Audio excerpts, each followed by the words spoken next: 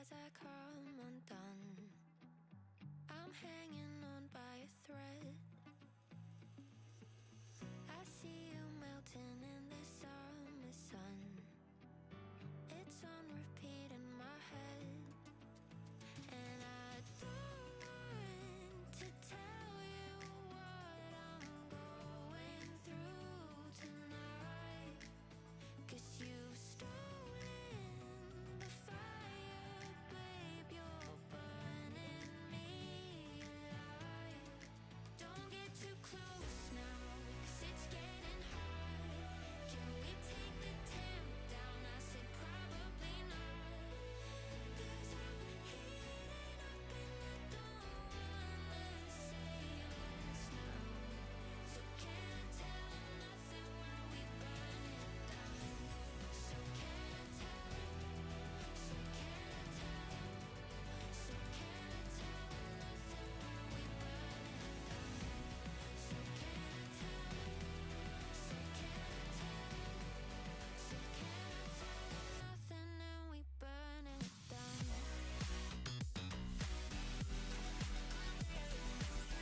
So can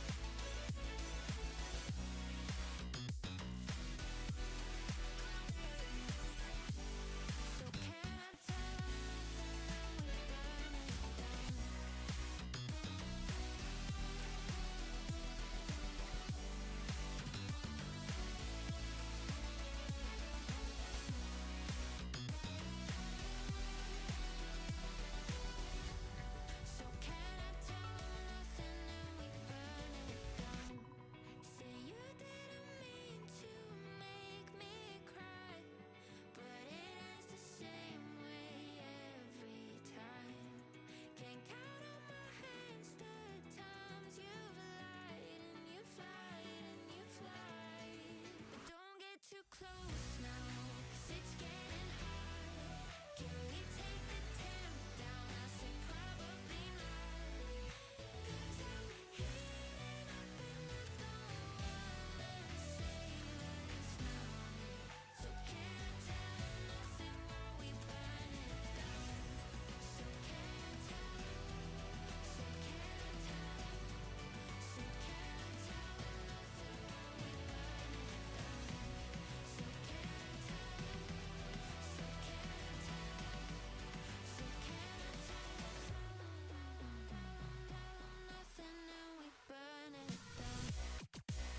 them nothing and we burn it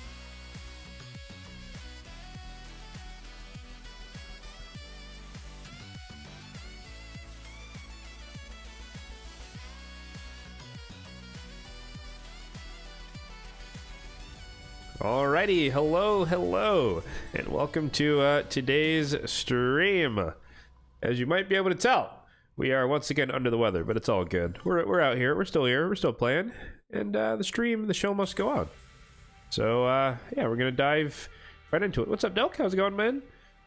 As you can see there, or may or may not be able to see there in the chat, today's agenda, big PvE day. We're doing lots of, I'm not gonna promise progression, but just lots of various areas of PvE. So we've got some faction wars hard mode to do. We've got some Centranos to do, some Grim Forest, all 30 energy, and yeah, we're gonna start there. Then probably at some point we're gonna do a surprise build. Spoiler alert for shard pulls from this morning, so you can check out that video on the YouTube channel if you don't know what I'm talking about. I will not spoil it yet, but eventually we'll get to it. So yeah, I guess we jump right into faction wars. I don't know about you guys, but I've been on a stride here relative to Dark Elves, and I haven't yet pulled Noljua, but I do plan to use her eventually, although I might not need her. We'll see. But we're going to try stage 21. We're going to try and work on stage 19 and 20 as well. Maybe not 20. Yeah, probably not 20. I don't think we can do that one. But we're going to try it for stage 19.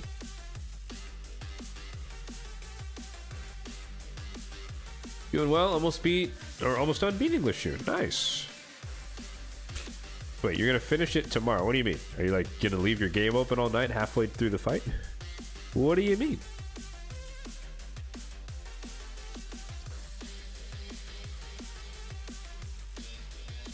Oh right, I did think I was gonna try I was gonna try this stage as well.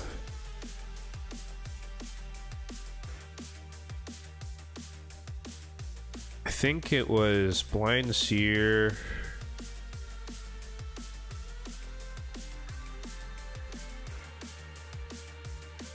Simithrala.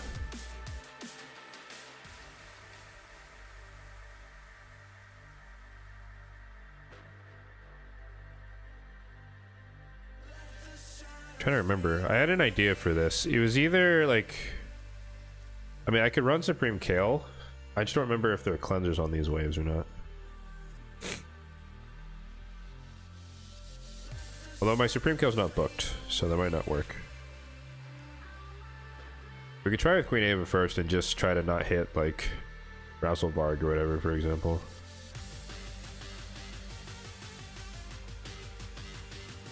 But I also don't know if there's a bunch of magic affinity. I don't remind myself of the waves here.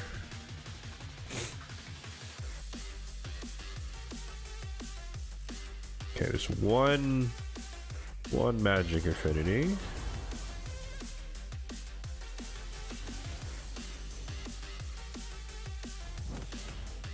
Got one more roaming boss to get to. Ah, okay, okay.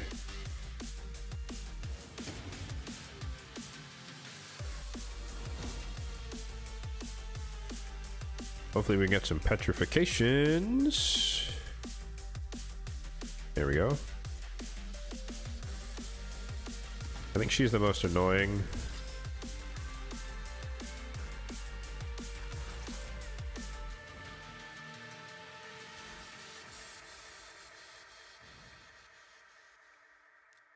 I don't know if I want to ally protect her as well. Let's get the fear out. Ouch.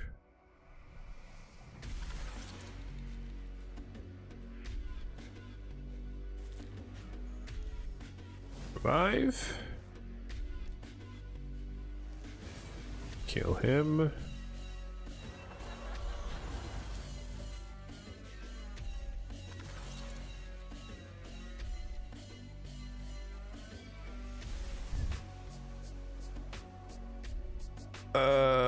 Abinvinovs. I think that's how you say that. How's it going? A1 here.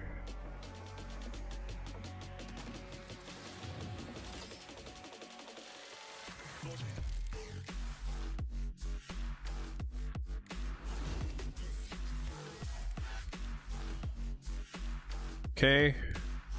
We just gotta take this slow and steady.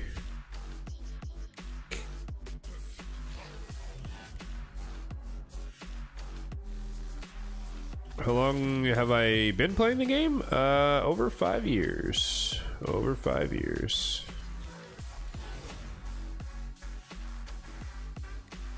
Oh, so close.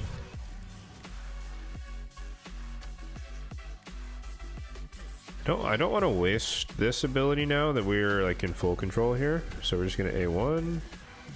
She needs to die to the poisons, or just die. 5 years? Yes, sir. Some would say too long.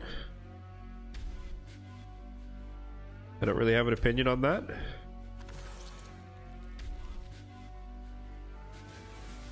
I feel like, I don't remember what wave 2 is. I feel like wave 2 has like 2 magic champions, which will be a little bit sketchier, I think. Oh, thank goodness, it's just the one. Okay, we're chilling. Alright, so we run it back.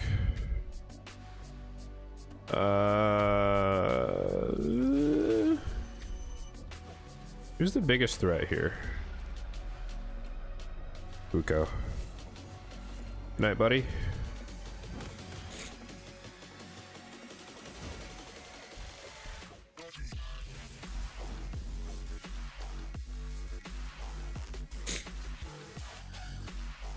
Do this because this dude has a cleanse.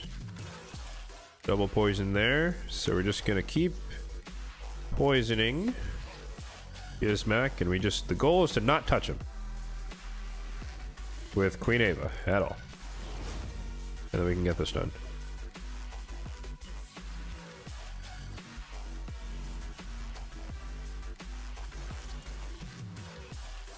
I guess everyone should be attacking Gizmac except Queen Ava. Might as well do that.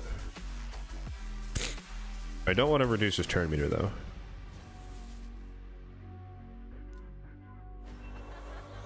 What's my take on Mercurial? I don't know if my take on Stone Skin is really that spicy, but I think 9-piece is stupid. Just like I think a lot of things are dumb in terms of metas. But it also like is what it is. So people are gonna use it and abuse it, and it's here to stay. I think Mercurial, like the way I've described it, Mercurial is what Stone Skin should have been off rip. Maybe minus the 9-piece. But like it prevents you from like insta dying, right? But it's not like you're not just immune forever until it goes away.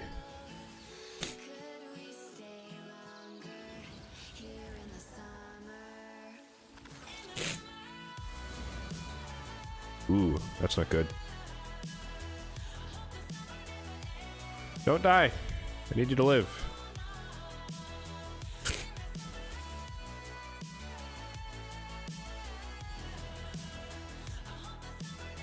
Oh no. Gizmac too tanky.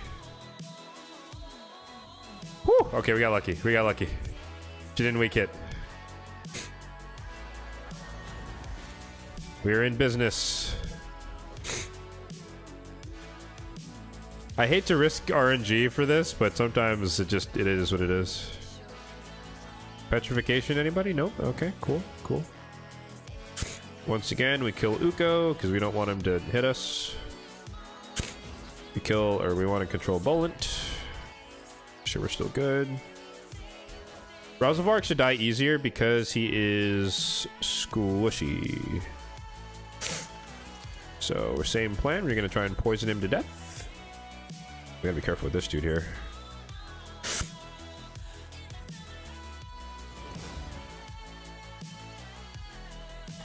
Alright, he's locked out. That's gonna stun us. Oh, he has a heal. That's annoying. Petrified. Nice.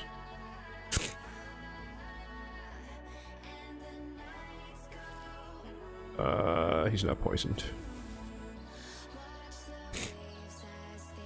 Let's get the fear.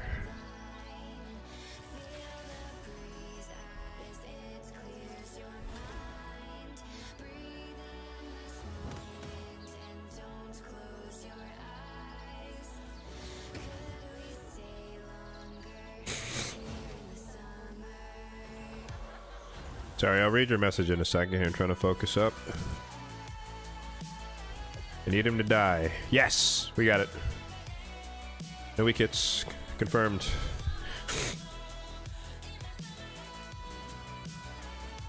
That was pretty good. We had one risky moment that we just kind of hoped that we got lucky on, but the rest of it was pretty controlled. Cool. 1 star. Are we near it? No, we're not near anything.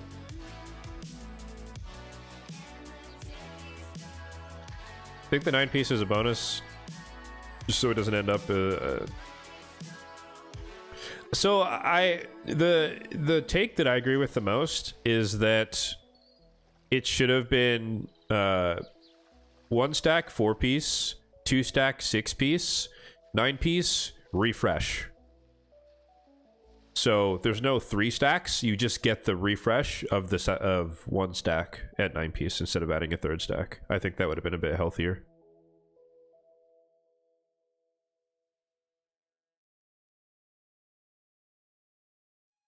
just because triple hitting, especially AoE, is quite rare. Versus double hitters are relatively kind of not common, but they're more common. And I think that would have been a healthy balance. Because like it just like try if you have an entire team, the enemy team is a 9-piece Mercurial. It's like if you don't have a Marius, like you're kind of SOL. Like as far as breaking it initially, and I think that's a bit dumb. I mean, good, you know, good for power levels of Marius, right? But overall, it's like, eh. So I think that's where they went wrong. But still, the amount of people I've run into in Mercurial, and I'm just like, yes. Because it's so much easier to deal with. I just have to hit you. And because I anticipate it, it's not that bad. But I understand if you're going in like with your standard cleave team, you're going to get rocked. So it kind of depends. All right, we got some nice hot tea today, boys.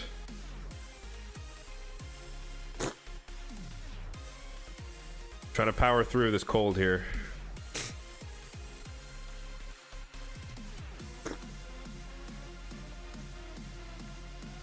So yeah, apologies in advance for any and all sniffling and snorting or whatever you might hear in the microphone and or sneezing. I'll try to mute if I'm feeling gonna sneeze, but you know, it is what it is.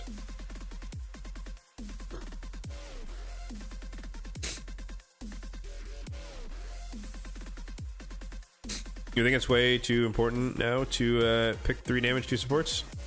I don't know if that's necessarily true. I think you just have to be a little bit more more disciplined in who you're picking.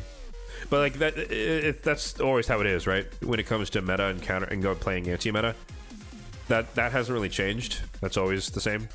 Yeah, well, soon. Thank you, appreciate it.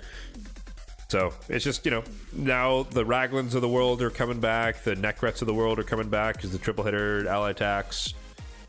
Excuse me, all that type of stuff. So just you got to build your teams differently. That's what keeps meta fresh.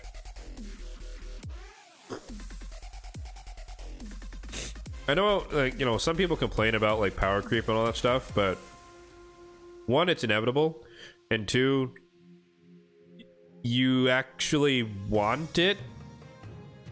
Otherwise, it gets stale, and then people complain about it being stale. Like, I don't know how long you guys have been playing, but if you guys remember the Taurus and Marichka meta that went on for like a year and a half, it got stale. And everyone was complaining about there's no counters to this. So, it's like, if you like expand your mind over the history of the games, like you've seen 2 extremes. You've seen, you know, super rapidly changing meta, which is kind of where we are now. Not rapidly, but like every couple of months something shifts.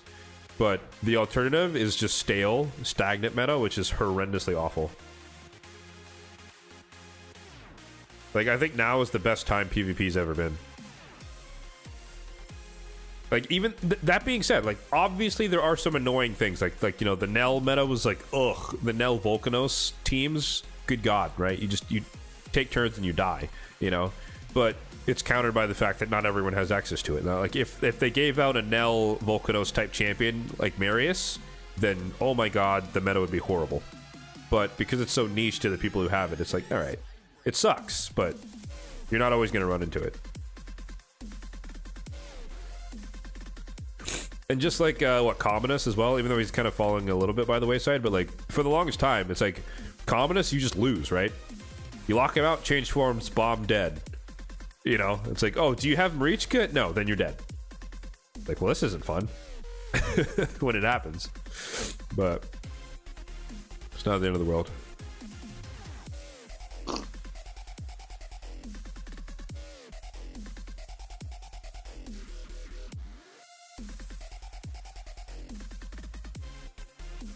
Marichka meta felt like it had counterplay. Yeah, I mean, well, they literally introduced Ancora. They introduced Ancora and Narcisse to counter Taurus and Marichka, and it did work. They worked very, very well against that. At least as far as like everyone didn't have Taurus and Marichka as their sole defensive strategy, and then we just like the best defense was UDK Marichka Taurus. You know, it's just like, well, this is fucking stupid. Especially because like one of the ways to hard counter Taurus Marichka was like a Roto Siphi. You could do that, But like you put the UDK in there, you can't use Rotos. It's like, what the fuck do you do against double Taurus Marichka? You counterattack to the Wazoo, and you can't single target attack. And then Narcisse and Ancora would just like blast through. So, but that, you know, that's just how it is. Like it's not a secret. Their approach is create a problem and sell the solution. It is what it is. Your options are you quit the game or you adapt. I choose to adapt. Also, I choose to not like go heavy into PvP, but it's another thing. What's up, RuPaul? You got Marichka now? Oh, did you pull her over the weekend? Or did we talk about this before? I don't remember.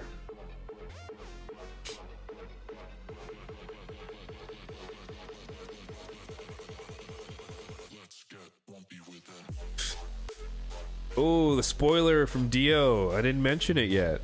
But yes, appreciate it. Thank you, thank you.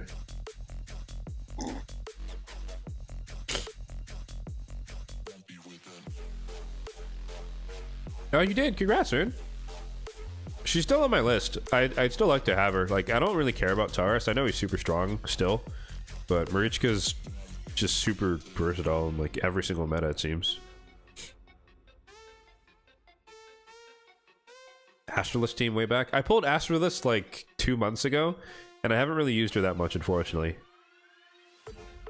She came in at the perfectly wrong time, like right when I was like, "Ooh, yes, I can, you know, do the bomb spread thing because I have 2 Hanorok." And then it's like, and Mercurial. That's like, oh well.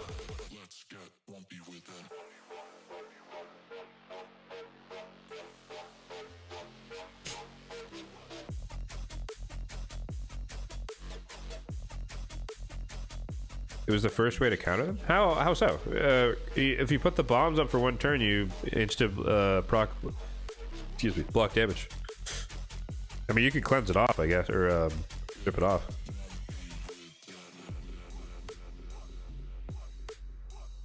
Also, depending upon their speed tune, they might die out of order.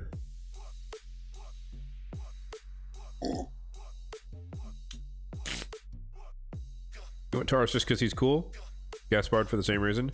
I think Gaspard's... People don't talk about Gaspard. Suzerain Catan? Oh, okay. Gaspard is like... I understand that he doesn't hit as hard as people want him to hit. But like... This is a scary move.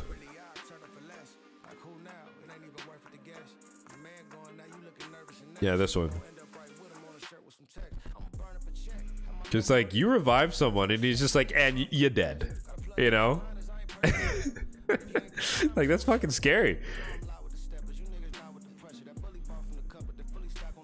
I don't see him that much because it's relatively conditional. Like, you know, you have to be in the situation where you actually are in control of the fight and then you get this to proc. But still, like, if this happens, it's like, fuck. You know? So he's scary. I put him in the same camp as like a Mezomel, where like you can underrate them, but they can wreck your team. Oh, you had 1 DPS, you try to revive him and he kills him, game's over, or the fight's over, you know?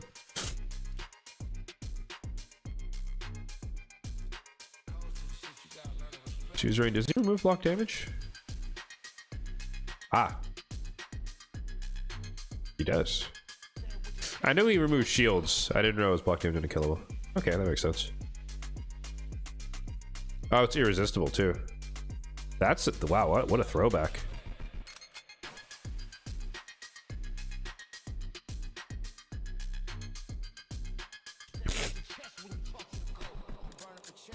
Getting a deck of shit in 2 days? What does that mean? What's is it like gear or something? Relic materials maybe?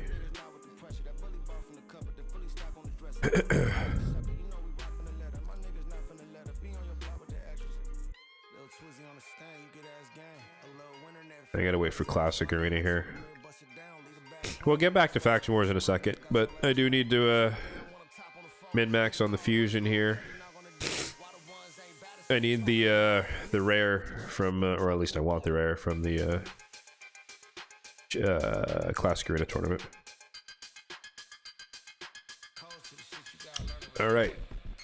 T is down. Mission accomplished. Hopefully that'll clear up the sinuses a bit. We'll see.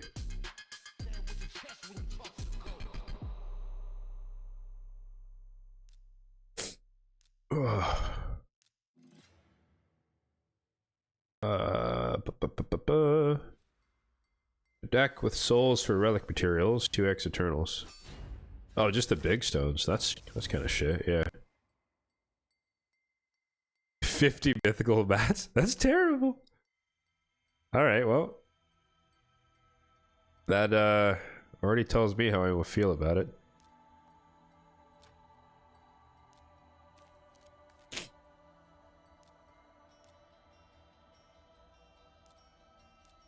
I really hope she's not in Stone Skin or Mercurial. She is not.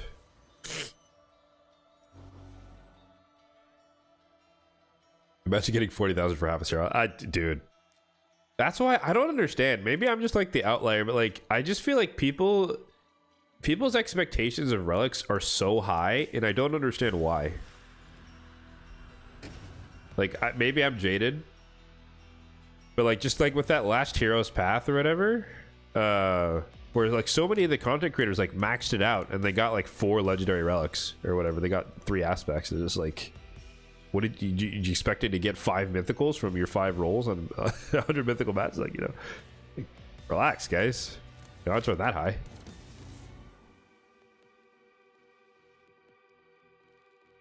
Like personally, like I feel like there's a line between hopeful and delusional, and I feel like a lot of people went on the delusional side of the spectrum when it came to that event. Just like, clearly, I'm gonna get 16 mythical relics from this. It's like, no, you're not. Actually, I'm not gonna do it right now. I think I earned, yeah, I earned Faction Wars. Whoops. We got a Faction Wars one, and we got, yeah, perfectly enough for Grim Forest. So we're doing that a little, once we went through the Grim Forest later on. We'll do the do a little relic crafting session here. See what we can get. Right now, nah, dude, I'm immune to peer pressure. I set the schedule here. This is my stream. All right. So, this stage was so tragic because I nearly got it done, and then the last wave like screwed me over, and I didn't get like the 3rd kill. So we're gonna redo this, but I will say, literally, stage 21, the first wave is so goddamn fast that I went back to the drawing board and I was like, what do I do? So I literally built Sylar because she has a speed aura and faction crypts, and now she's like the fastest on the team, I think. What am I doing? Yeah, she's 301. I think Lydia is like 290 something. 28, yeah. So I literally built Sylar up just for this purpose of being faster than the first wave, or the first wave, yeah, first wave on stage 21. But since she is built, we're gonna use her against this wave because this this chick here, what's her name, Fina, is super fast and super annoying. So we're gonna try to take her out as well.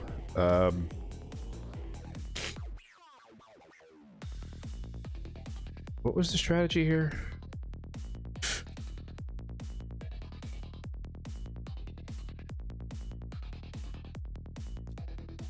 Oh, it was Xenomorph. That's what it was. Yeah. So Xenomorph, we literally just like, we control them with Visix, and then we just spam his A1 to place as many poisons as possible on the target that we're trying to kill, and then we hope that we get to 10, and then they die. that's the strat. And then Sylar's just gonna help us stay ahead of the enemies, but also decrease speed. Or no, decrease speed, decrease action. There's 2 more debuffs. Yeah, I thought about this. What's up, SMZ? How's it going, man? Welcome in. You're lurking from now. Oof.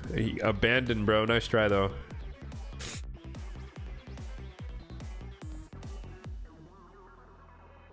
You built her for the speed aura? Yeah, I didn't have a soul for her. I thought, like, in my mind, I was like, oh, clearly, I probably have a soul sitting around for her, but I I don't. So she's bare. I think her gear's not even fully leveled. I think it's all at 15, but doesn't really matter. All right, this is the bread and butter ability. Oh, that turn meter. That turn meter, brother. All right. So we do this. We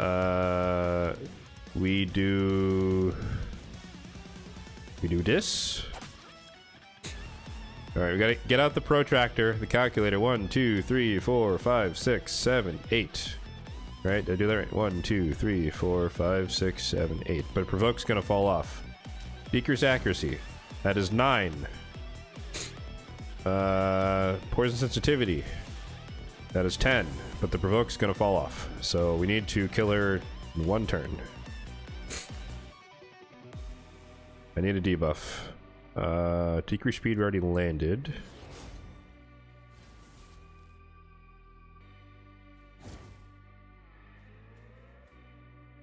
Decrease speed we already landed. We could gamble here. True fear would count.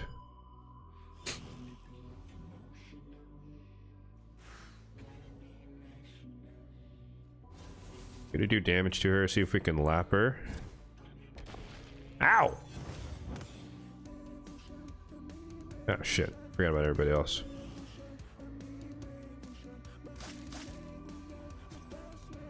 I didn't count. Oh, because he cleansed one. Yeah, this is 10 debuffs.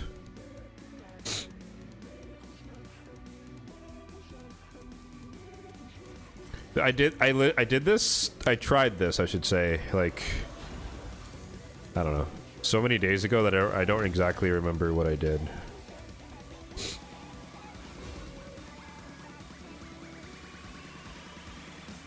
Oh, that's unlucky. Toxic sets. I don't want to. I still need the land that provokes, though, is the problem. So we gotta be careful with too many debuffs.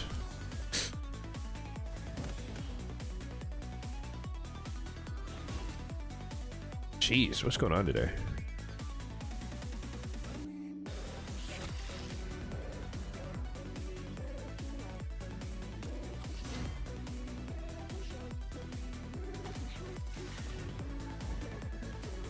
I think I'm forgetting the exact sequence I did last time. I also thought about building a that's unlucky. 1, 2, 3, 4, 5, 6, 7, 8, 9, 10. It is 10. I don't think that fear is gonna land.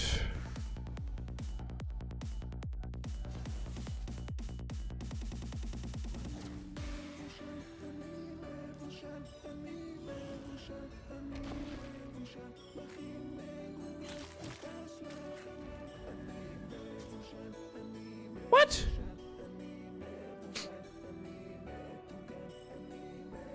Did I miscount?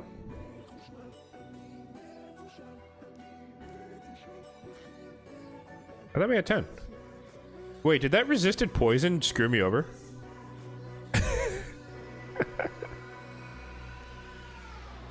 I think that resisted poison screwed me over.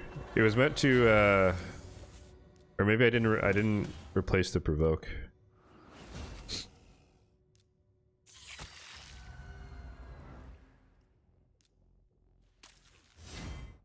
It's 1, 2, 3, 4, 5, 6, 7. And then I did this, right?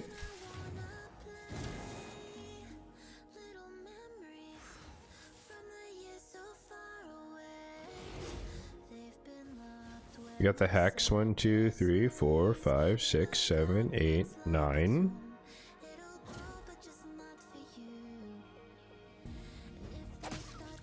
That's 10.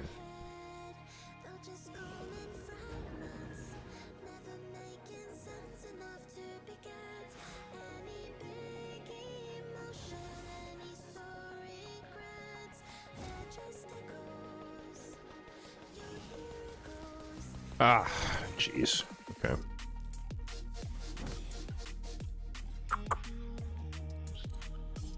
I'm genuinely blanking on what I did last time to make this work.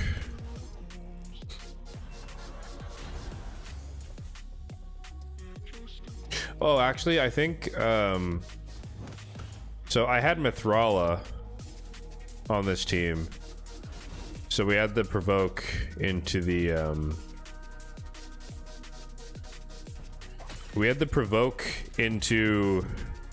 whatchamacallit, into petrification. So we had 2 turns of CC. I think that's what the difference is. But I think it was this. We lock out the Galathir with the block actives. She takes her turn. 1, 2, 3, 4, 5, 6, 7, 8.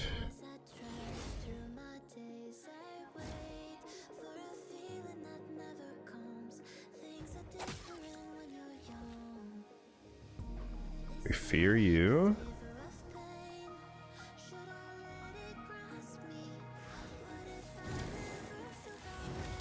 She wasn't supposed to get a turn.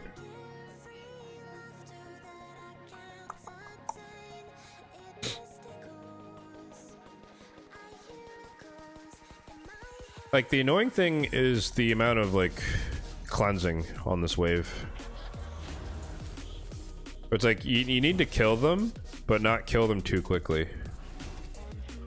And it's a very hard needle to thread.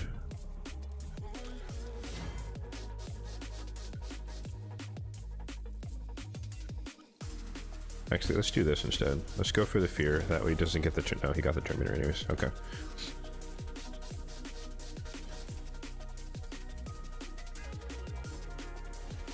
I think that's the variability in the run here. It's these A1s.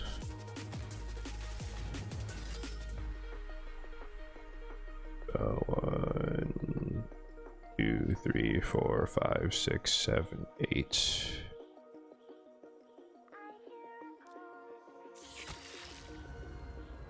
Alright, that should be 10. Galathir, screw me up. There we go. Alright. 1. So now we actually don't care what happens. In fact, it would be better if he does get a... Sure. Oh no, actually the Veil's gonna mess us up here. Oh no, he doesn't have it. Frickin' text is in the way, bro.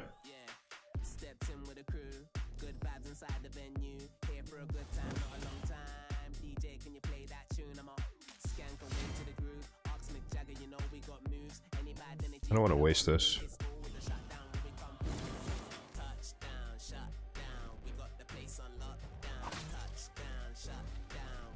We're getting cheeky right now. We're gonna try and squeeze a second one in. I don't know if I want to waste this because it's a long cooldown. Alright, we got block. Ow! Unlucky. Unlucky. I thought we were gonna lap him. Block debuffs is very annoying for this.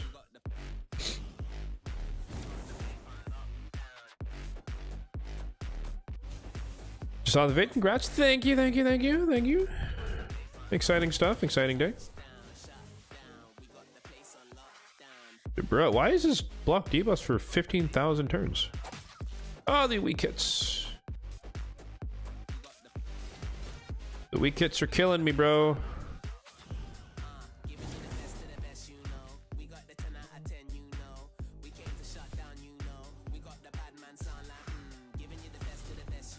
You already did that, you piece of shit.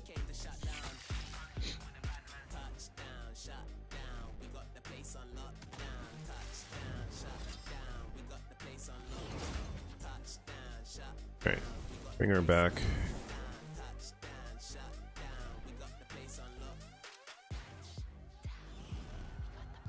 You got it from the guaranteed event. Oh, you actually won the champion chase? That's impressive. Whoa, whoa, whoa, chill, what are you doing? Don't waste that.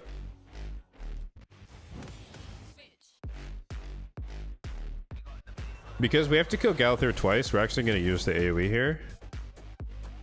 With the goal of trying to 1, 2, 3, 4, 5, 6, 7, 8, 9. He's at 9, but he's going to refresh. I don't know if I have enough. He needs to live. If he dies, we're SOL here. Okay, he did live. 1, 2, 3, 4, 5, 6, 7, 8. We got the whole place on lockdown. No tie. Ah! Damn it. Doesn't count. Xenomorph hitting too hard. Rip. I needed him to place the poisons and then kill him on the second turn. Oh well. Unlucky. Alright, we could still try. The idea here is that like the more I can do on the earlier waves, the less effort I have to put into the latter waves. It just makes it a hell of a lot easier to actually accomplish.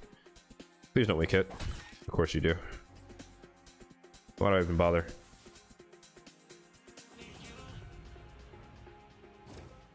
He's still under block actors, right? There we go. Thank you for the chat disappearing finally. And weak hits again. No, he didn't. Okay, cool, cool. Are you pulling big stones on Monday? Dude, I literally have one. I have one eternal, so no. 1, 2, 3, 4, 5, 6, 7, 8. Hex is about to wear off. Can we get it back? We did. That's 10, right? 1, 2, 3, 4, 5, 6, 7, 8, 9, 10. Kill him! I think we practice passive.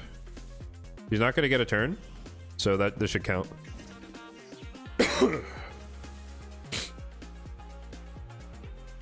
Why am I sick again? I don't know, man. All right, two out of 3. So all we got to do is that again. Oh shit! I forgot about Kaja. You can't turn meter control her. Ooh. We threw. We threw. That's not good. That is very not good. Oh, good night, Sylar. Like, she's dead.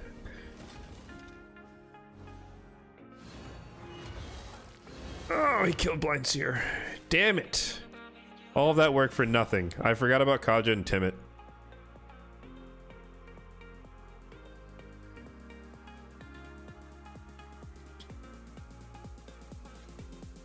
Bummer. Oh, no. No resist. No resist allowed. Dude, you know, look, I try to be, you know, I'm an introvert, right? So I try to be out there, I try to be social and stuff, and you know, being around people, I just keep getting sick. So apparently that's just not the way to go about life, guys. I just need to sit inside and play video games. For the sake of my health, you know what I mean?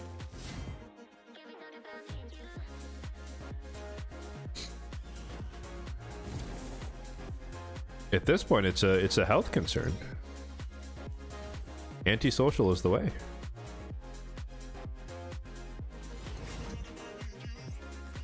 No, no freezer. Better supplements. Better supplements. What does that even mean?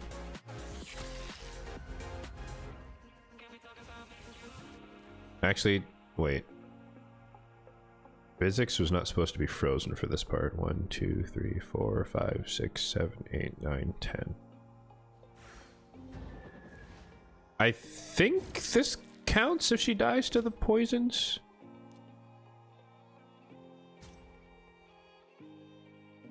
Nope, didn't count. That's so stupid. Why doesn't that count?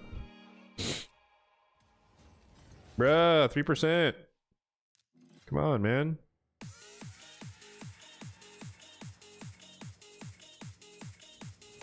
Oh my goodness.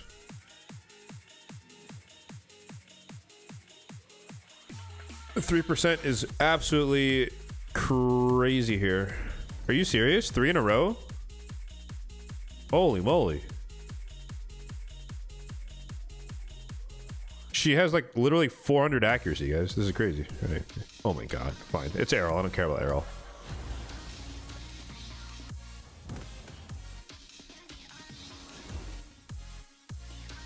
That's nuts.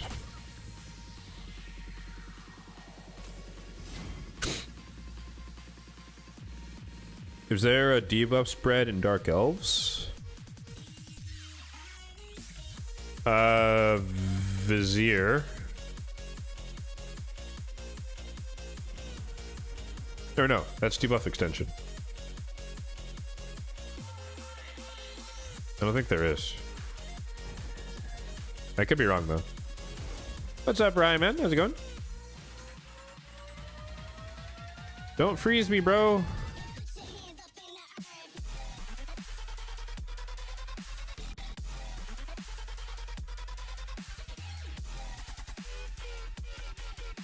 Crap, I'm blanking. What did we do? We do this. Yeah. So that 1, 2, 3, 4, 5, 6, 7, 8, 9, 10. Yes. Then we lock him out. Okay. Don't freeze. Thank you. No! Errol! Oh, no. Okay, we got it. Woo! Close. Close, close, close. That's not going to count. It does not. That's fine.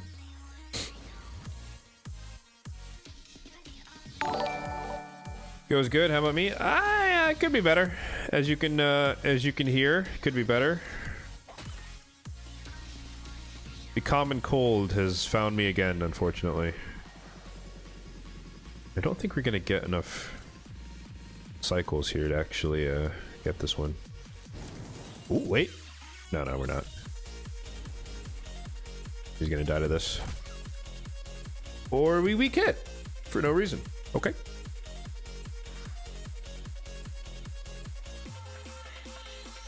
Oh no, indeed.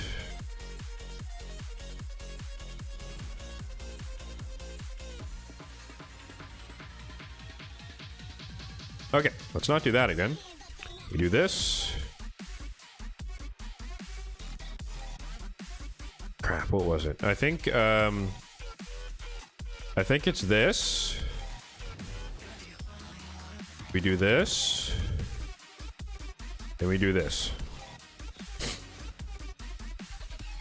Yep, he's gonna transfer, that's fine. She's locked out. I think we do this so that he stops transferring shit back. Uh-oh. We'll give her turn meter because she's locked out anyways. But it controls everybody else, which is more important. She has 1 turn left. If we can sneaky kill... Oh wait, that was a mistake. Shit, I forgot about cardio. Well, we are now dependent on RNG to bail us out here, which I'm not at all confident in. Never mind. All part of the plan. Ow! What the fuck? Why did that hit so hard?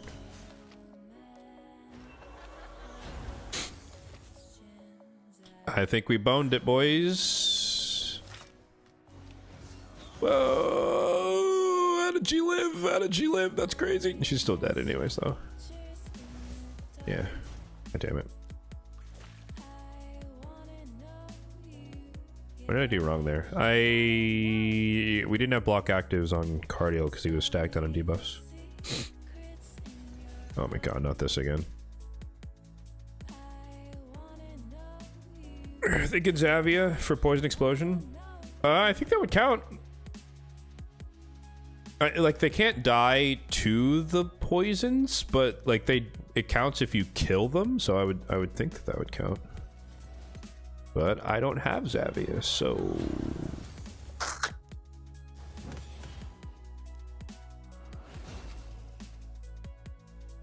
well, that's not good. And we gotta burn that early. Doing this out of order. Don't waste this. Oh, he's already feared. Errol, what the fuck? Did I get double resisted on the provoke? I must have.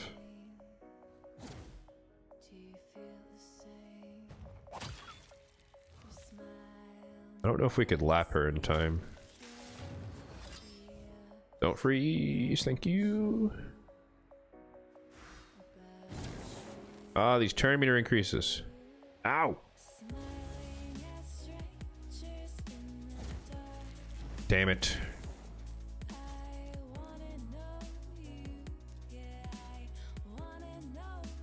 I was trying to salvage that without having to restart, but is what it is. Dude, these resists are crazy.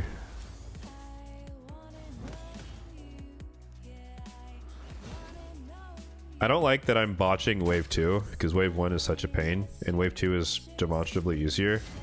But like I said, I literally just don't remember the order. I don't remember the sequence.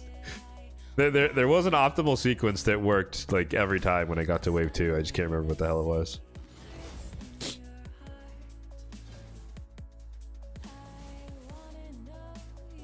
Wishing me a speedy recovery. Me too, man. Me too. Oh, big deeps. Alright, lockout here. We got the fear proc. Finally helped us. Ow! Errol! Stop it!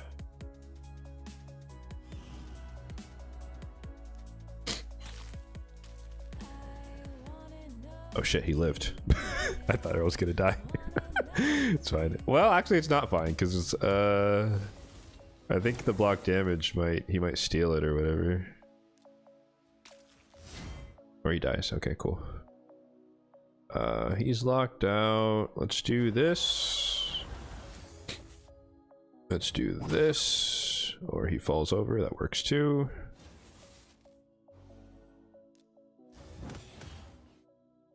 Alright. Now we just spam. Sure, let's refresh these. Actually, that was a mistake. Because I need that ability to open on wave 2.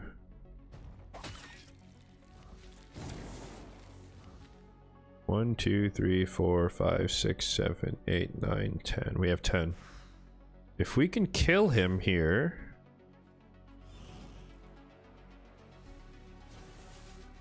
Although, realistically speaking, that was the passive proccing.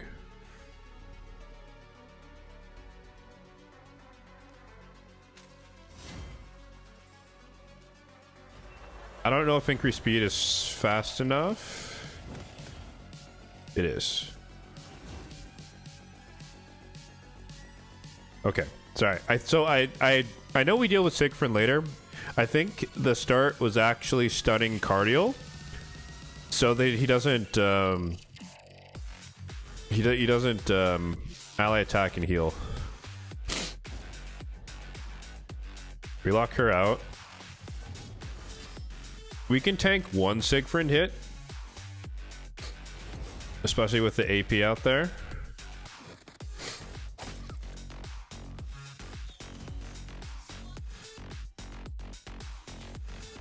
Let's do that. We give her some turn meter, but it doesn't matter. Let's get the fear out here. Got lucky.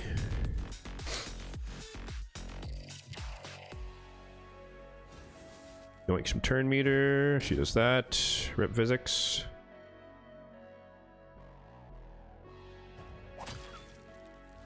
Is that 10? Can't see. 1, 2, 3, 4, 5, 6, 7, 8, 9. 10.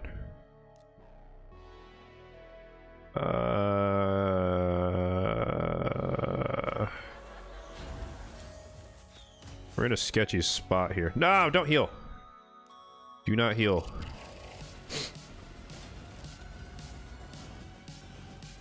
shit. Why did that do so much damage? Fuck.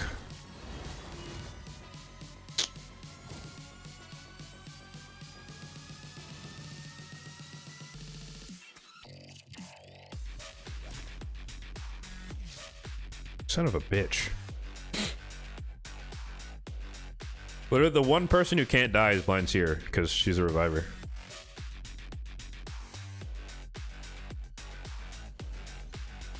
We had that. That was literally, that was it.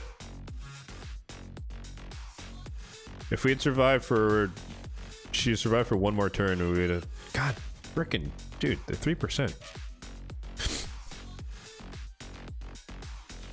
Good afternoon, how's it going? Nojo not leveled up yet? Dude, Nojo's not even summoned, bro. I don't think she would really help me in this instance, though, to be fair.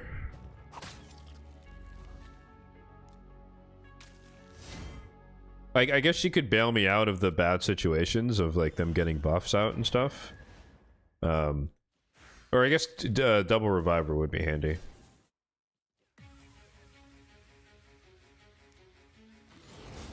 Now, like, I have proof of concept, I just need to actually execute. That's where we're getting hung up here.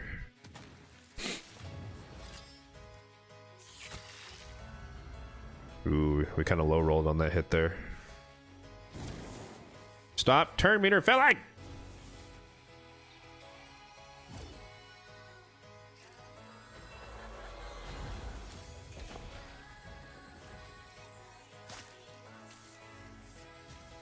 Right, that's one.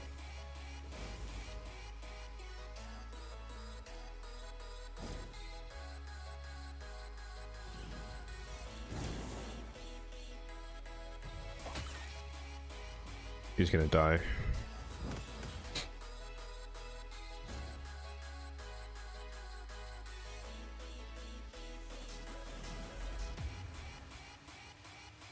Same. Yeah, I wanted to summon her this weekend, but it just didn't make sense to do so. As people will have seen in my video. Ooh, actually, wait. We're kind of risking it here. This could be bad. Well, he should die to the poison no matter what. We're just gonna not get the credit on the first wave. That's fine. I wish I had like, if I could build Sylar this fast in a stun set, that would actually be a lot better.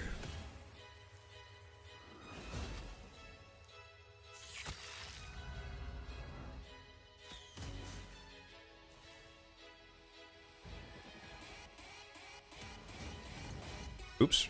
That was the wrong order. We got lucky there.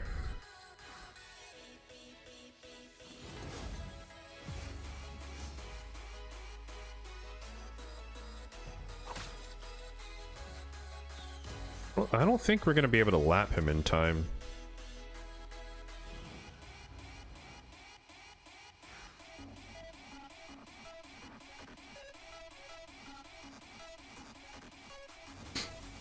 How fast is my Sylar? Oh, okay, that wasn't that bad. Ow! Oh, shit! That's not good. That's not good either. We're screwed! Timon's gonna murder us. Never mind.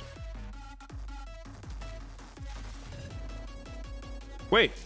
Oh, that got resisted. Oh, no, he's stacked out. That's two, right? No, that's not two. Fuck! I'm not gonna revive here, actually.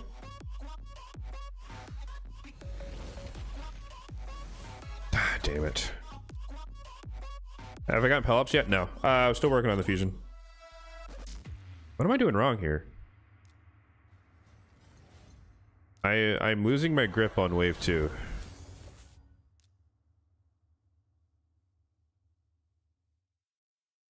You know what? No, I was like, maybe I wasn't running Lydia, I was running Mithrala for the,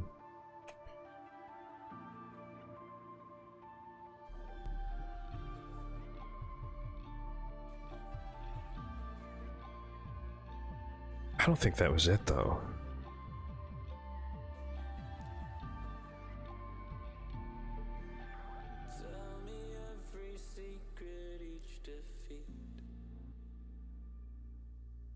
I don't think this was it, but we can try it, though. What relic do I have on blinds here? I don't even know if I have a relic, to be honest with you.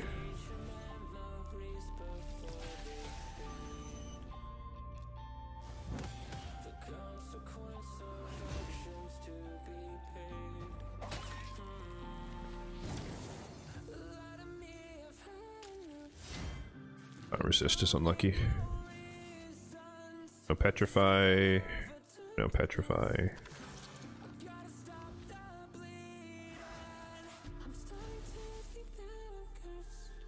Alright, petrification is a fake debuff. Confirmed.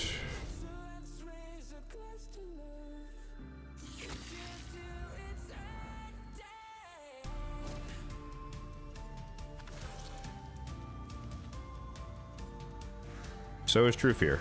Yep.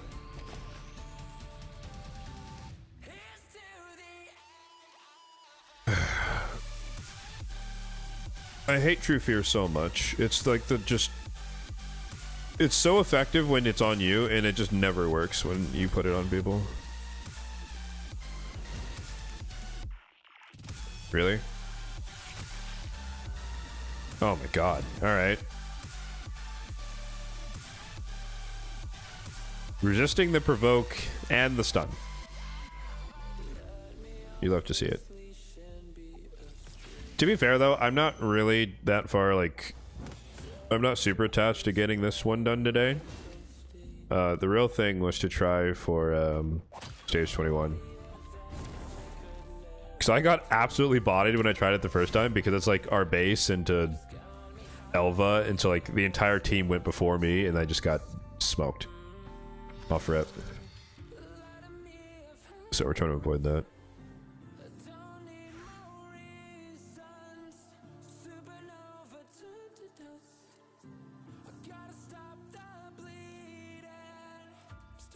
There's actually no point, there's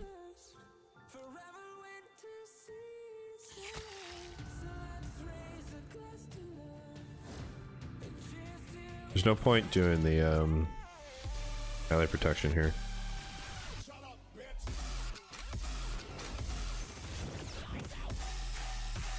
Now this is way worse. Whoa! Holy wubs.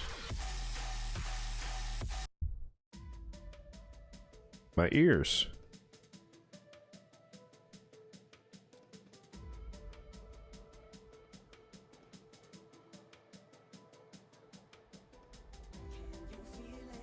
The other option is, like, if no one dies, we can go with Mithrala, but that seems really risky.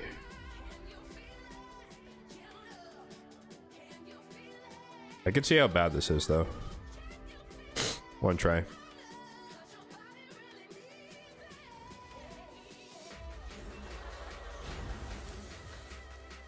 But it's like literally if the control does not go correctly, then physics is gonna die.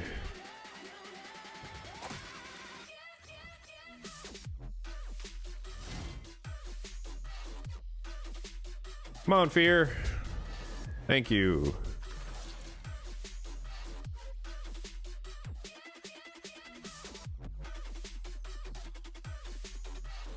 One, two, three, 4, 5, 6, 7, 8, 9. That's 10, but the provoke is going to fall off. Oh, that freeze is unfortunate.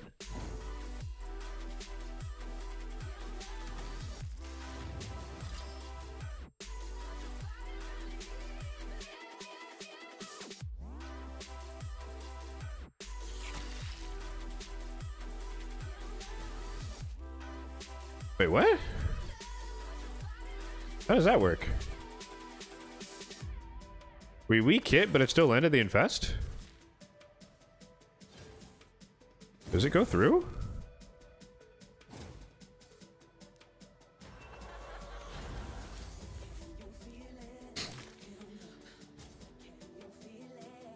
Oh fuck, she was on 9?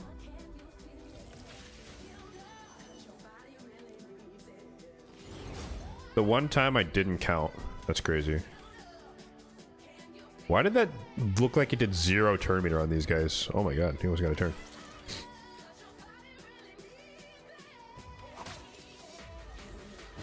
Oh, did that count? 1, 2, 3, 4, 5, 6, 7, 8, 9. No, he's at 9.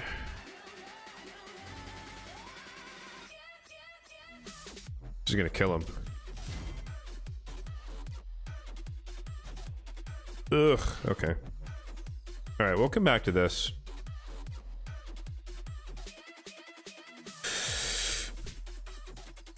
Mr. Beats, what's up? How's it going? How's it going? Which one is this? Is this the poison guy? Oh, this is easy. Okay, we just gotta get to the, we just gotta get to him and we can kill him easily. Because we have, well, we could either block it or we can cleanse it. I think we probably want to block it with the blind shear.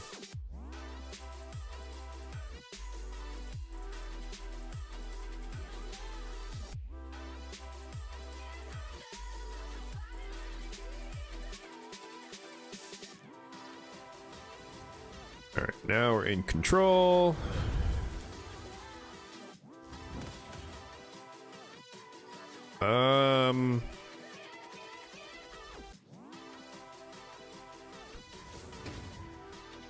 Oh, that's really awkward. Okay. I thought she was gonna kill him. That is really awkward. We must have low rolled there on the hits. That's very unlucky.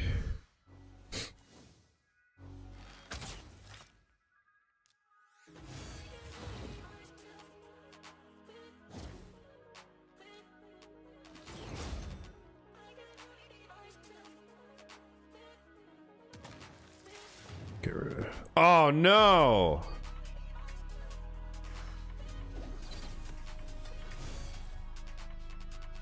That 3%.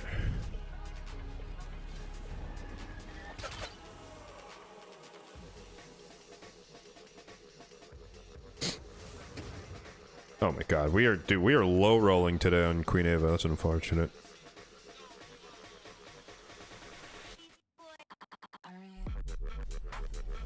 Like obviously this wave is tanky and shit, but like there's no way that Queen Ava is not strong enough with DQ defense in a weekend to kill like an attack-based nuker. Like that was just really unlucky there. I think she just low rolled on the on Helm Smasher or whatever. Just get the fear here. I'm less worried about Glaykad doing the revive because it'll be denied by the Lydia. I'm more worried about the full cleanse from the Elva.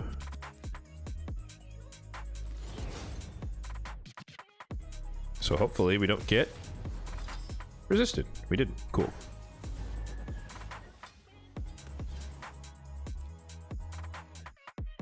We gotta risk it. Perfect.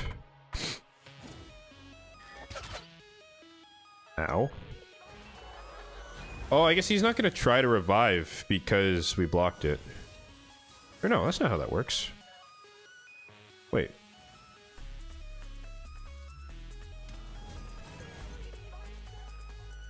That's not how that works. I'm not sure why he didn't try to revive.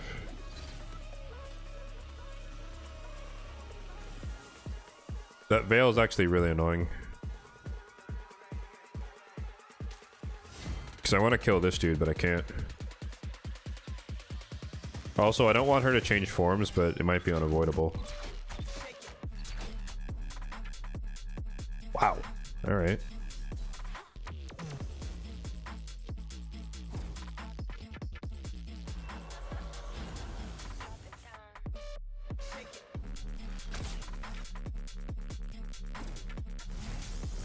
Shit.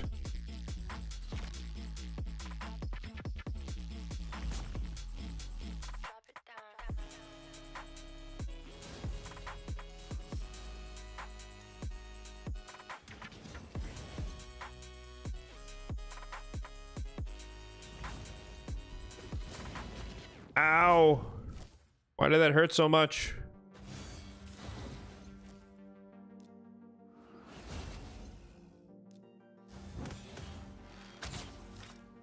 Why did that hurt so much?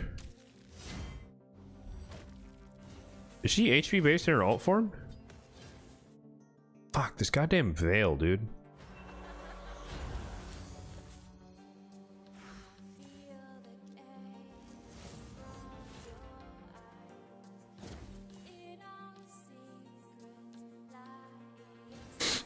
Would Saris be better than Lydia?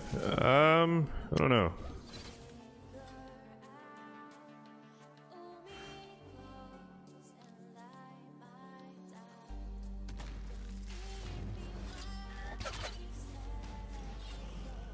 Dude, we're getting bodied. Okay, this isn't working.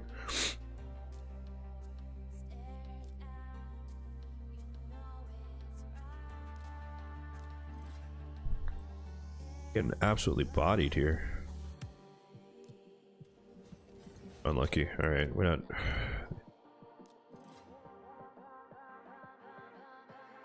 The thing is, I want Lydia to maximize our. Jesus Christ! That was like 4 resists all at once.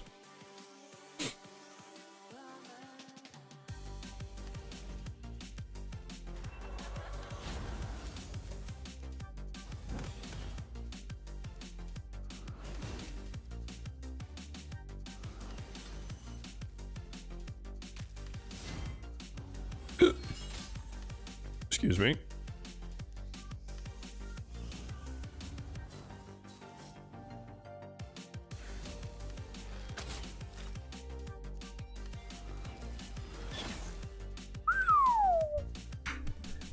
Roll the Hot Master. Underrated. The only problem is we like absolutely bodied the wave and now we don't have provoke. Oh, that's awkward. Wait, that tiny bit of Terminator drop? Actually, that might have helped us. That actually helped us. Okay, sure. Although he might kill her. Actually, no, that's fine. Do we do this?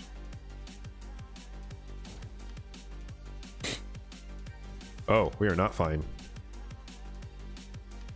Oh no, they're immune to Terminator drop.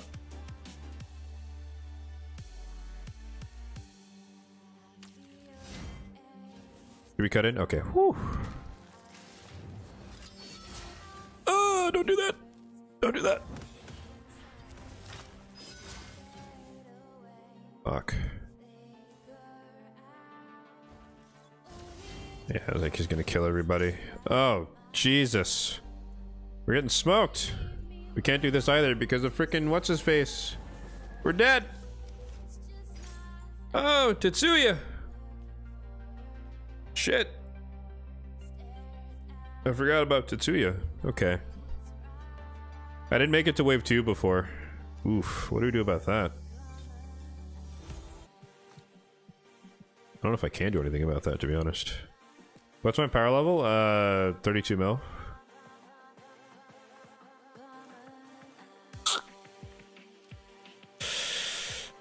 Ooh. Yeah, the Styler was kind of my whole plan there, but they're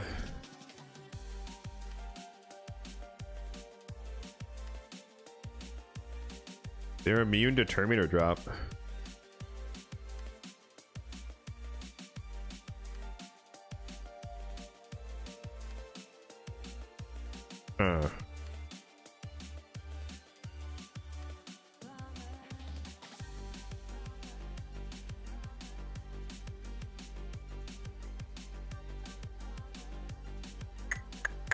Well, I don't know. Anybody got any ideas? Yeah, because I can't control them all because it's a Jingwan, so the provoke's not going to do anything, at least for a turn. Like, I could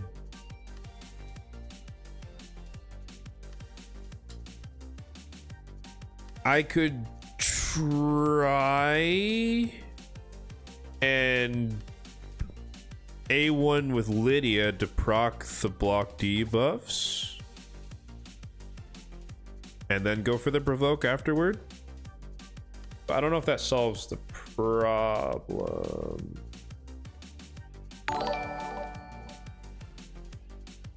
Because Tetsuya might get a turn if I give him 2 chances versus going for the block actives. Well, alright. Pardon me, 1 second, folks. Gotta go blow my nose, because I don't want to be dripping on stream. BRB.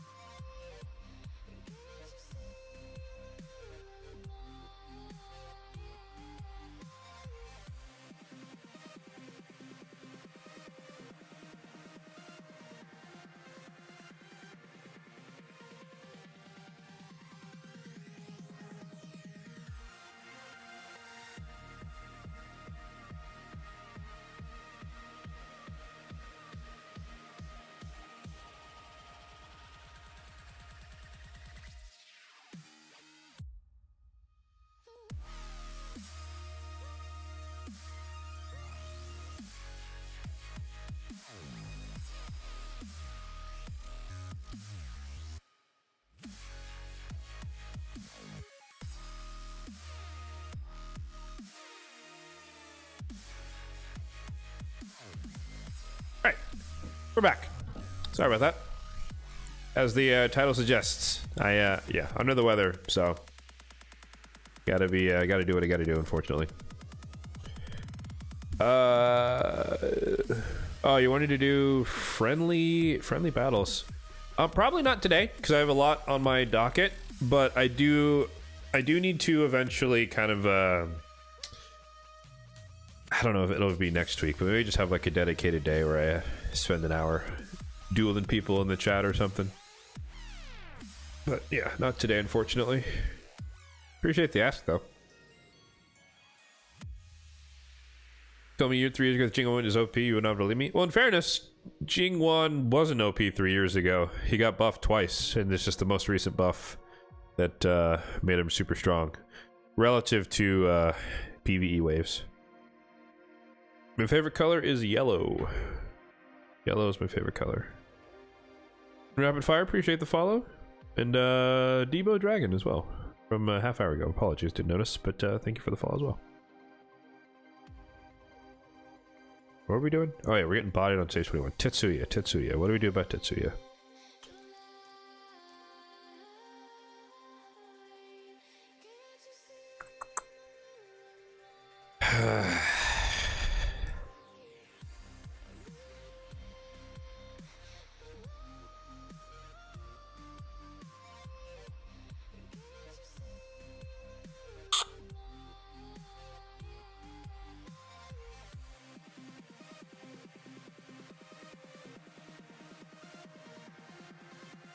Yeah, see, that's my whole plan was Sylar, and then I didn't actually know what wave 2 was.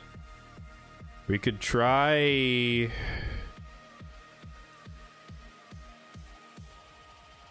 I don't know if Xenomorph's fast enough.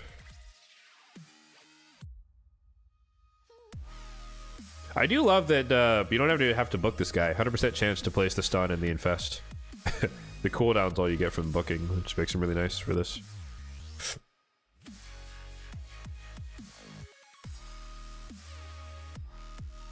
253, not quite fast enough.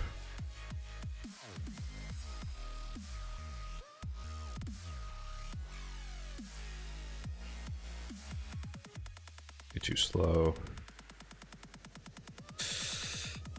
God, yeah, I don't know.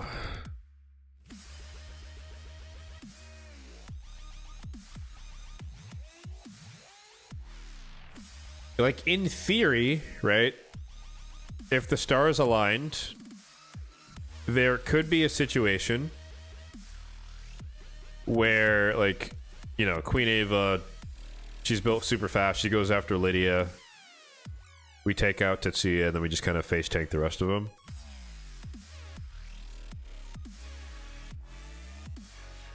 But he's Magic Affinity, and that would also require us to take 3 turns. Because Ava's like 280 or 260. And then she's 301, and then Lydia's 298. We wouldn't. I think he cuts in after the 3rd turn.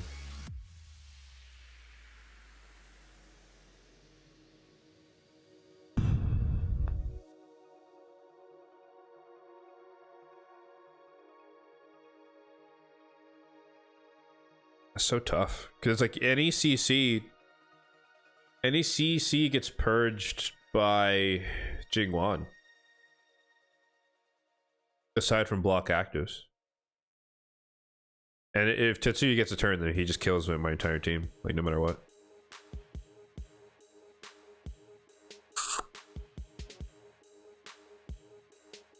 I don't know, guys.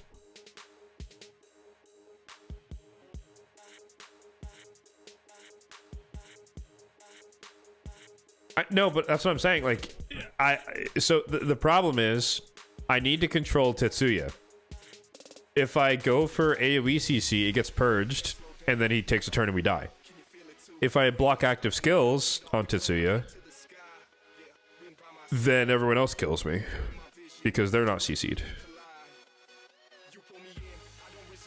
Like it's a lose-lose.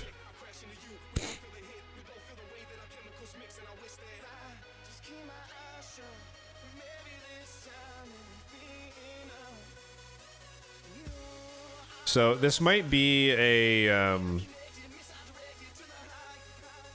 Noljua thing. Like I need her maybe like wave 1 she could be in like supersonic or some shit. We drop Sylar because she's just not going to work for wave 2, but like for wave 1 we put Noljua in supersonic and then she just cuts in after all the buffs and then strips it all off or something. Kind of go from there. I don't know. That doesn't really solve wave 2 at all, but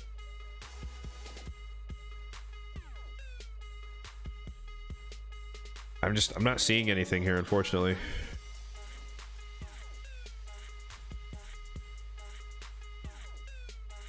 Garbage. Awesome.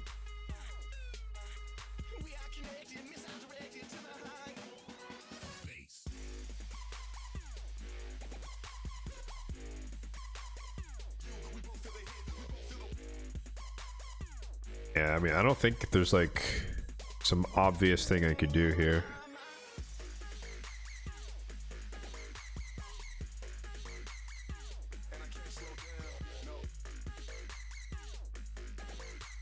Tetsuya is OP. Indeed.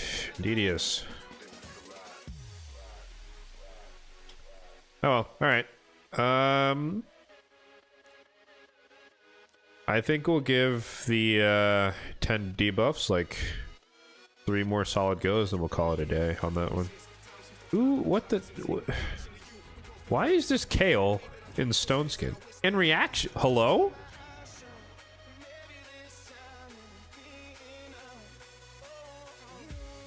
What is happening?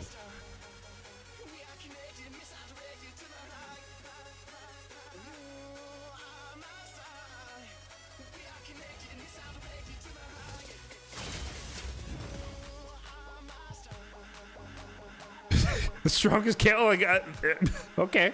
Maybe that's a siege build or something. You forgot to take it off. Like, what the, like. Okay.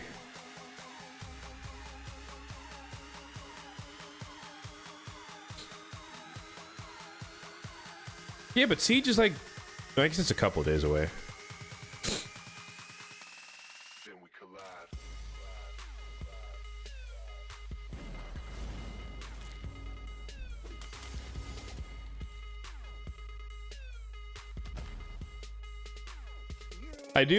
I must admit, I do find it amusing that, like, you know, or maybe not Nubs, but like Ash is always talking about like the best rares to use for siege, and it's like, dude,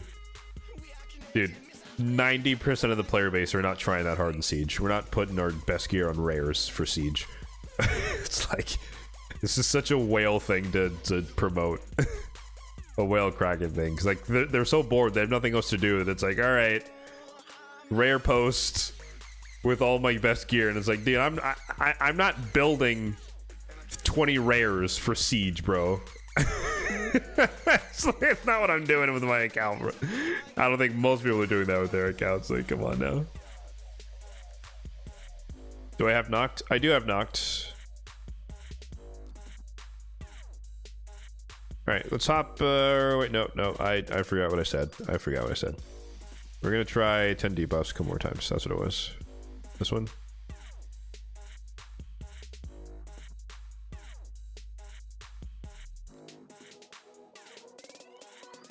I think we had the secret here. We just didn't. We have the sauce, but we're not making the. I don't know where my analogy's going here.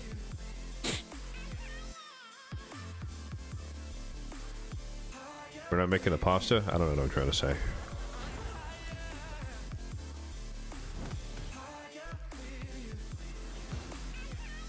Barely build 2 DBS for live arena. That's what I'm saying, dude. It's just like, you know, I hate to throw out the term out of touch too often, just because, you know, people, myself included, just are so ready to throw that out relative to some of the more endgame CCs.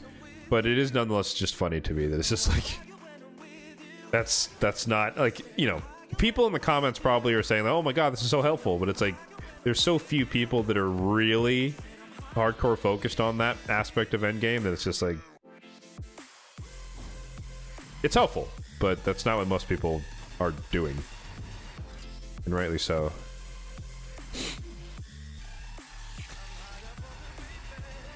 Alright, did I do this right?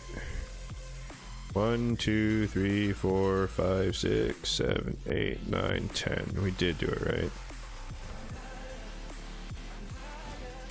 Just got a killer though. Boom! Oh, that's awkward. True Fear is a fake debuff! Ah, True Fear is a fake debuff! Why does it never work?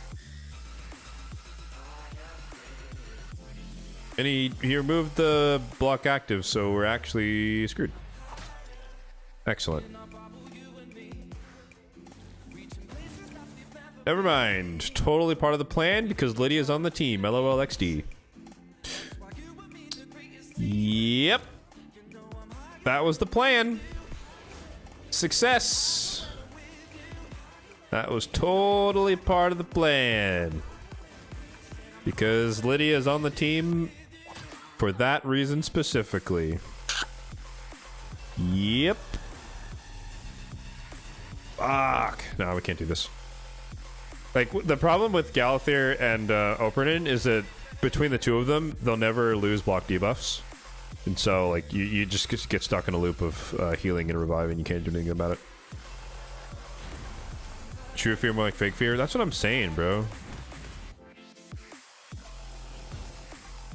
I try not to depend on it. That was one try, by the way. One try out of 3.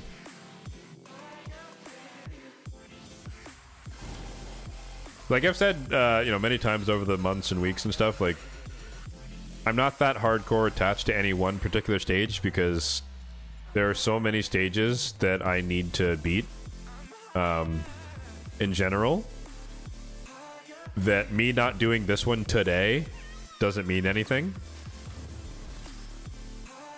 in the overall scheme of slowly but surely getting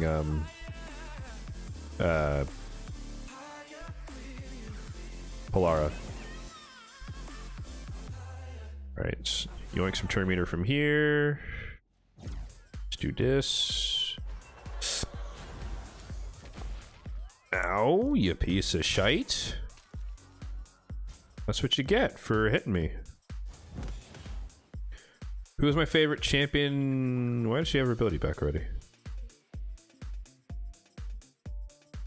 Actually, you know what? I'm not going to complain.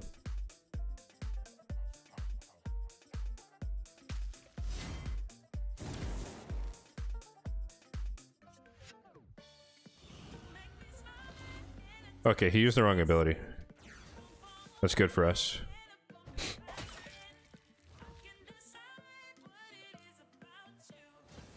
So we need to yoink his turn meter. Save that one. We need to lock him out.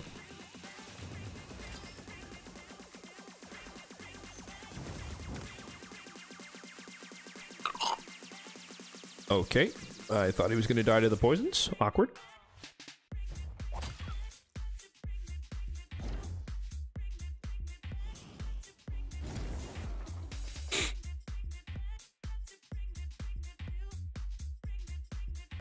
Yeah, favorite champion of the game is always such a tough question to answer. Like, it depends on the context, right? Like, is it favorite aesthetic? Is it favorite kit? Is it favorite, like, is it most used on my account? Like, is it's you know, there's hundreds of champions in the game. Most, or not most of which I have. Some of which I have, that it's just like, I never know how to answer that question. Favorite kit?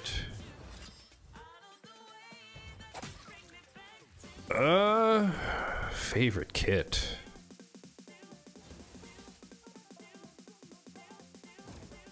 I think I really like Crixia.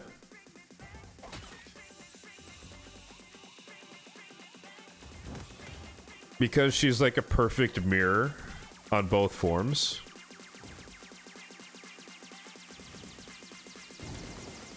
And I like that she's a lockout and anti-lockout at the same time. Like, it's just like the synergy on her inner kit is like really, really solid.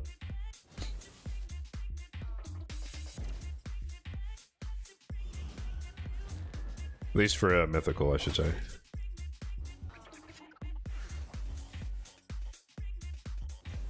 Favorite utility champ? Oof. Favorite utility? What are you defining as utility? That's kind of broad. Buffs or debuffs? Oh, we gotta be. Actually, no, we don't gotta be careful because Lydia's gonna Lydia here. Or he dies. Okay. We need to focus up here. What the hell am I doing wrong? Wow, unlucky. Alright.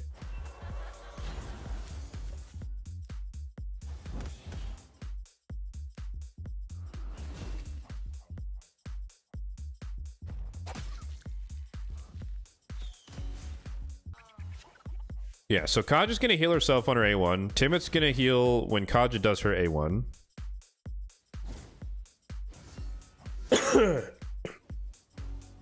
Cardial is gonna be fucking Cardial.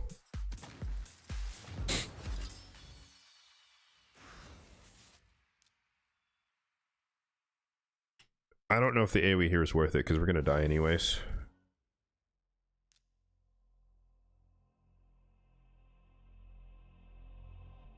So I think here we go for the stun. And then we just hope on the fears. We do the turn meter thing. Get the fear over here. Ow. Okay. He used all his damage to kill her. He didn't crit. We got lucky there. At this point, right now, I'm just trying to kill Cardial. And then I'll start to worry about the 10 debuff thing again. Ooh, Lydia popping off. Unlucky.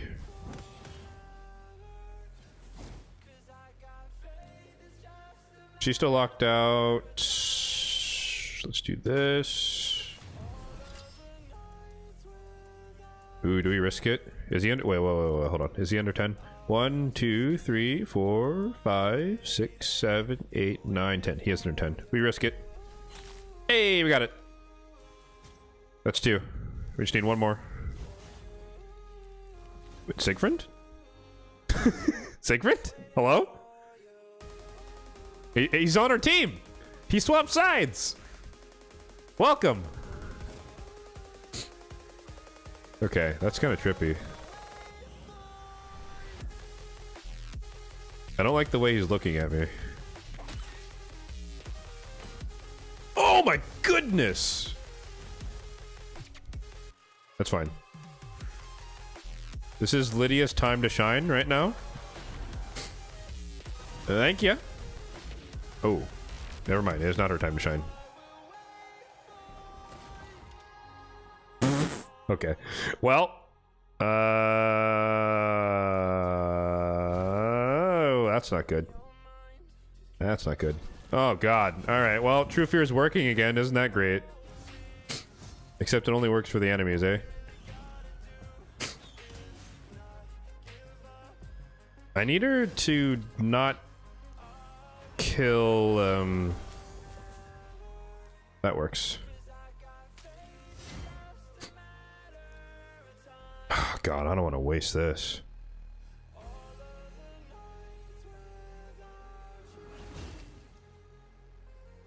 We'll just take our time. She's gonna die to the poisons. And we just need a stall. Oh, she didn't die to the poisons. Actually, no, that's good. That's actually good that she didn't die.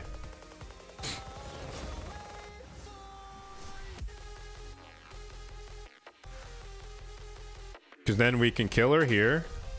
We're still at, we're 2 out of 3. We just need 1 more person. We lock him out. Or not. Okay, he's just resisting everything. You love to see it.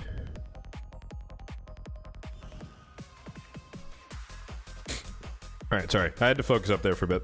Get some of the chat. Swiss Army Knife Champion, they can fill most amount of roles given any piece of content.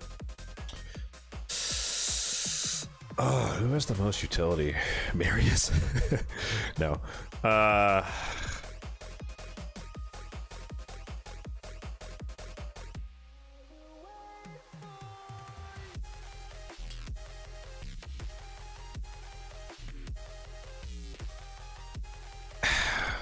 I want to say like a Nekmothar's up there.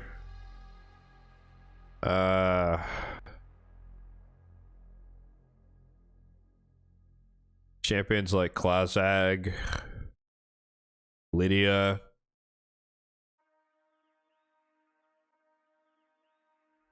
I might go with Lydia.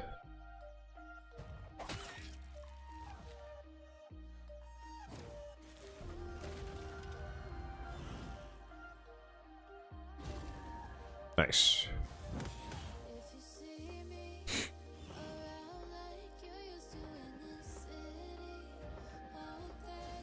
Wow, good to know his fear works, huh? Cool beans, guys. Watch. My fear is gonna fail.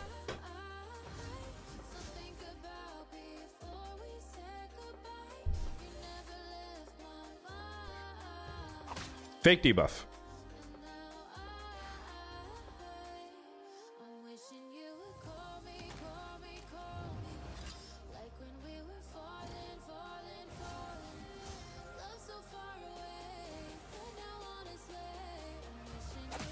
Please stop weak hitting, bro. Please. Like, please. For once in your life.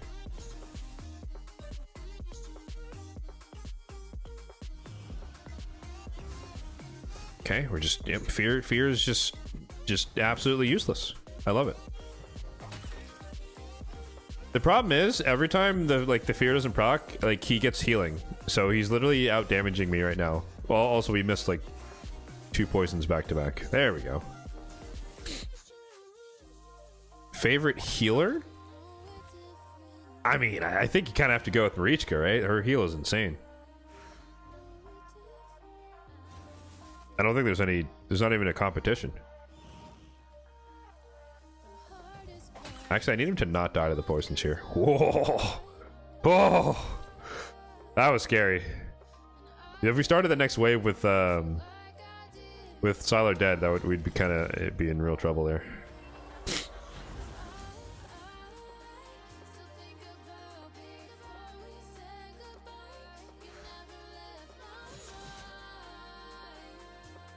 Please don't. 3%? Okay, thank you. Alright. Oh no! We're getting resisted! At this point, I want to kill Fina. And then I'll worry about actually trying the trial. Because we can't do it with Lysandra, as we just saw. We can't do it with Elhain, for the reason we just saw. So...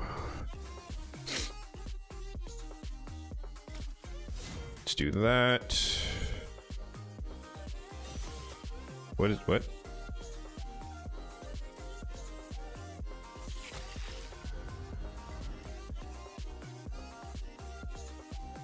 Okay. Team full of hot, dark elf. Wait, what? What's going on here? What are you trying to say? My team? I think that's just happenstance, man. Hey, your eyes see what they want to see, bro.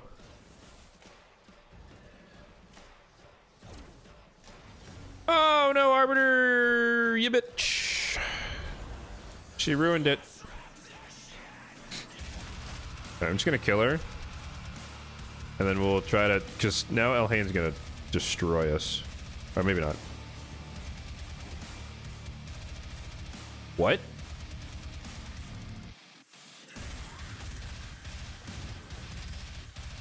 How did she, like... that did nothing to her turn meter? What happened there?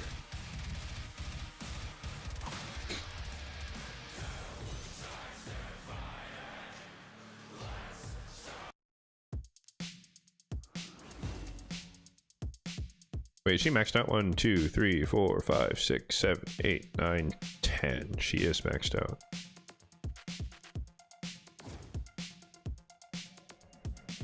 That extends that one.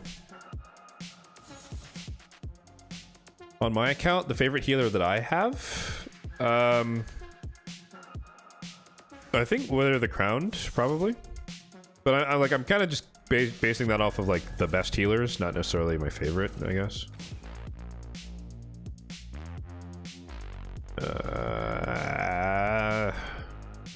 Kind of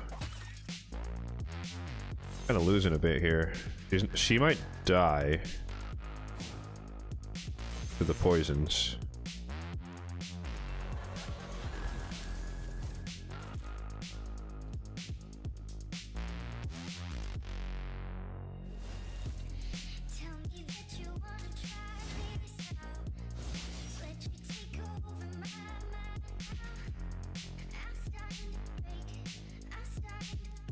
Is that gonna work?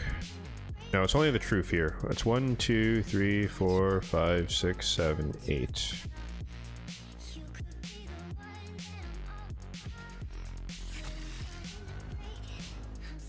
Wait, what? What did she die to?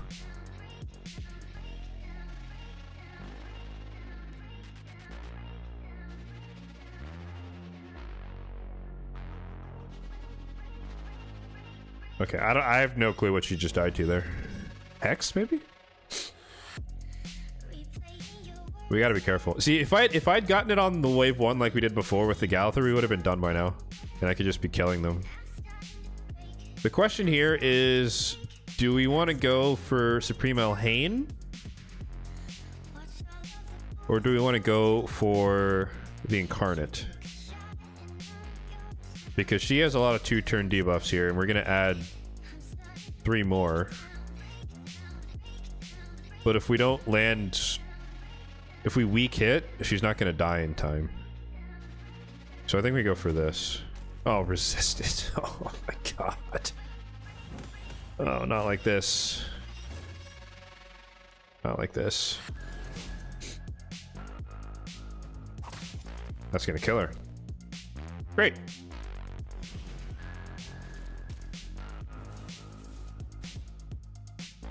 Oh, that counted. You know what? We're not going to question it. I don't know how that worked.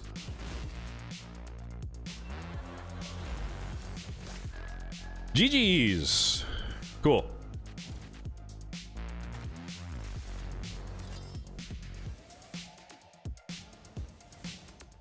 No, the unkillable is on Arbiter. The Incarnate gives it to Arbiter when you try to kill her, but we had block buffs on Arbiter, I think. And look, I don't know what happened there. I'm not gonna question it. I'll take the star. I'm pretty sure before when someone died of the poisons, it didn't count. So I don't know what happened there. Unless we got credit because there was Infest out there. I don't know. Who cares? Done and done. Sure, we only spent an hour to get 1 star or 2 stars, guys. Totally worth it.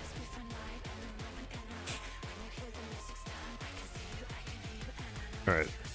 Let me just run the keys out and then we'll do Curse City. Oops. Gotta be careful because the gain wheel is at the bottom of the mic, so every time I bump it, I might actually start screaming at you guys.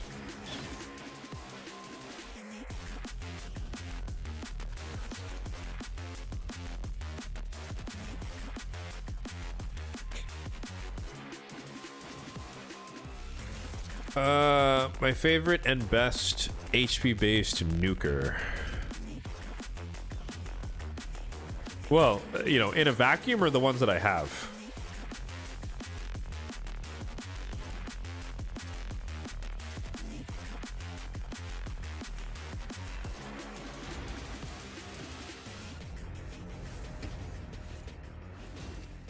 Both.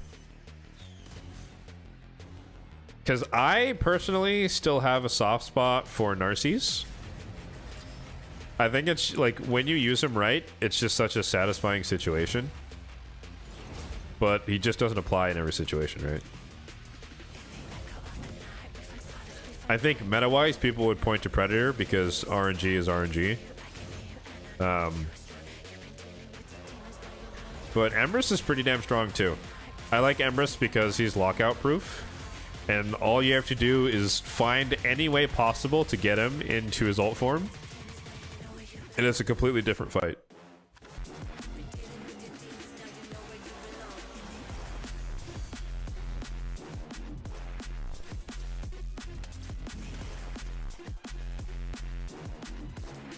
Like, obviously, Nice is strong in the right situations, but I don't want to, you know, get on my high horse and say that he's overrated. But I think people think that you just throw Nice on the team and you instantly win, and that is, trust me, that's not the case. You still need good gear, or else you'll just get bodied. He's just really hard to counter, that's the thing. But he's not an insta-win button.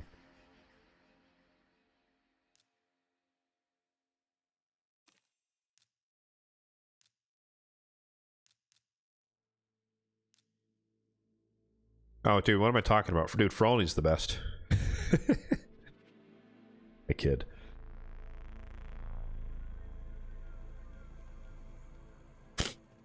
Niche counters nice neatly. It depends.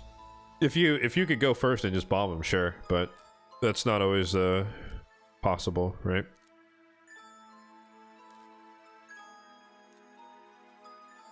And I'm sure people now are running Mercurial Nices with Azibius.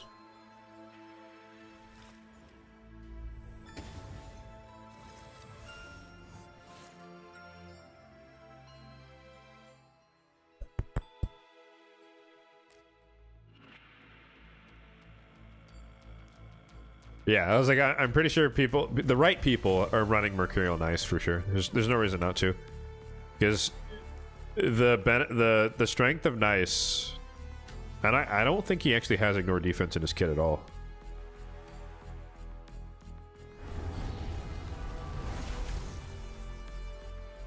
Yeah, he doesn't. So like, you know, dropping the 25% ignore from Savage or Lethal, like you hit less hard, but like that's not, you don't bring Nice because he's a nuker. You bring Nice because he can't die, right? So I imagine people are switching to 9-piece Mercurial.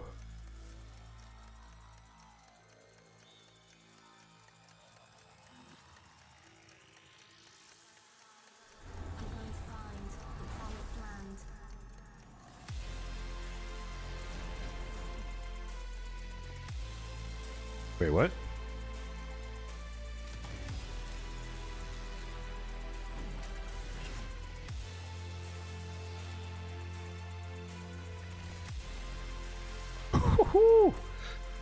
Narma. Oh shit. Hold on. Hold on. I forgot the sequence. The poisons wakes him up. We can't do that. We can't do that. That's not the sequence. What did we do? We did this. But you gotta wait a turn.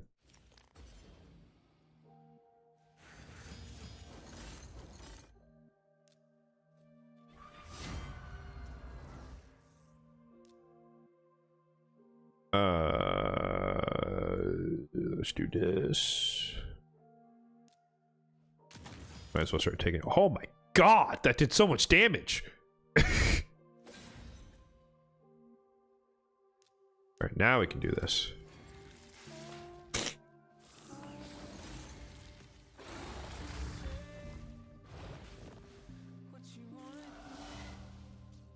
Oh, that's scary. Holy moly, why did you guys almost die? Ah! Why?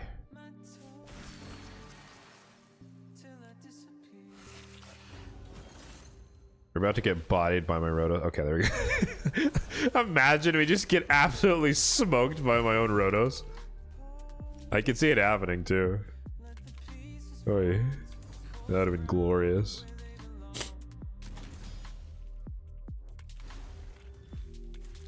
I do always think it's so funny to, like, when you go against these waves and you just, like, forget what you did, like, when you fought this 3 months ago or whatever. Like me poisoning the entire waves and waking them up. Like, I remember why I put Geist in there for the CC, but I forgot about the poison anti-synergy. But you just gotta wait a turn.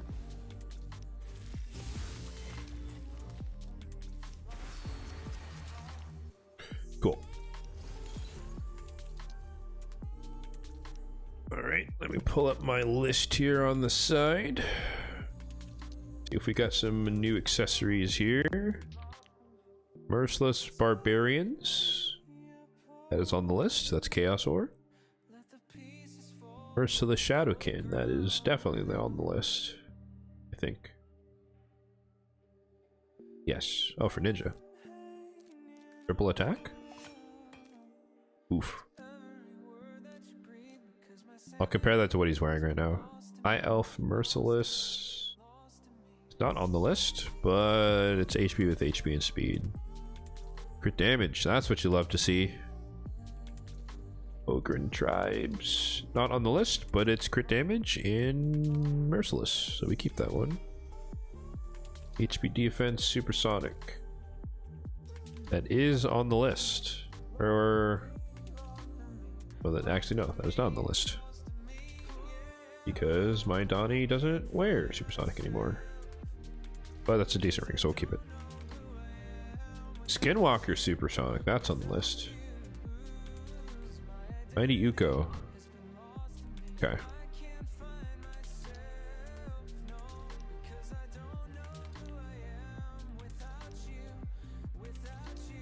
Oh! Okay.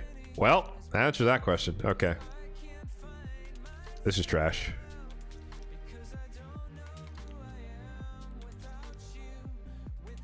I honestly forgot I had this one. The quad roll, actually. Quad roll on Ninja attack. Never mind. He's good. It was Supersonic Uko. That's not terrible. But this could be better.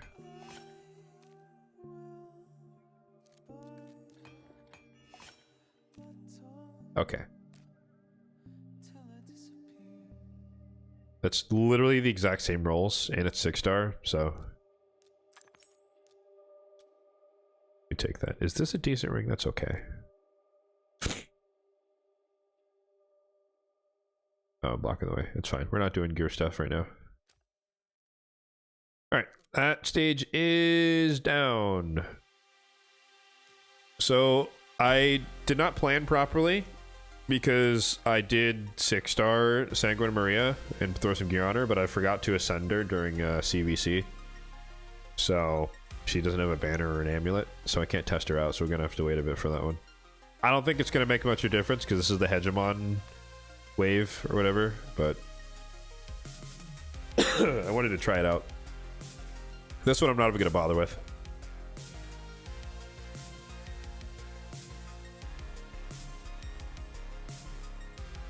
Tar some Marujka. Although there possibly is a world where like I build Pan the Bowhorn and he hits as hard as he's supposed to hit, and then we could just like one-shot Marujka. I doubt it. I mainly just don't care. But S20, we're totally gonna do this in the most free-to-play. We're doing this in the most free-to-play way. Trust.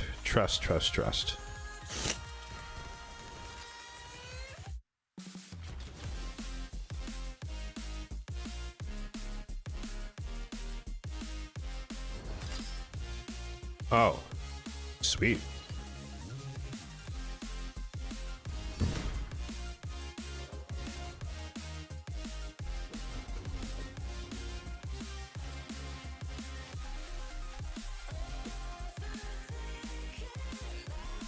Unfortunate.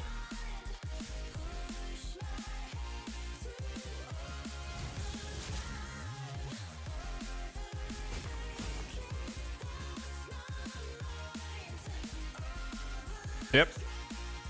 Free to play.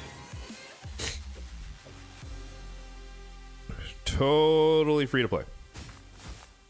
Oh, rip.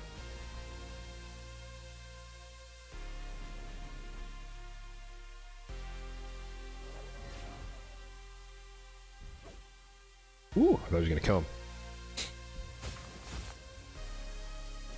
We could land nope, of course not. Okay. I was like, if we could have landed the decreased defense right then, we might have actually, of course we weak hit. He's gonna provoke us here. Or, no, never mind. Okay.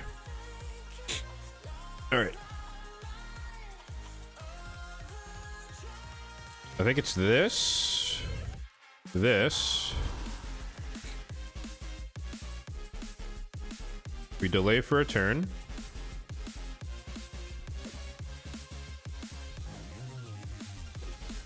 Ouch. Don't kill him. Don't kill him. Ah! Shit. Oh, no! That's unfortunate.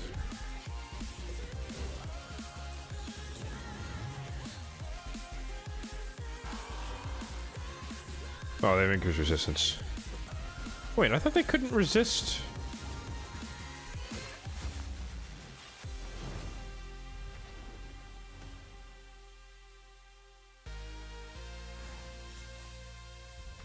Oh, that went to shit.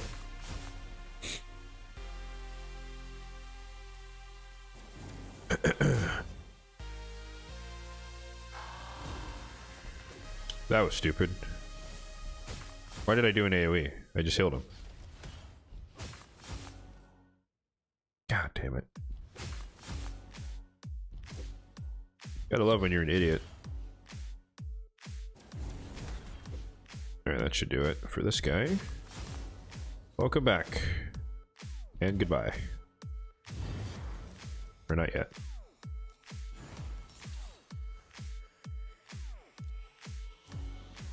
Why did I do that? He has increased resistance up still.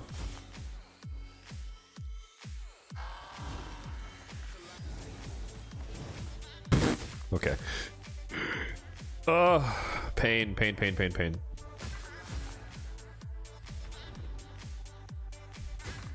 Unkillable.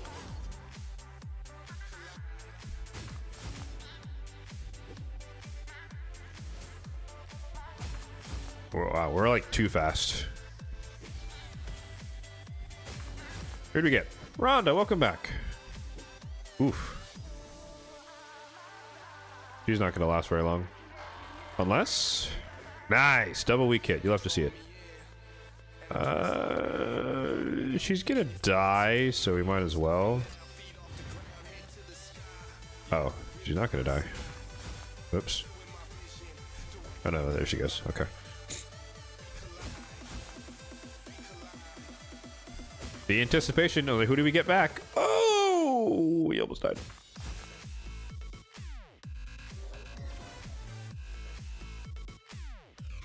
Kind of need this to land here, actually. Okay. All right, we're in business, I think. That should be enough.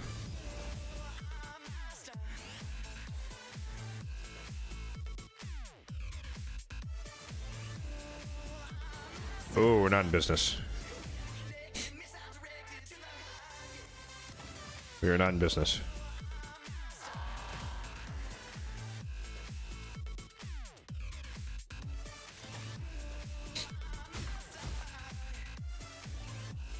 Yep, and now we're gonna get perma slept. Excellent.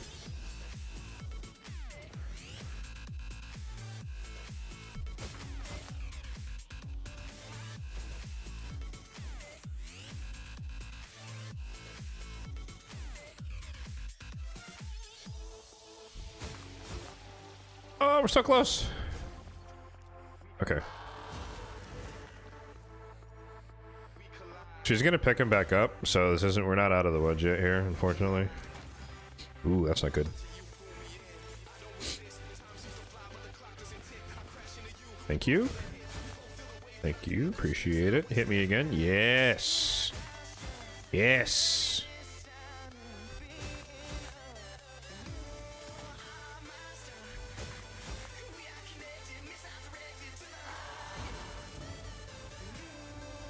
That's unlucky.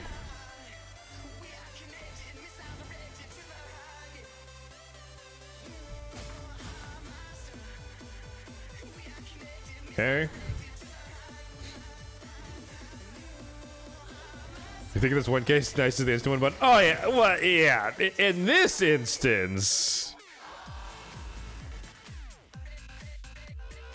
so in fairness though, I've had runs go better than this. This was just a particularly bad one where like we're reviving the worst people, like the most unhelpful ones, and they just insta die. I've done this run before where like all 5 of them are actually alive going into wave 3.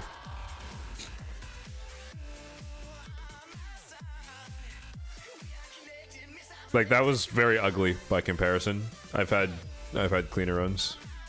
Like that wave 2 fell apart so hard, but I know also at the end of the day, Nice can just solo it.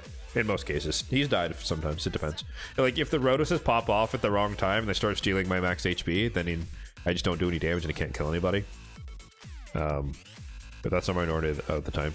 Like we just cycle so quickly with the A1 counterattacks and his passive that usually we just get ahead and we block damage in time. Alright, cool. 300 energy. We've got to burn that real quick. And then we'll hop into some Grim Forest. Okay, we're 1600.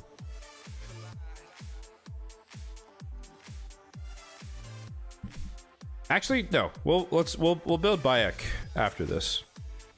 At least attempt to build him. Let me move myself to the center. But yeah, spoiler alert for anyone who doesn't know.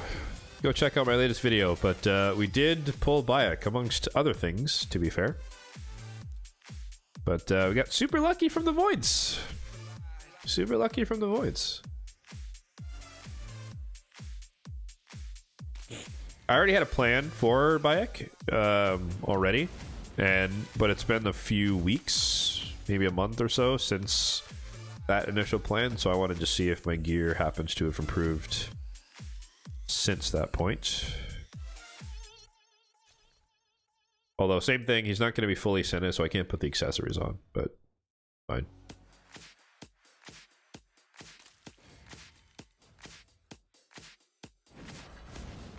Yeah, no, I talked about it in the video, but like literally what's funny to me was that when he came out, everyone was like, oh my god, this is going to be the most broken champion. And then, as always, test server footage came out, and they were like, he's okay. He's not that great. And so everyone's like, yeah, who cares about Bayek anymore? And then fast forward a few more weeks, everyone, or not everyone, a lot more people got him. And then they're like, wait, actually, he's actually kind of good. And now he's meta. So it's just like Predator all over again.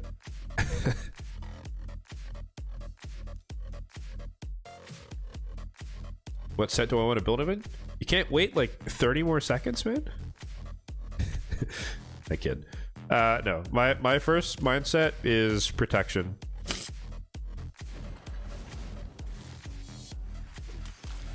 Because I want him fast, and I want my buffs to stay on. I feel like for my level of play, that's the most advantageous thing I could do. And because he needs speed and accuracy, not speed and resistance, he's not fighting my other protection champions for their gear, which is good.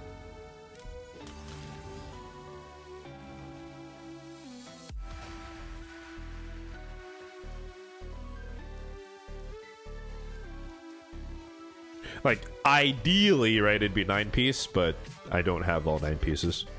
So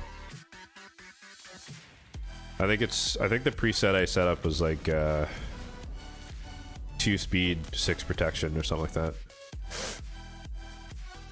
With a free banner.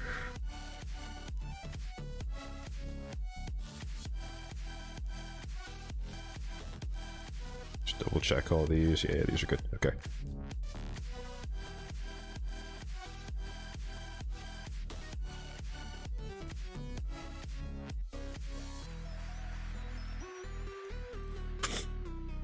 Heard some people go fast deflection to break total guard. Dude, I literally have no deflection gear. I've never ever made any of it, so I can't. But something to consider.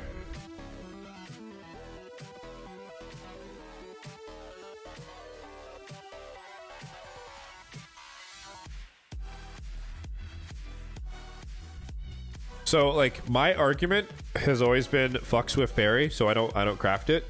And then deflection, it was always like it's competing for my perception gear pieces. But now perception, it's not that it's useless, but I feel like I've crafted all the perception I really need, because I use so many other sets or so. So I think now there's more of an argument for actually forging some deflection now. Like, I'm sure people, like, you know, normal people who craft this regularly have, like, I don't know. They're probably running out of core hammers, but for me, I have literally 8,000 core hammers. Never used them. Aside from, like, the Marius missions, I think, to, when it forced me to have a full set. Perception is worse feral? I guess, but like, maybe it's just my luck, but I don't have that much feral to replace perception on most people. Like, I have a couple of pieces of feral here and there, but it's not like, there's nowhere near enough feral to just redo all of my builds that are in perception.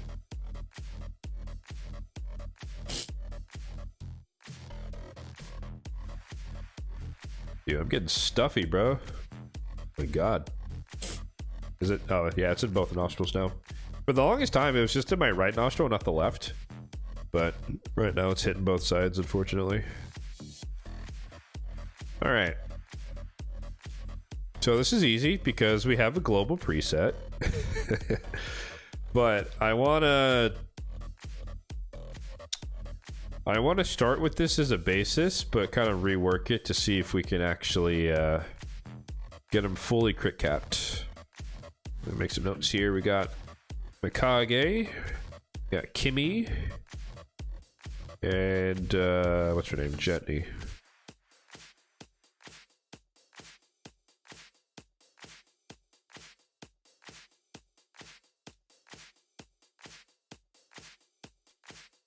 So I know for a fact this is 100% keeper. It's protection. We need as much protection as possible. It's crit rate, which I do want in the build. I guess I could talk about that.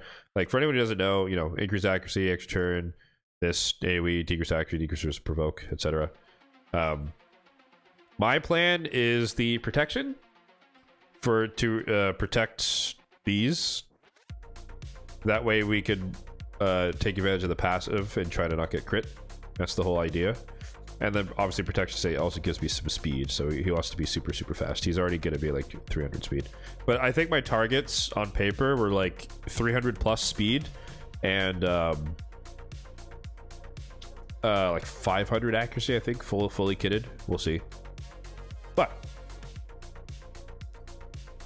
I know for a fact that I did want crit rate gloves. And the only options are these in speed, which are faster but not better. And then protection, I think he has the only, like, well, not the only pair, but he has the best pair.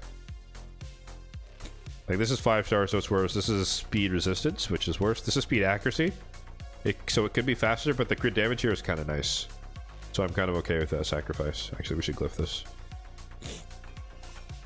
What role is he going to play? He is so the way I plan to run him, the slot that you would run a reviver, and like starting with live arena, then working our way backwards. But if you're thinking of a live arena comp and you're going to run 2 revivers, I would run Bayek in the slot for the second reviver, because in most instances, if you can't be crit, you're not going to die as easily.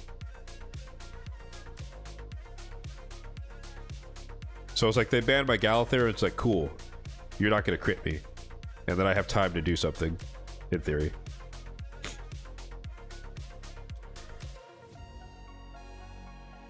But yeah, so those are the gauntlets. This is the chest defense. I do want him to, you know, try to... I'm treating him like a Freya Lazarius combination champion, where like he's going to be crit capped, ideally. And then he's not my primary nuker, but he might surprise people by doing a little bit of damage, especially with the AoE.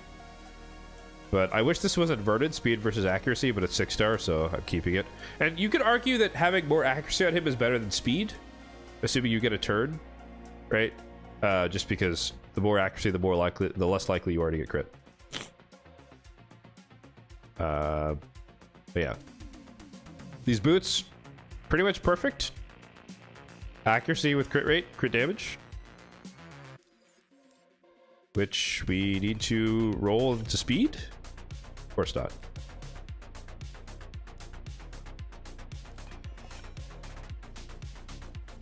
Hybrid offense DPS. Yeah, exactly. It's like he's a primarily protector, but he's flexing a little bit into a sneaky amount of damage. So like if someone's really low, he might actually be able to finish them off. But he's not gonna, you know, nuke the entire team on his own.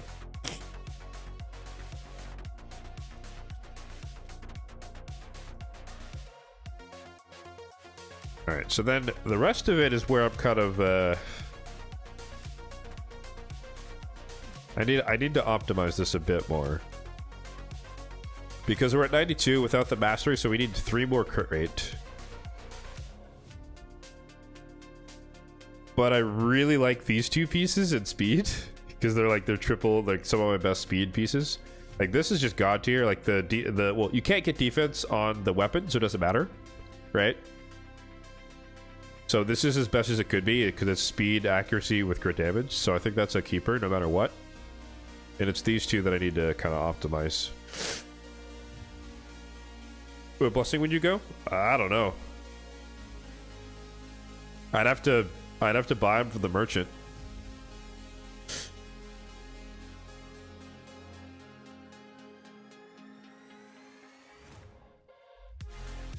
That new Argonite's Void Legendary, is he trying to tell us how much you weigh? Wait, what?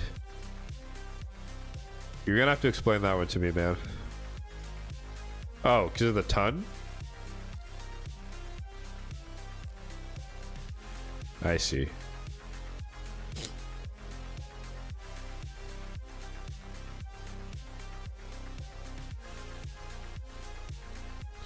I mean, he's pretty buff.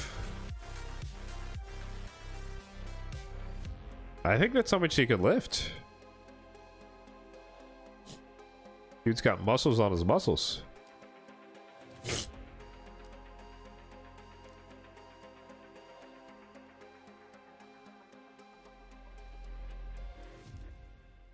Lovely distraction, appreciate it.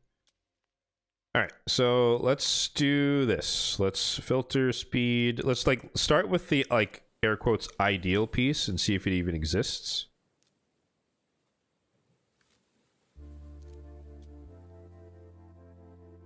Oh, it does exist. So we just break Mikage. We steal her 2 best pieces, which I'm not opposed to. But I would need a really fast protection shield.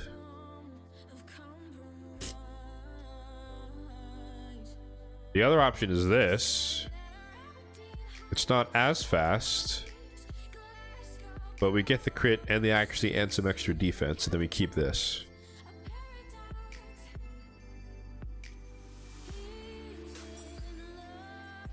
Oh. Wait, where did I get that?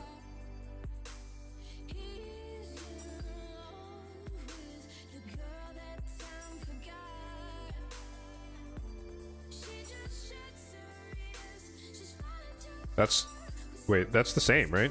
Speed's a bit higher. Defense roll is basically the same. Accuracy is the base roll, and we just get the crit. Are we just done? I think we're done. I'll compare the two. Let's we'll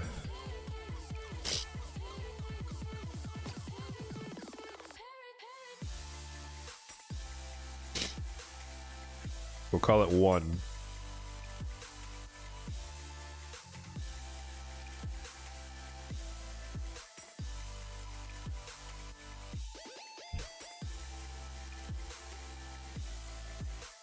I mean, the accessories don't matter. Like, oh, sorry. Where is it? I already have 2 protection accessories, so I already know that. That's in my head. So, but yes, good call.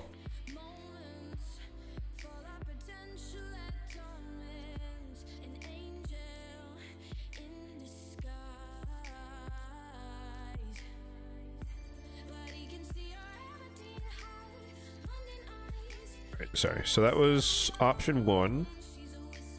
Option 2 is this. And then... does that crit cap us? I think it does.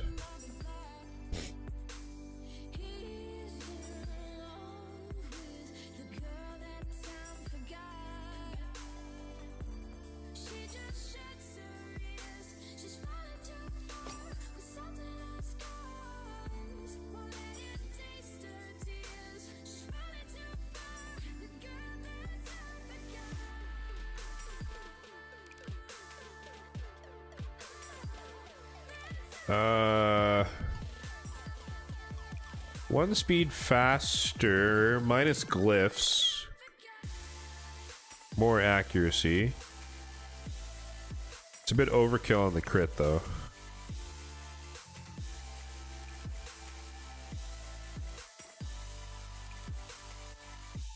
We can't do... no, we can't do no crit. Okay, I thought we could do no crit. We're not quite there. Don't want the res. No. Oh, it's too... oh, it's 1 too low. Rip. I mean, it could work. Ooh. 5-star?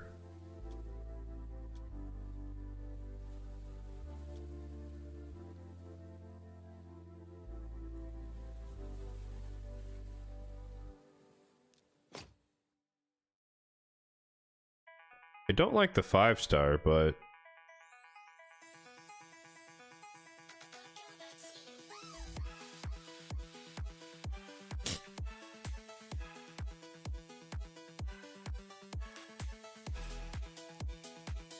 but for now, it might just objectively be better. Oh, sorry. That was soulless.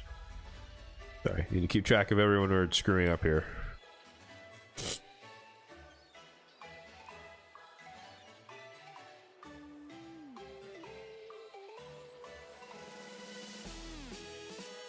Wait.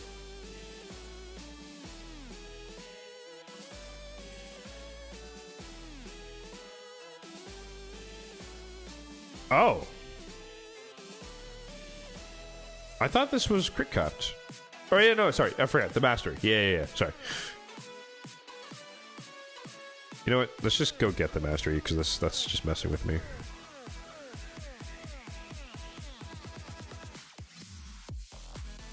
Inefficiency. You love to see it.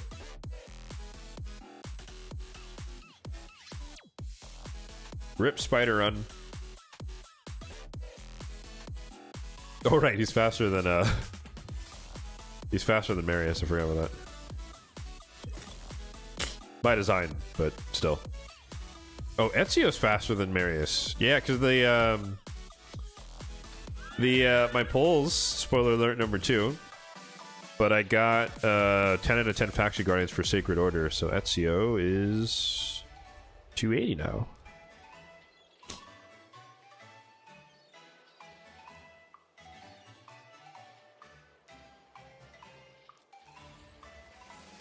Excuse me. I guess if anyone's curious, I think my plan is probably Eagle Eye for sure. Probably a Master Hexer. I don't know about Evil Eye. Probably Lower Steel. This.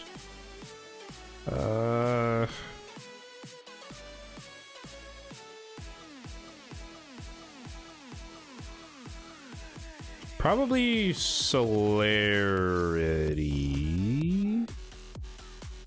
Because if I go first, we're probably not going to land that many debuffs, in fairness. And so you'd be more benefiting from the turn meter fill. I could do the Y split as well, but I kind of want the extra accuracy. So I'd probably go rapid, or rapid response. And then Smart and Smiter, this guy. This. Figure out the rest on offense. I probably could go Cycle of Magic just because, but it's not that important. I don't know if that really does anything. If he's the last one alive, you're kind of SOL in most cases.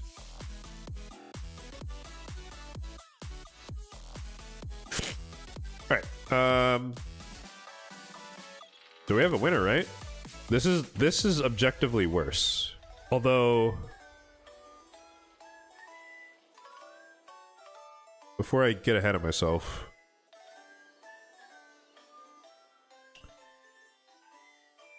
we could, because this is glyphable, right? So let's call, like, let's say we're missing about 12 speed between two glyphs here. So glyphs would bring me right up to where we are, but we'd still be down 30 accuracy. Glyphs won't save us on that one. Versus where we are. Oh. Versus where we are, I think we're maxed out on glyphs. More or less.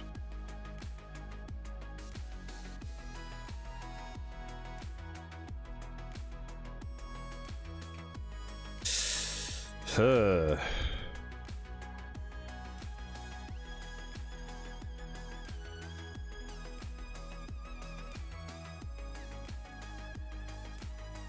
I don't know. What do you guys think?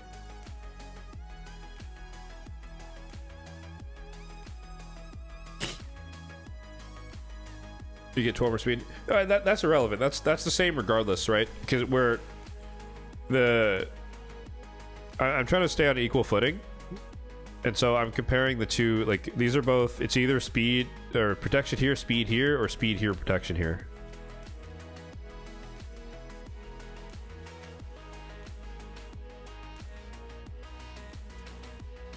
So like, my point here is that, like, if I high roll on speed glyphs, this could be faster by, like, a little bit, but I'd lose all the accuracy I'm getting. So I don't know if I don't think that's worth it for a little bit of extra speed. So I think this is the winner for now. And then if we like, because the 22 here is what, a triple roll, 6-star.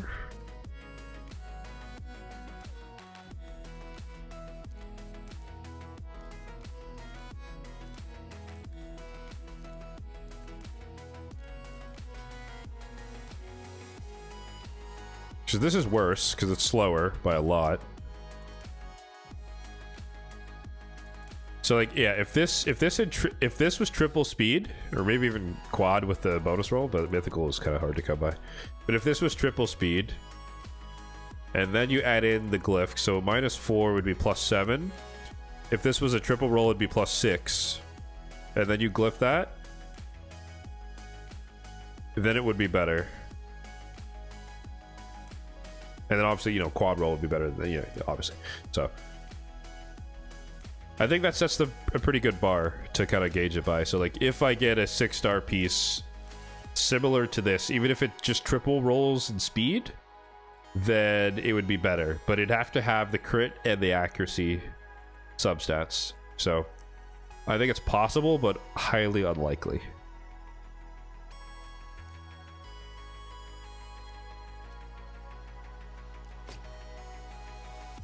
And then I think this one was... Wait, oh. This one is... just worse. Or is this one better? Hold on.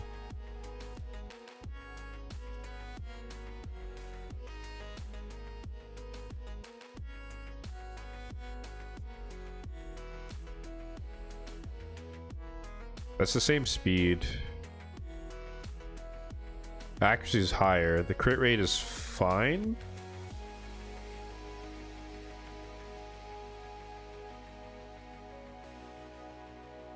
I think that's just better, right? Like the glyph is the difference here, right? It's so the -2 is irrelevant. That's the same speed. The crit rate is fine. The accuracy is slightly higher, but that's a glyph diff.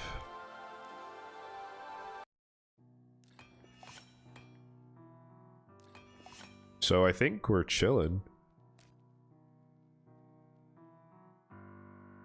You think around 300 speed actually is what matters? Well, yeah, I haven't shown you the banner yet, so we'll get there. But yeah.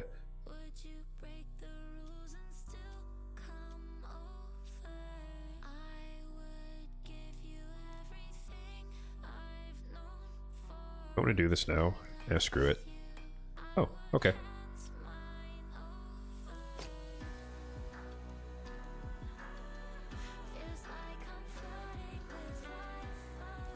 I think we have a winner, boys. Oh, I was hoping for defense percentage. That would have been too good. All right. Sorry, Loki. Not that you really need it.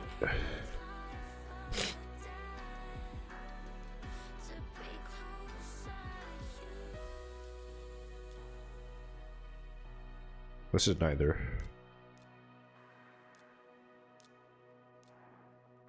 All right. We'll save it afterward.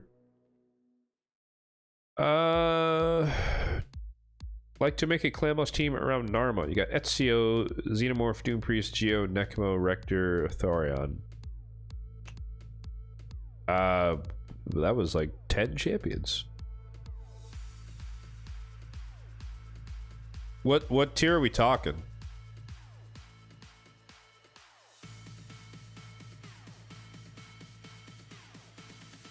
Because I think double poison explosion is pointless. What else about Arma? This is decreased attack, right? And leech. I think you just Xenomorph spam your A1.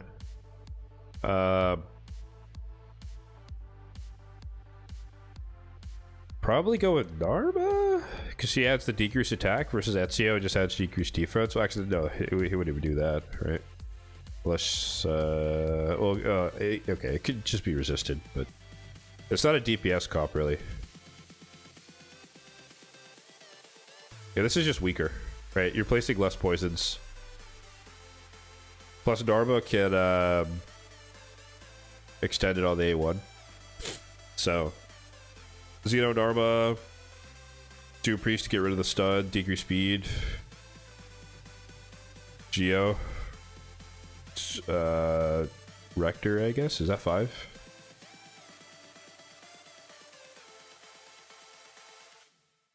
Yeah. That's probably enough to get you going. Granted, well, the one trade-off there, Narva is a librarian, so you'd get more book value from Ezio if you wanted to go that route. But I think they're interchangeable, so whoever you prefer to use, they're the same slot. But Narva brings the decreased attack, so she might be a little bit more robust for the team surviving long enough. But at the same time, you're really just running a poison comp, so you're just spamming poisons. Pulled Vitreous today? Oof.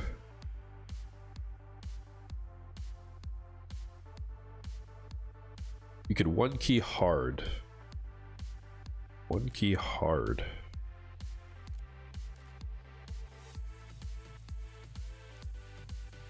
That's it?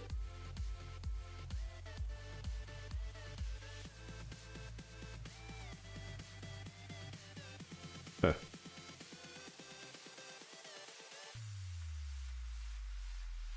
That's surprising.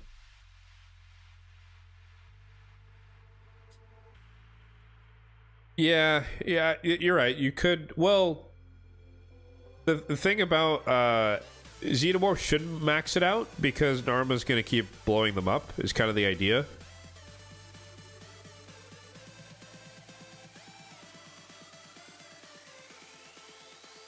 But maybe you could do Xenomorph you leave on his A3 so that every once in a while he doesn't place more poisons. I don't know. You kind of have to fudge around with that a little bit.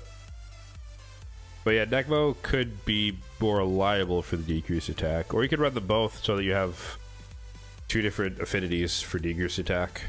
Because obviously we're ignoring speed tuning here, right? We don't really care about that.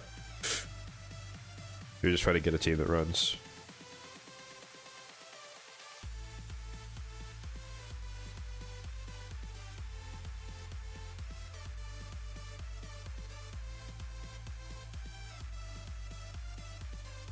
True, but remember, Narma can also extend debuffs on her A1, so especially if you build her in like retaliation, or not retaliation.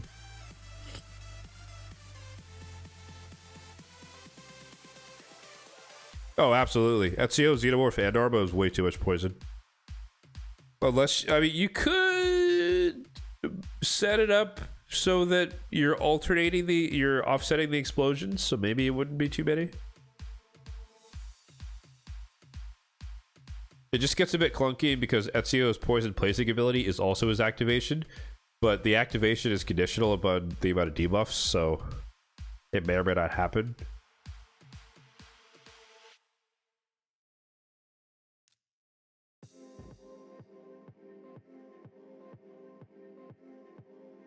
You don't know what would be better. I mean, honestly though, like, that's probably not what you want to hear, but like to me, that's like the fun of the game. So if you have the resources, like Ezio's good, Narma's good, they're all good champions. Xenomorph is a solid champion. You're not going to regret maxing them out, especially if you're just early on. Like they're going to help you progress no matter what.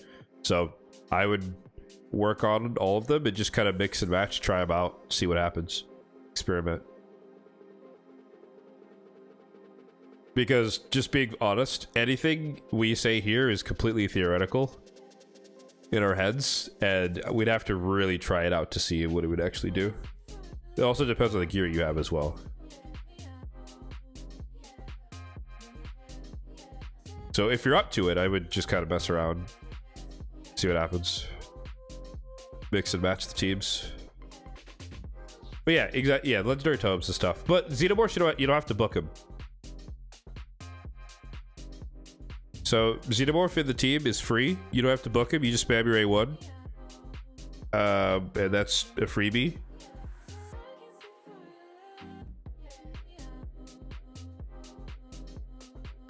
I think the Necmo is a luxury. Like, he's obviously good.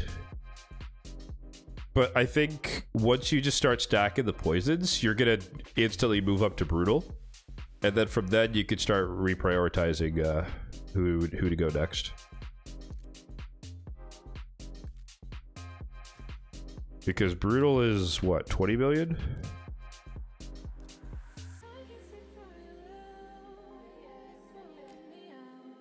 Like if your baseline is 1k on hard, so like 12 million with a, I'll say, unoptimized team, I think you just get a couple of good poisoners together there with the Geomancer passive, and easy 20 million for sure. But again, depends on the gear. You know, if everyone's 50 speed, it's not going to work, right? But in theory. This is groovy. I like this song. What were we doing? Oh, right. Mr. Bayek.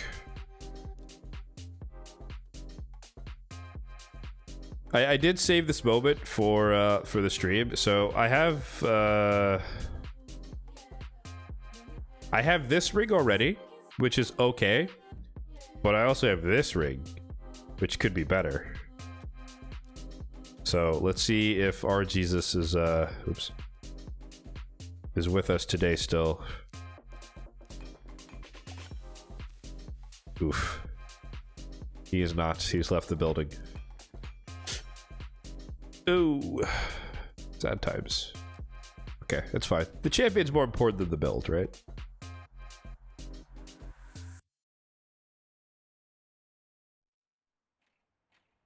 That's fine.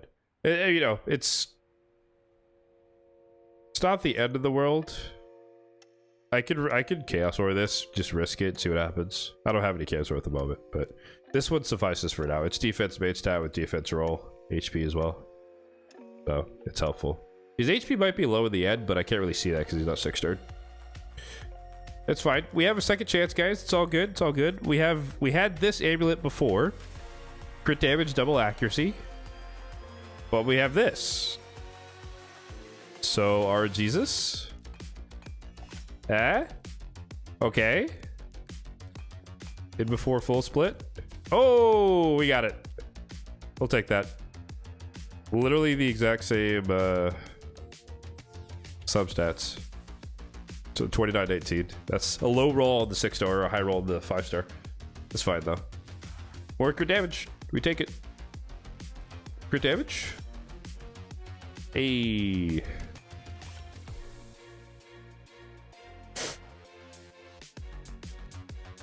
Good enough.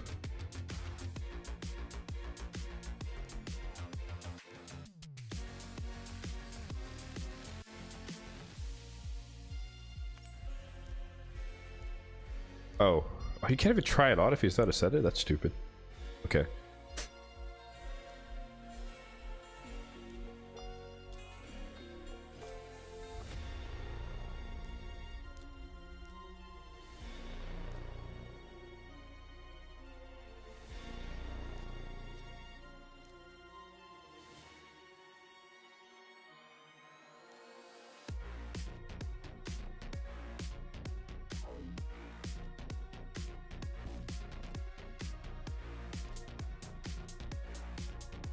So dumb, but whatever.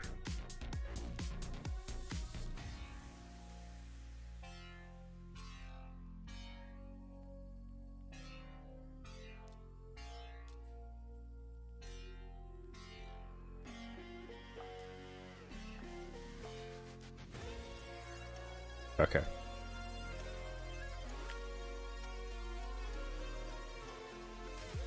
So I was hyping it up earlier, but the banner that we have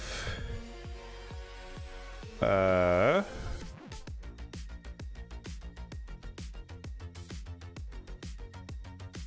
that was weird. Okay. Like, I have this, but I feel like that, well, I think this was a recent pull, actually. Well, okay, let me start off with what I actually want to do, which is this banner, because it's a triple speed roll. Right, so this is where he would be, with all things. Color this Bayek, I guess. Save that as the global.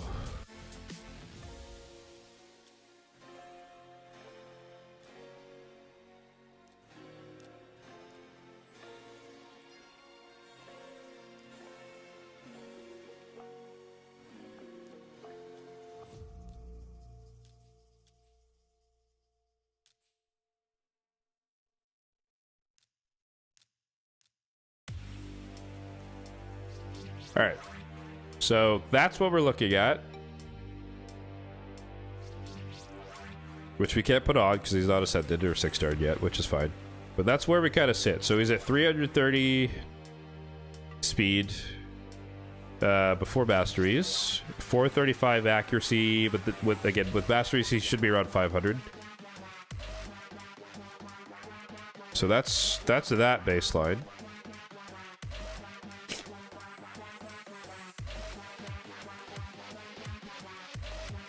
The other option, any success on S19? I haven't even started. I'm probably not even going to try it this rotation.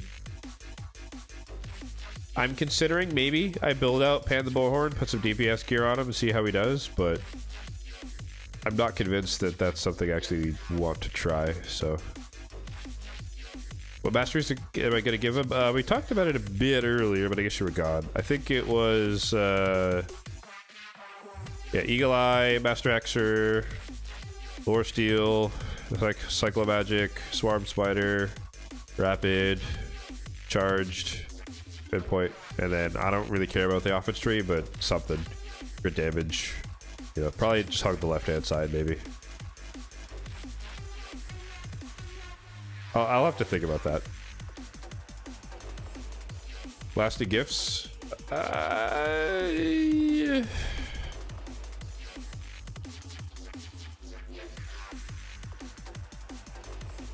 Yes. Did I not mention that? Yeah, I don't know why I didn't mention that. We're set up for that, yeah. Because it'd be these two and then here and here. Yeah, elastic gifts. I was so focused on the right-hand side, but yeah. Good shout. Okay, so this is the speed protection build. Let me make a note. I think we said he was at like 330. Let me just look it up.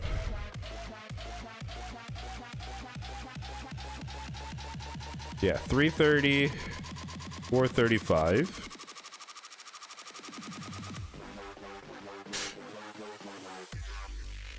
The other option, or well, I don't know if it's an option yet.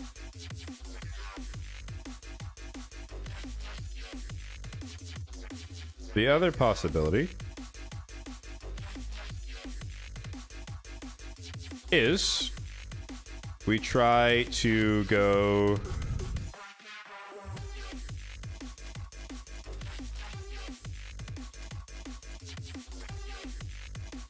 with 9-piece protection,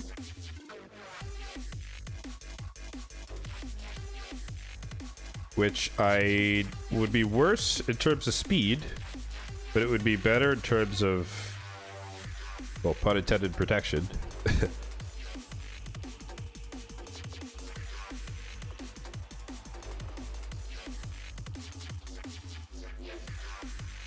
Live Rita Mastering is bogus. 14,000 versus rank 16. Oof. Yeah, it does happen, man. Sometimes there's not a lot of people in the pool, so it do be like that.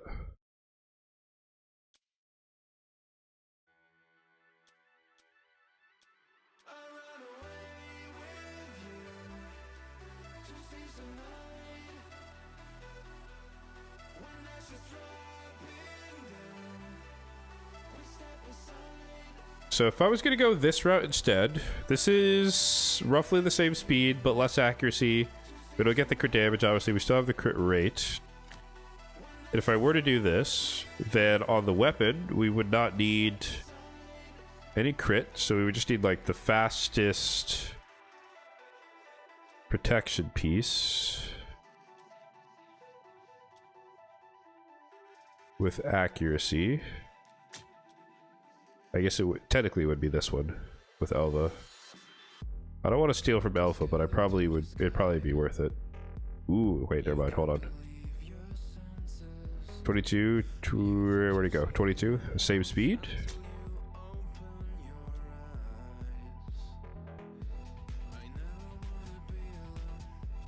I think that's a winner, unless there's like a secret quad here somewhere. I doubt it.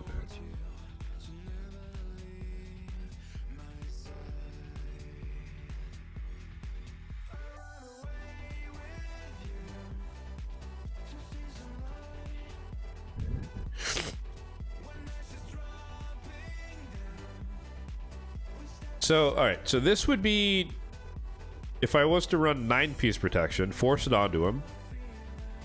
This is...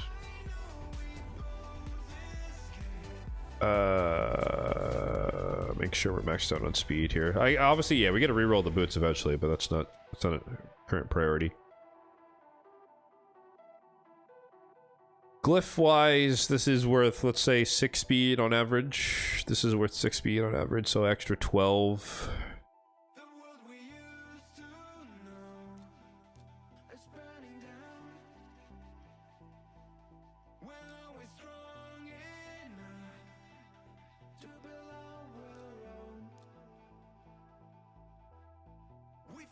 Alright.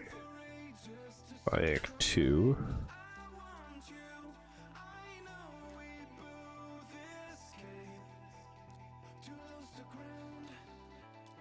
Alright, so that should have worked.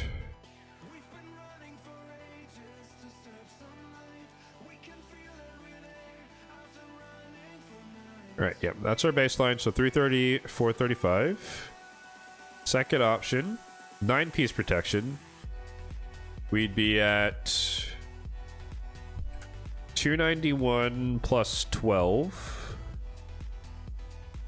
which is 313. But our accuracy drops down to like 300.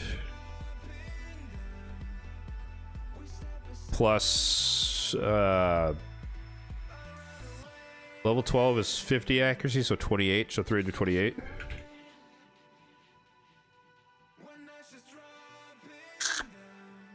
I don't know if that's worth it.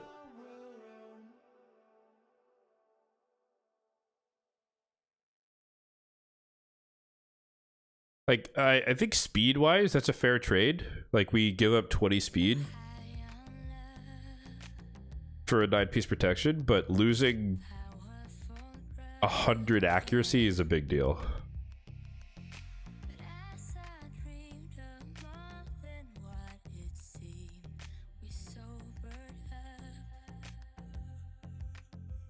I don't know. I feel like I'd rather wait to get better protection gear and go with the 6-piece for now. What would you guys do? Would you just go straight 9-piece, lose some stats, or go for the middle ground?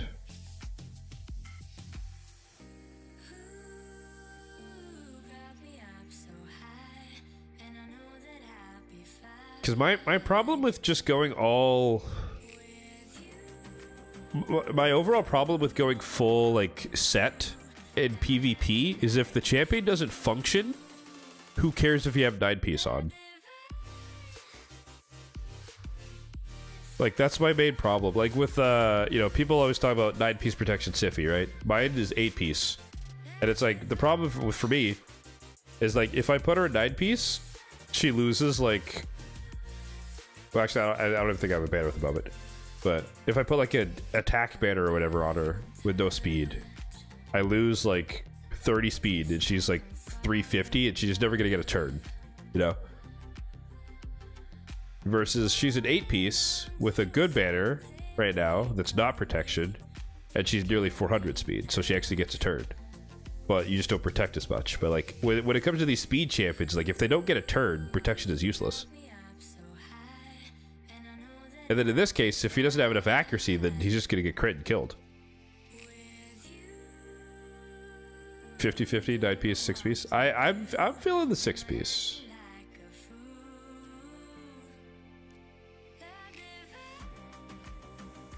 I think I'm gonna stick to my laurels on this one.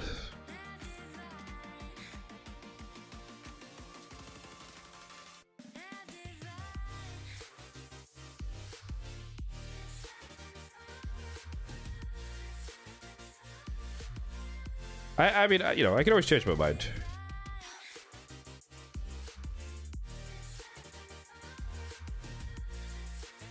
Six-piece protection, 3-piece Pharaoh, dude. What kind of gear do you think I have, man?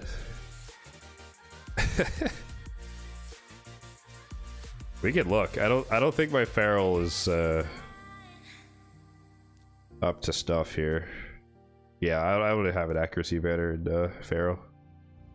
Like again, the problem is like this piece. So it's on Armons right now, but I'm happy to steal it. But it's triple speed with defense and HP with an accuracy ascension.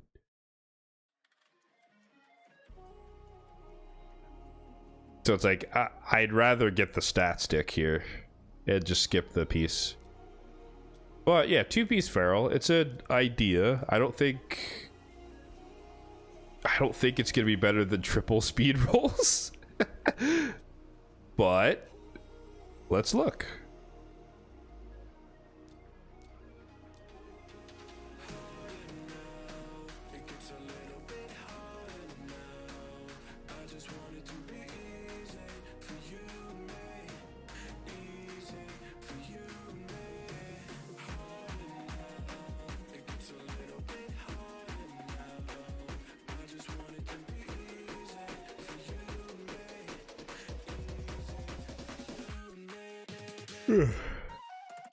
Double. It's hella crit. I don't want to steal from Marius. I don't know if that's worth it.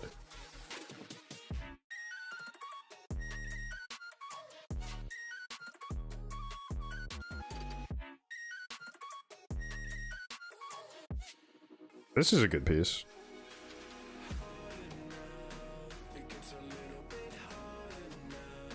I think the Feral is just a bit worse overall, though. And I probably have to take this one. Or, well, hold on. Because we don't want to overdo the crit, right? So, we have 12 here, right? At the basic crit, you start with 20% crit rate with the mastery. You add the 60 for the gloves, we're at 80. We have 12 on the boots that are locked in.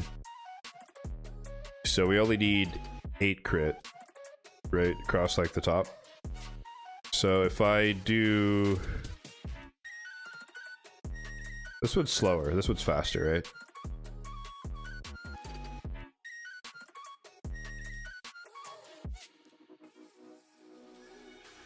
So I could do this and then we could drop the crit rate.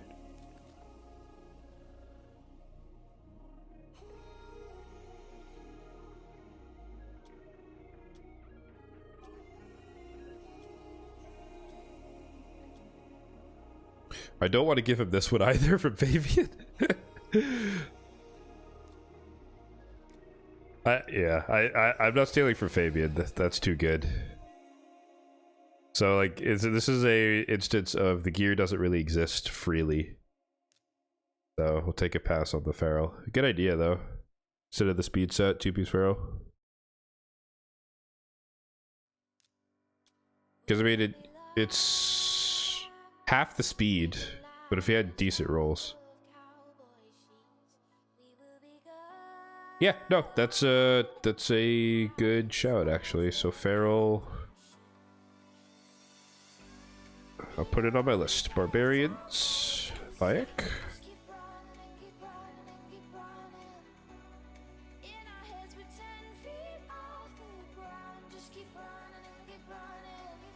Put that on the list. What's up, Skiller? J-Dubs. Long time no see, brother.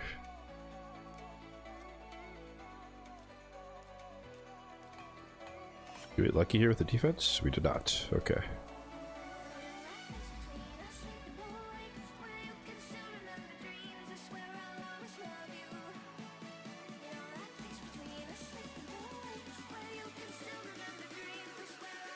Go blow through Nightmare Hydra to get my chests. Oh, the class chests? I could. Actually, we do need to do Hydra in a bit here. I totally forgot about that, actually. That might not even be on the agenda that I put in the chat. That's fine. So, this is exciting. I need to fix everyone I broke, though. How am I? It could be better. A little sick, as you might be able to tell by my sniffles and congestion, but we're still out here. We're still gaming. So,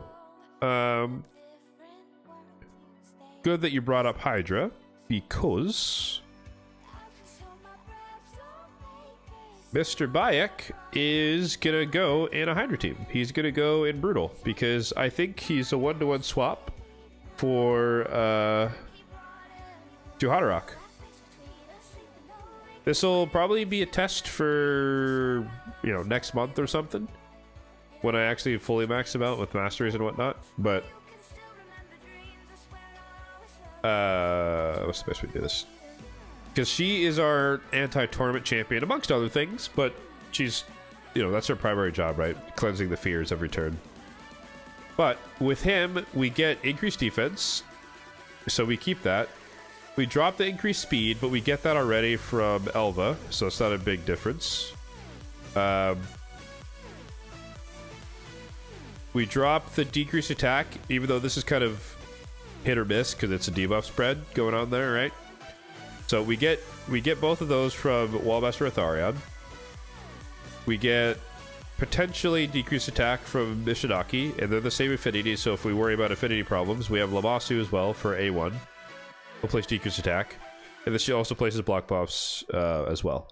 So I think Hydra here, like, her one job is anti-torment, and Bayek just does that better while maintaining the increased defense and just giving us permanently reliable, which is the perfect veil. And the decreased speed of the A1 is kind of meh. We get the leech, which is, there's no leech on the team, but it'll help a little bit. So in my eyes, it's a one-to-one swap, and it should improve damage.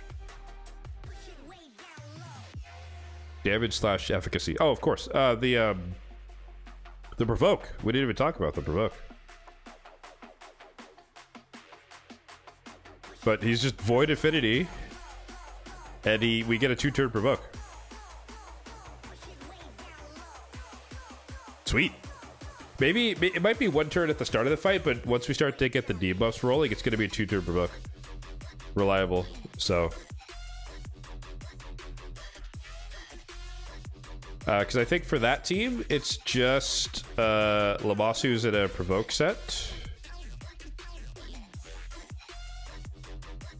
So some of the times she does it, and the other times it doesn't.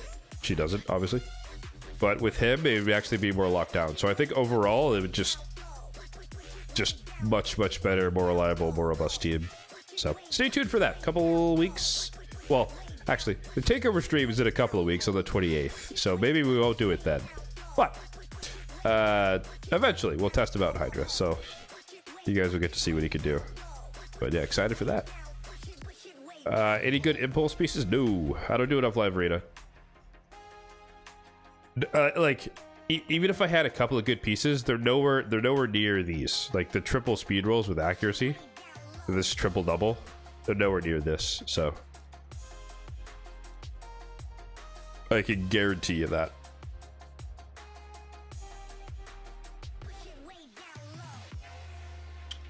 What relic would that's probably a wand to submission type of guy, right?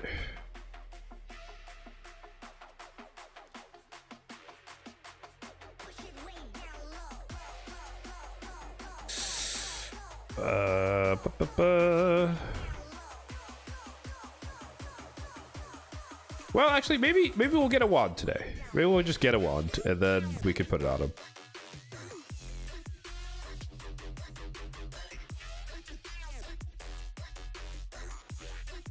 Anyways, yeah, that's the plan. Did not expect me to not have enough wands. Dude, I'm the unluckiest person in the game when it comes to wands, bro. I have like 4. Everyone else has like 20 or something, you know. I have 4. I don't know. I just don't get wands. The last time I did a relic crafting session, I doubled the amount of wands I had on my account. I went from 2 to 4. And one of those was the one they gave out for free. And that was my only one for the longest time. But we just still increase attack.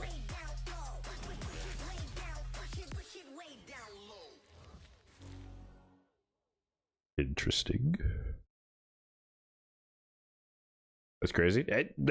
As I always say, you can't be lucky everywhere. I know that's a hard pill to swallow for a lot of people for some strange reason. But it's just like, it's math. Like, you can't be lucky everywhere. It's just not possible. The odds of that happening are just so ridiculously unlikely. Every second aspect's wrong. I am starting to stack up the aspects. I'm not gonna lie to you, for sure. Yeah. Like, I have this one sent to here. I got this one a couple weeks ago. It's just, it's so niche that it doesn't really work on most people. All right, I'm getting distracted. All right. So we broke Mikage. So we gotta fix Mikage. So we need speed, accuracy, equipped, and the speed set. And let's do priority stats, speed. Oh, crazy, look at that. These 2 pieces are awesome. All right.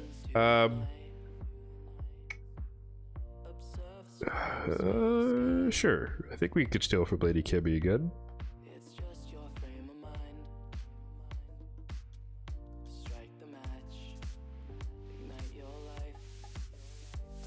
Wow, that's a big step down from my my other weapons. That's kind of shocking, to be honest with you. Unless the stripper rolls, I doubt it. Oop.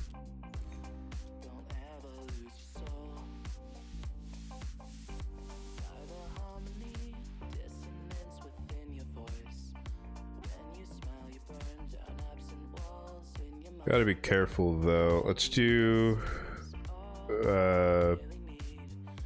let me focus on the helmet first because it's just easier.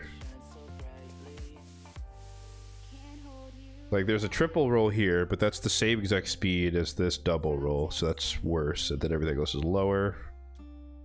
So I think that's easy. Set yourself free. 17, 15, 18. This is such a shit piece, though, is the problem. Like, I'd rather just put this on. I'm trying to remember if Morgane is speed tuned for anything in particular. I don't think she is.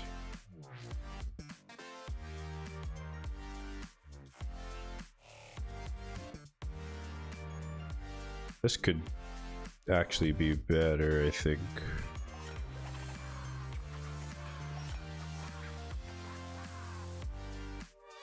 Yeah, okay. Because, like, Mikage's accuracy is not as important, right? Like, she has her passive and whatnot, so her main thing is speed. So if I were to just compare this apples to apples, like, what did she have on before?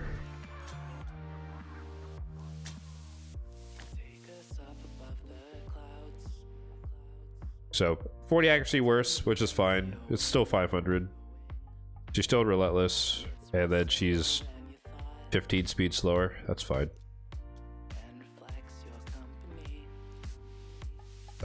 Fix this.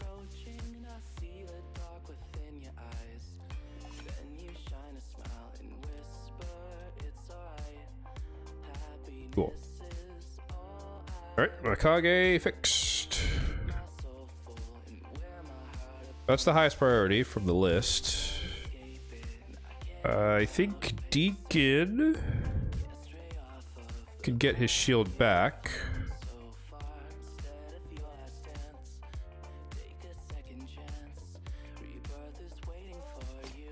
Yep, he had that one.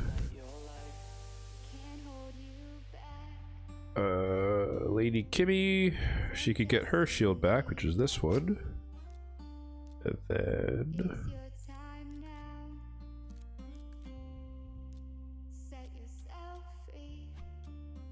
oh, it's out of order.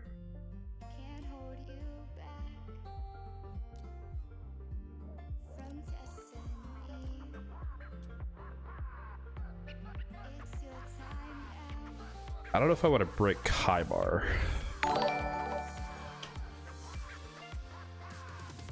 Trying to remember Kaibar's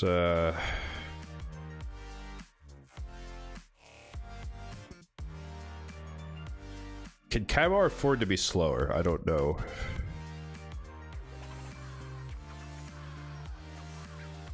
I know Vizix can't be slower because of her Faction Wars build. Oh no, these are super low. That's trash. That's too low.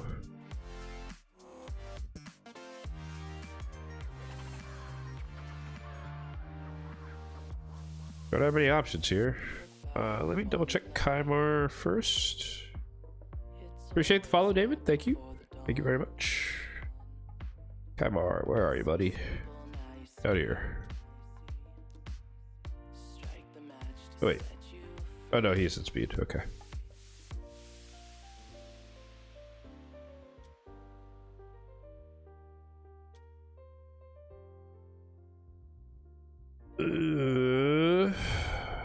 He does need the crit.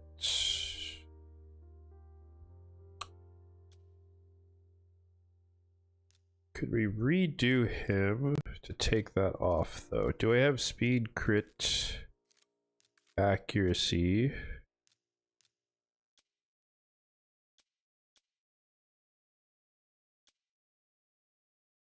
Tyrell?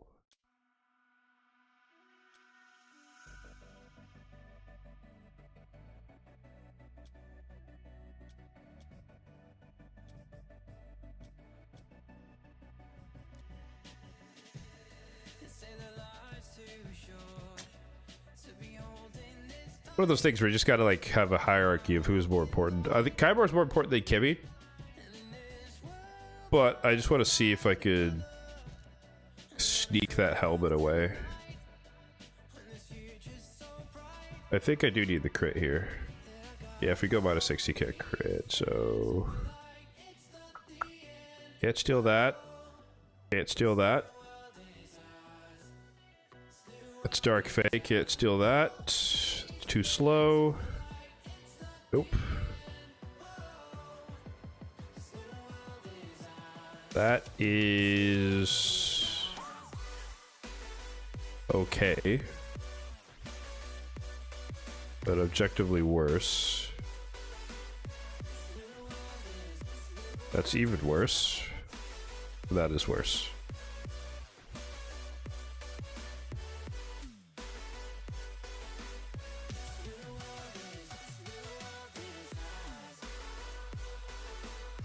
I don't know if that's worth it, guys. I don't think it's worth it. Alright. Sorry, Kimmy. You don't get his helmet. But I know who you can steal from. This guy.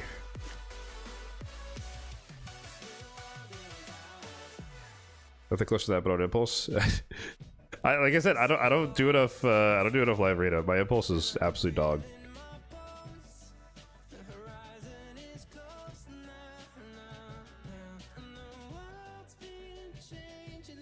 Yeah, it's double crit. Yeah. No. Nope. Not even close. Something to aim for, though. I would like to have more impulse, but my impulse sucks. Alright, Lady Kimmy fixed. Soulless. I believe we just put his shield back on. Because he had that quad roll. Speed shield. Did end up using Jetney the Giant, who's not that important. Over here, we stole her boots.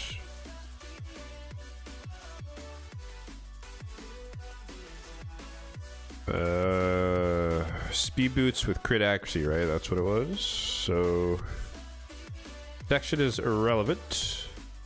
So any set.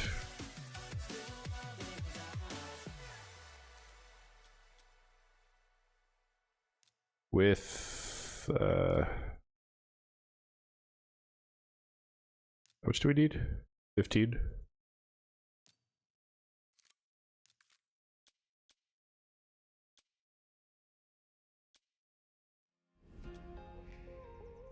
These are too good. You're not getting lethal. Ooh, there you go. Crit rate, attack, accuracy. Good enough. Last but not least, we got Loki, who we stole from like twice. Oof, 3 times. Never mind. He's naked. What the heck did he have on?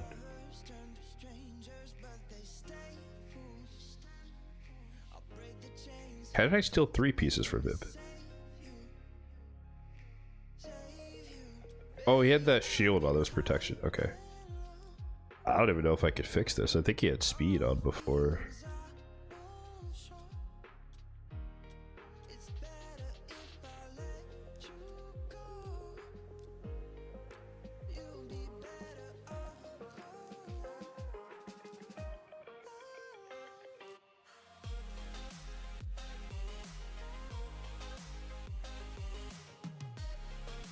Oof.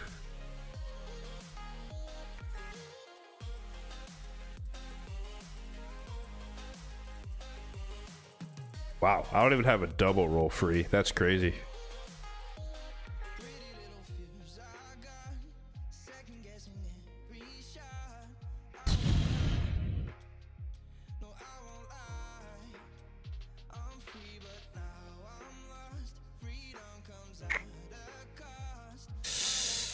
I don't want to give him Toxic because Toxic is useful, but also no one's wearing him, so I guess he can hold him for now.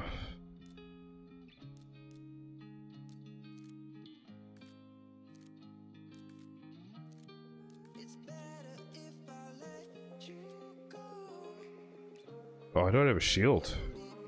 Oh, rip. Okay, so we'll speeds out. Perception, I guess?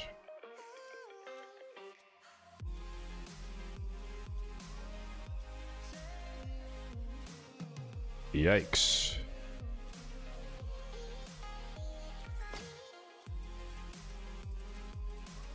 They're all 1 speed, huh? Okay. I honestly couldn't even tell you what I used him for. I think it was maybe a Cursed City stage. Doesn't really matter. He's not that important. Hence the bannerless state.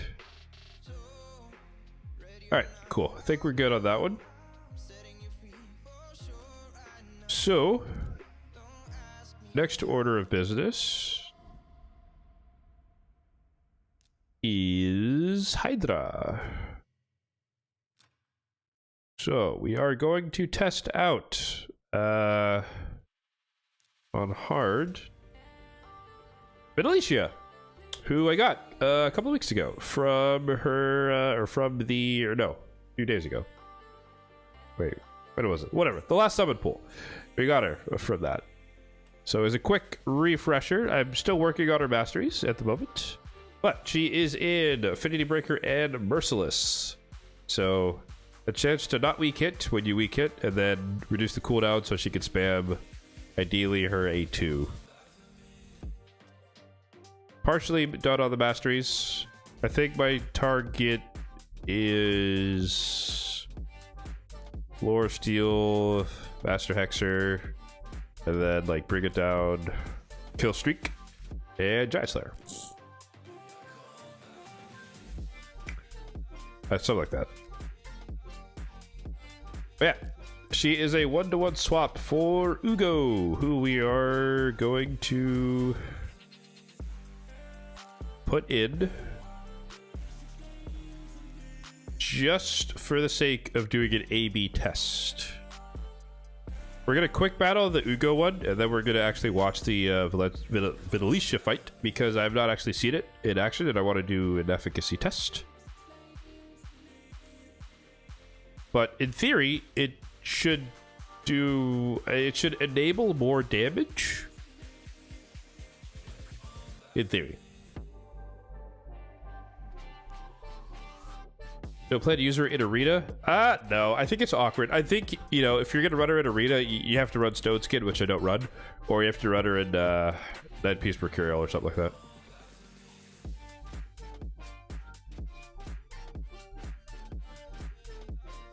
Oh, I am still in the corner over here, or in the middle. Once again, this is on hard, so don't expect crazy damage numbers.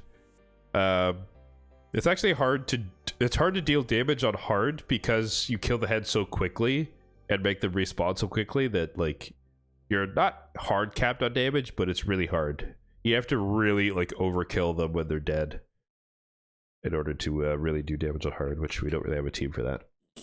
Oh my god. Freaking congestion is killing me right now. Alright, screenshot. Oh, 294. Let's discard that.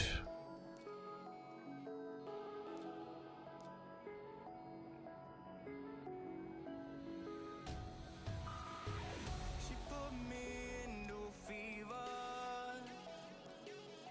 Now I'm a believer of a love that's deeper. I think she's smart enough to know when to revive, so we're not going to worry about that.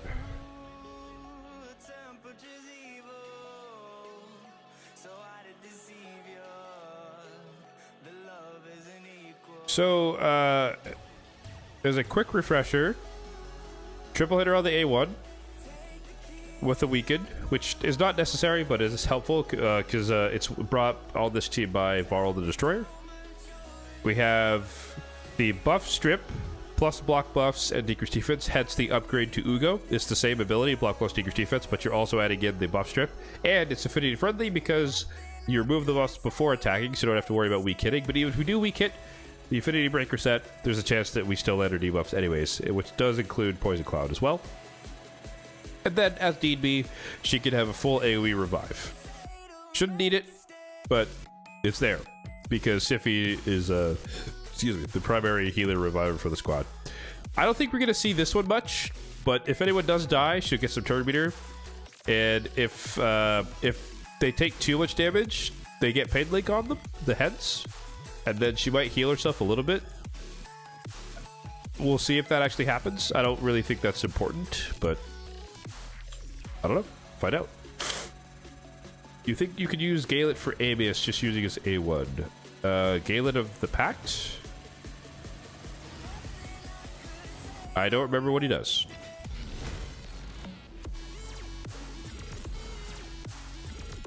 You're gonna have to remind me.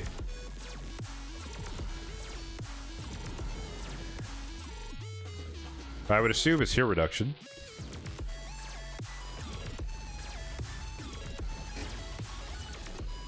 We got a Pain Link there. Did she heal? Hard to see.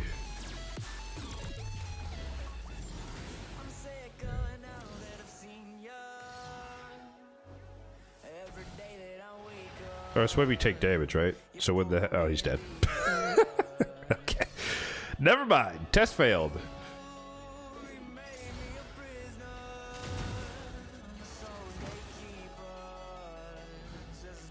Oof.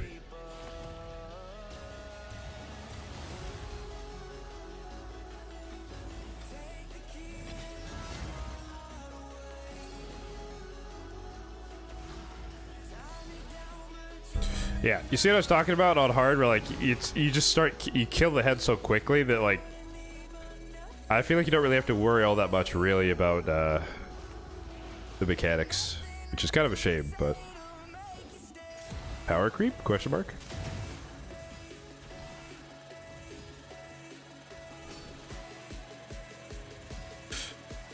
100% block buffs on the A1.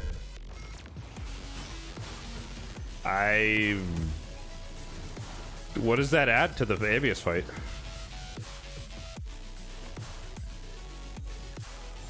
Like, what are you trying to make him do with that?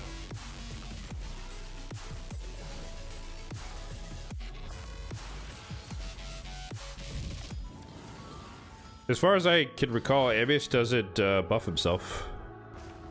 And you can't block the, you can't block Eclipse or whatever it's called.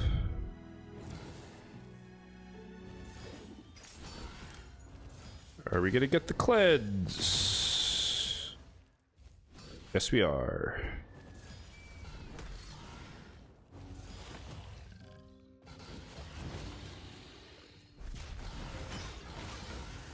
Buff reversal.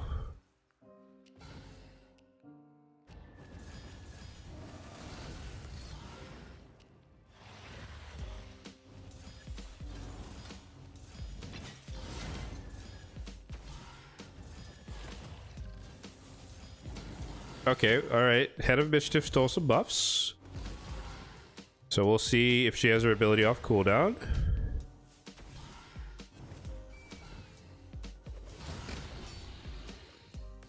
This is why we brought her in the team. So for this exact situation, she spreads it around, feels bad, and it's gone. Perfect.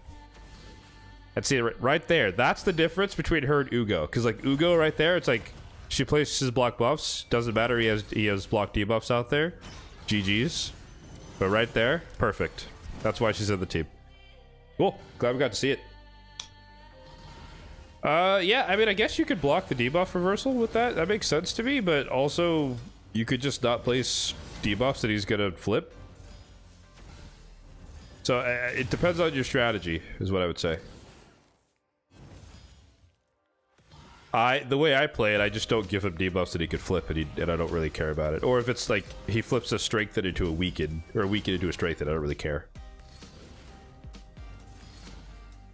So I would say it could be useful, but it depends what you do to Ambius, what your strategy is.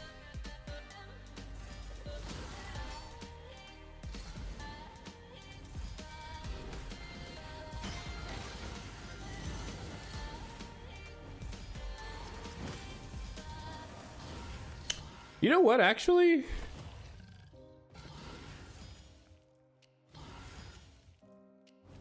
Well, I guess that'll be worth testing as well.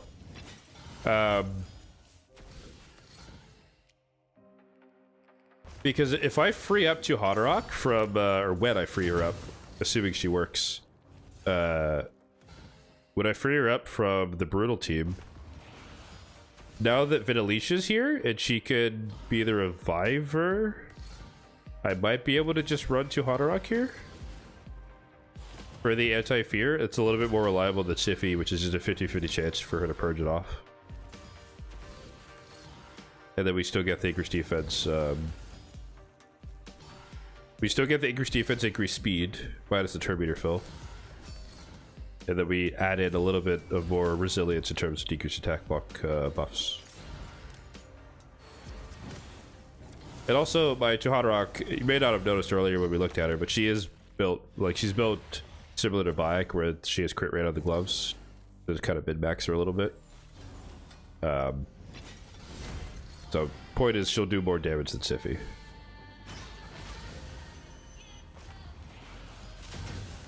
Oh, I guess it's also fair to point out, we do have a Mishidaki in this team as well, so we do have double buff strip capabilities, so it's not imperative that she be the person who strips off the buffs, but it is useful nonetheless that hers is affinity friendly, whereas Mishidaki is predicated on him not weakening. So, ooh.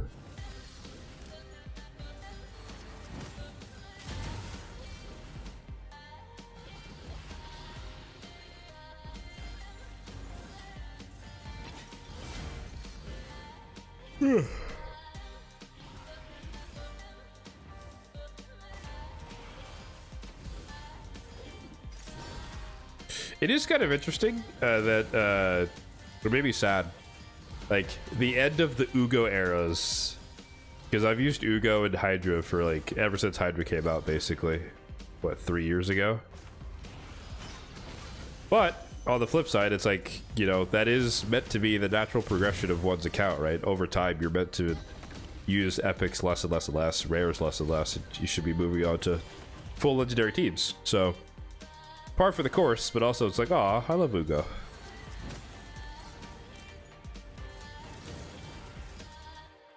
Also, I talked about it when it happened, but like I didn't expect to get a legendary from for the summon pool at all. Like I've gotten 2, or she's my 3rd that I've gotten from a summon pool. I've got Fiona and Rhodos before, but my expectation basically was just that, well, or I've gotten so many epics the past like year, more or less, in between the last legendary and now, that I was just like, meh, we're gonna get another epic, why not? And then it happened. So totally down for that. Okay. Let's see, did she heal there? She did. She got 11k heal when we got hit by the paid link. So that's helpful, I guess. Ooh, why would you target that head? What are you doing?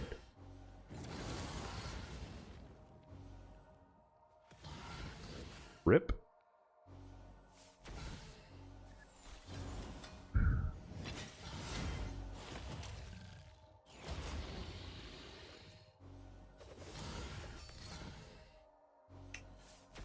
I guess, yeah, the trade-off between Siphi to Hadarok, as well as we wouldn't have block debuffs, so that we'd be more susceptible to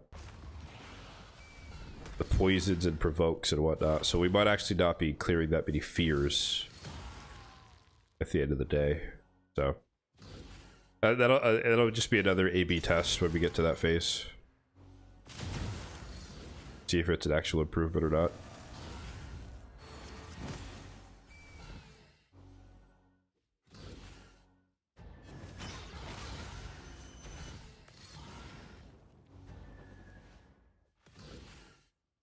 I guess I'll throw out a PSA here.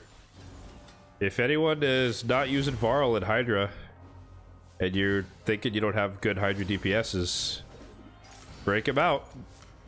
He's one of the few stat scaling champions. He increases attack over the course of the battle, so he works really well. And you get him from Doom Tower, so you're guaranteed to get him. Woo! 3 milli. 3 milli. I think we'll see once the run ends, but I believe he outdamages Harima. And this team has both increased attack and increased defense, but he does more damage than Harima does, just because of... And they both scale as well.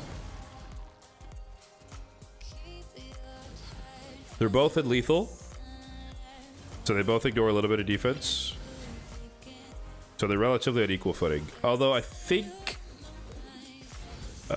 Varl has percentage boots and Harima has speed, so that might skew it towards him a little bit if we're comparing apples to apples. But yeah.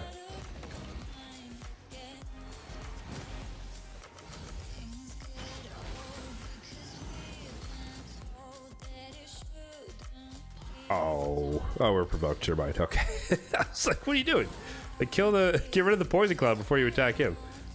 But fair enough. She was provoked. That's fine. $1.8 mil with no debuffs.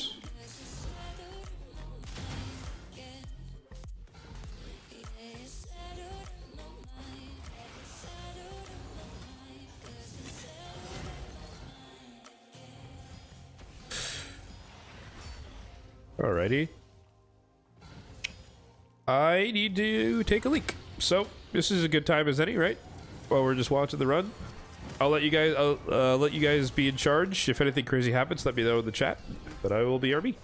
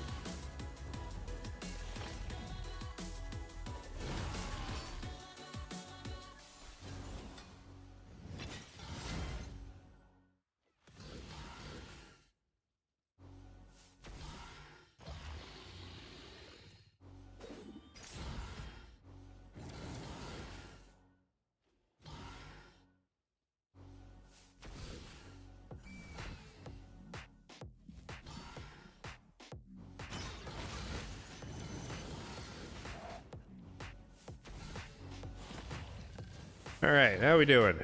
We're still alive? Michael Lens, how's it going? Hi. So I lied to you guys. I made another spot of tea here. So gotta do what we can to feel a little bit better. Where's the camera? There we go. Some nice green tea that is too hot to drink. We're not gonna burn my tongue.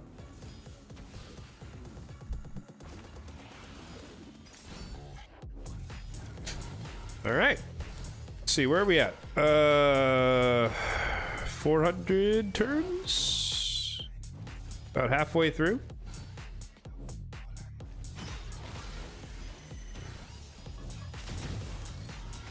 I mean, I think we're, obviously I haven't been watching it for the past, like, 5 minutes, but I think this is fine, right? Ooh, Haribo, what are you doing? What a waste.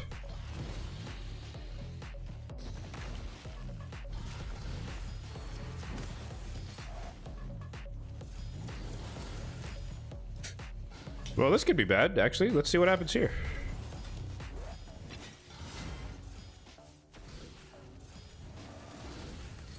Increase attack. Big spec incoming. Here it is.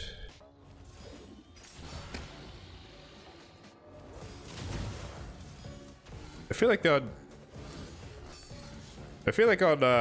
Brutal or Nightmare that would have hurt a lot more, but I guess this is hard, so we can just kind of face take it a little bit. Oh, man, dude. I want to be able to breathe through my nose. It's the worst part. Great month on polls. You got Bassi, Rule, the Huntmaster, and Roxham. Not bad. Roxham after the buff. I don't know if he's like meta, but I think he's better. I think he's a really solid DPS now for Lizardmen. So that's good. Triple letter A1 looks cool. Animation wise. Does she like throw... Well, I guess she has a staff, right? What does she do?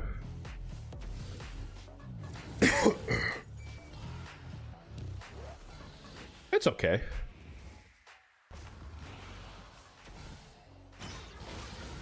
It's a pretty standard animation.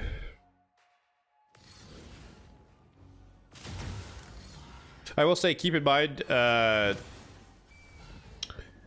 she does not have Giant Slayer yet, so we're missing out on some damage potential here in this particular composition.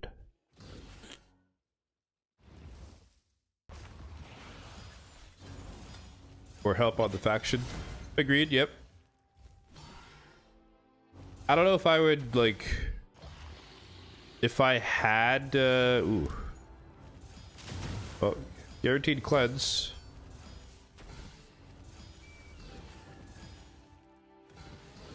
Unlucky.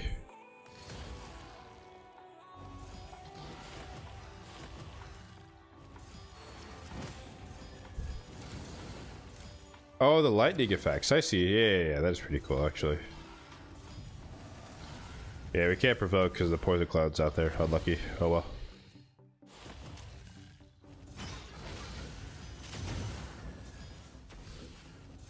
Oh, that was a, whatchamacallit proc? Affinity breaker right there. We landed the debuffs, all the weak hit.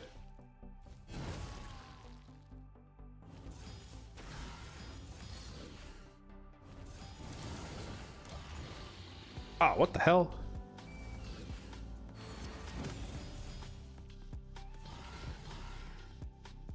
Your efforts to save him are futile.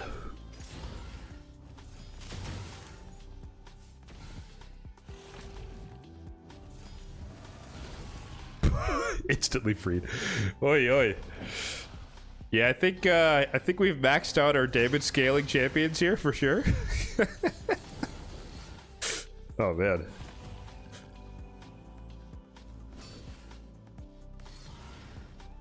Last prison pulls, you got Croquet. Nice. Was he new for you?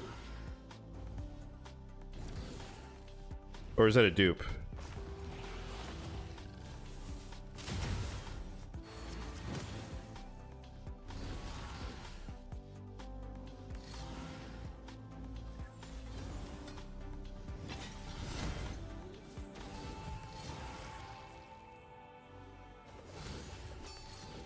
The thing is, part of me doesn't want to use 2 Hot Rocket Hydra anymore, because then I can transition her fully into Centralos mode, switch her blessing to Faultless Defense for, like, I think there's 1 or 2 Fire Knight stages she's useful on. So it wouldn't be, I wouldn't be mad about we're just all fearing ourselves. Excellent. I wouldn't be mad about not using her at all in Hydra going forward, but we'll kind of see. If she's better than Tiffy, then she's better, but if she's worse, then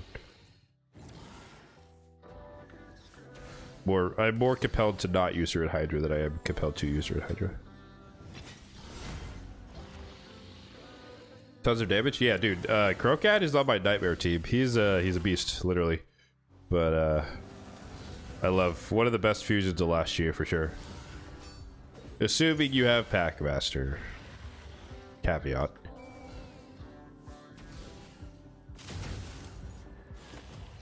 Merciless proc.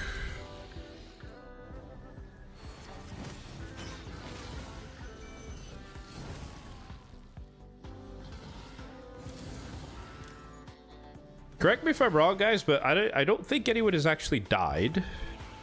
Again, I was gone for a few minutes, so I could have missed it. But I don't believe anyone has died.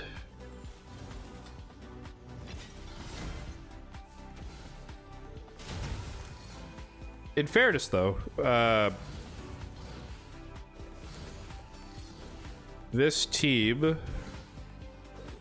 Well, Siffy is healing everyone every turn, so there's that.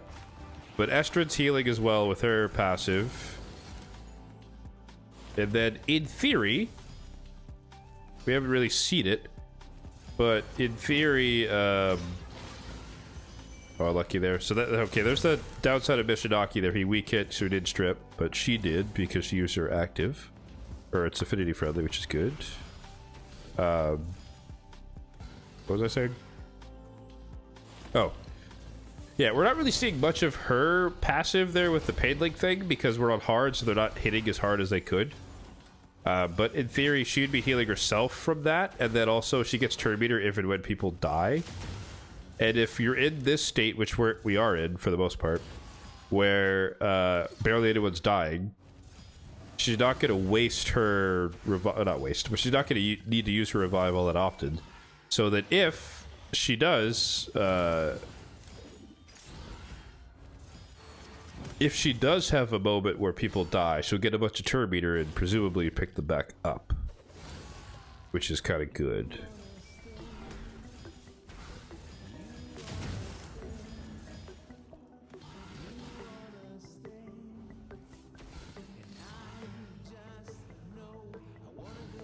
Ancora for the cleanser revive. Oh, you say use Ancora for your Hydra team? I think she's okay for Hydra.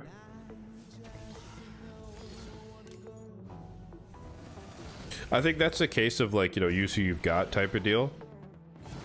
Woo! Smoked him. So it's not like she's not bad, but I don't use her for that, but I have a lot of champions at my disposal, so it's just a little bit different.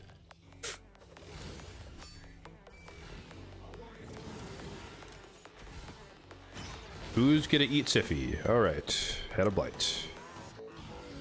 Thank you, sir. Appreciate it. Or ma'am, rather.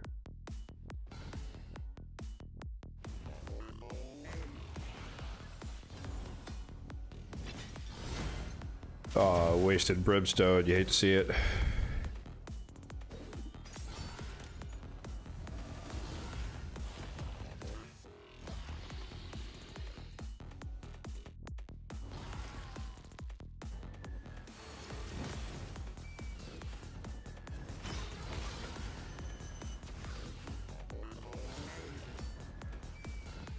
Holy fears. Unlucky.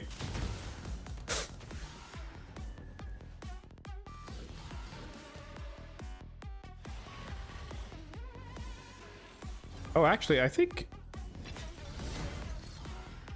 I have to do Ambius myself this week. Or this rotation. don't know if we have time for that though.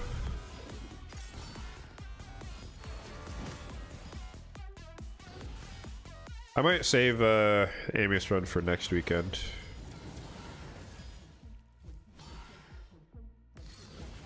Not that it really matters. We'll get it done.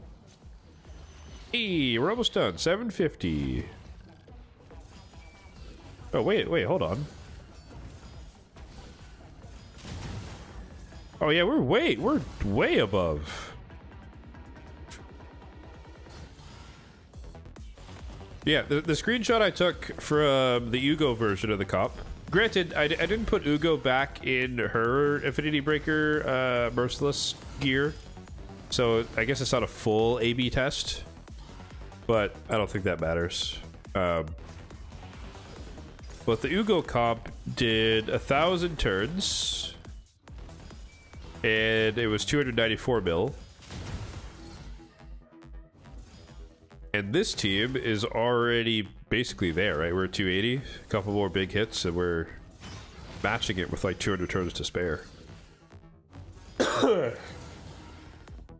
Excuse me.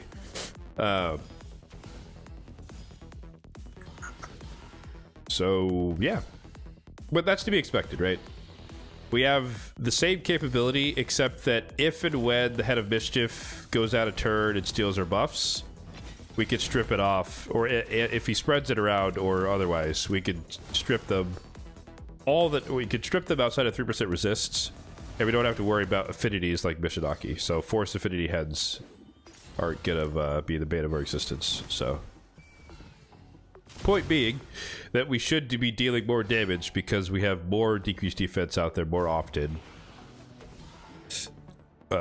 spread across the 2 different affinities. Excuse me. And the double buff strip.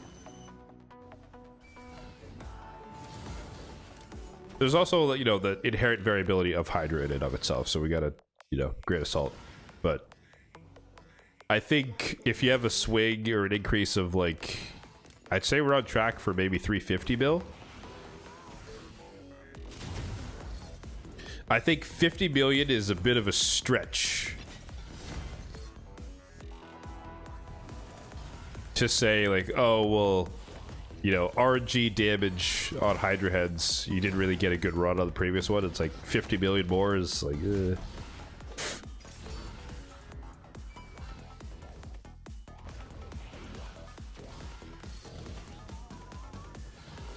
The only worry is the blessing. Ugo did have a 5-star. She has Miracle Heal, but that doesn't matter.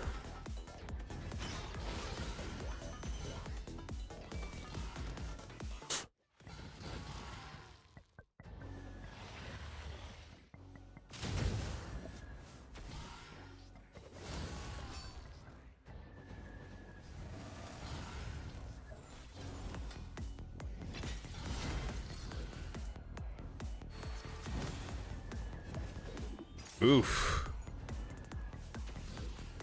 We are getting feared out like crazy. Unlucky.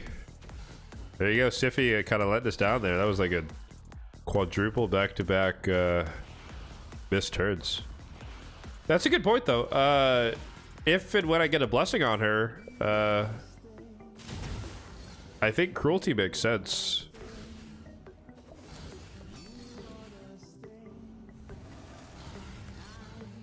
Because Harima has Ward of the Fallen because she's arena built. Varl has Nature's Wrath? Is that what it's called? Yeah, Nature's Wrath, because the Coronet's the relic. So those make sense. Mishinaki has Nature's Wrath as well. So we don't actually have Cruelty on this team. Brimstone is on Estrid, as we have seen. Siffy's Arena. Oh, that's a 3%. So we actually don't have Cruelty on this team, and she has that AoE that she's going to be spamming every 2 to 3 turns. So it would make sense if I get a 1-star for her, put her in Cruelty. That would up the damage as well. It's weird hearing the game sounds. Yeah, I don't... I mean, I guess we could talk about that actually in the chat. Who plays with sounds on versus off?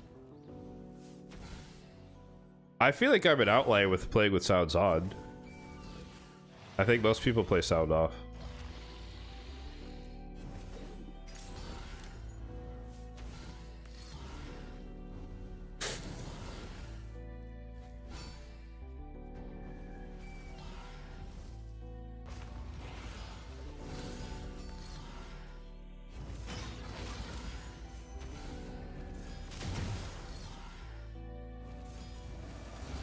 Yeah, I have music off. I used to have it on, but for the sake of videos and streaming, because obviously I've been in the game now for content creation for like 3 years, it made more sense to turn that off for obvious reasons.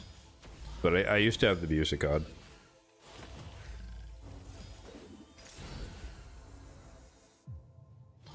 But I've explained a few times that my logic, and it's not like a prescription or anything, of course, but the reason I have sounds on is a lot of the times I'm away from my computer, and I like to know if and when my run ended. So obviously that gets a little bit more complicated now with the background battles and stuff, but in general, right? Ooh, there's our first death. Reflect damage. I think Siffy's gonna pick him up first, though. But yeah, just being aware of like, okay, my spider run ended, so... Oh no, she gets to pick her up. Oh, Siffy had her buffs. What the hell happened there? Why did we... Oh, she died. Reflect damage, taking us out. Oof. Gone now, it's too late.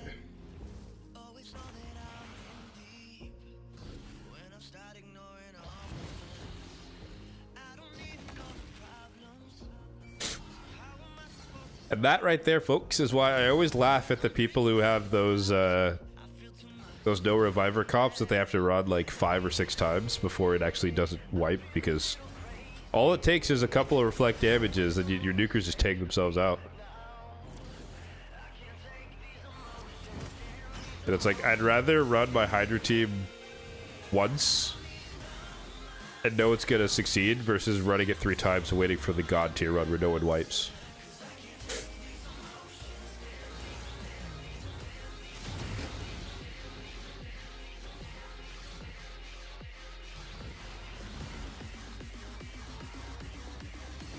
Oh, I didn't know he rated a VIP of this one.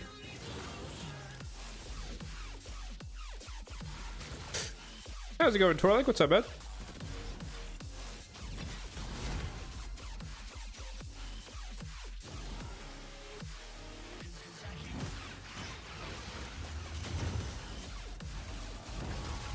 Woo! Harima with the double kill. Double kill.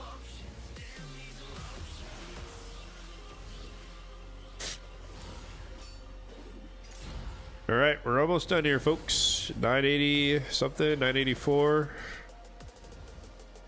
So my extrapolation was a bit short. I was saying 350. We're at 370, looks like. Well, every hit that we get on the decapped head is like a milli, so kind of we can scale it pretty quickly here. Another million.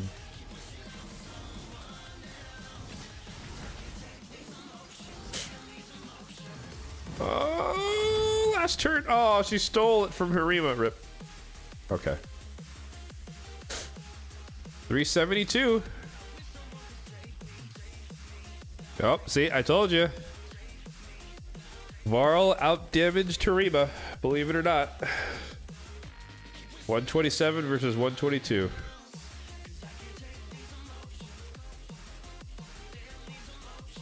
Yeah, this is hard mode. We're testing out Vitalicia efficacy test, and she passed with flying colors. Absolutely blew me away. Perfect. Super Ugo plus, really. And again, this is without Giant Slayer as well, because she does. You know, we saw her triple hitter right doing work, but with the extra enemy max HP hits, she would do I don't know, an extra 5 million damage or something. So, all things considered, we did almost 100 million more damage than the test run. For being honest, it's like 80 million. But still, I think that's beyond the margin of error of variability of the run. But more importantly, because you guys can't see it, but I have it on my other screen here. Harima did 100 million with the Ugo Cop, and Varl did 87. So he probably just died more than her. But if I had to guess, he died more because there were more instances of reflect damage or whatever that didn't get stripped because Mishinaki weak hit. So adding in Vitalicia improved our reliability, getting rid of their buffs, on top of having the redundant AoE decrease defense with different affinities. So yeah.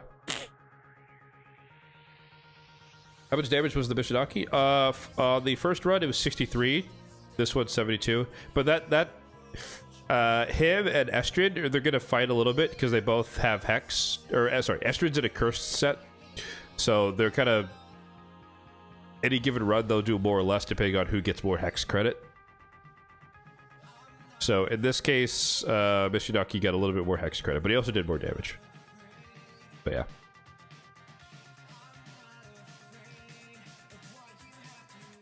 Oh, also, I guess it's worth noting, the Ugo Cop, the bosses got 191 turns, and here they got 171.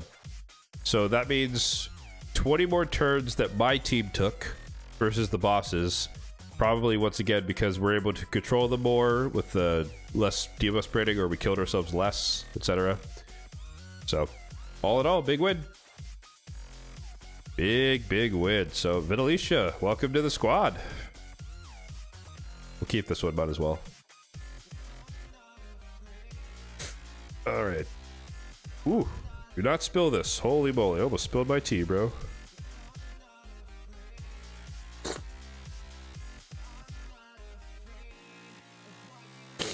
It's a little hot. It's drinkable, but it's still kind of hot. Ooh. Please do not spill this.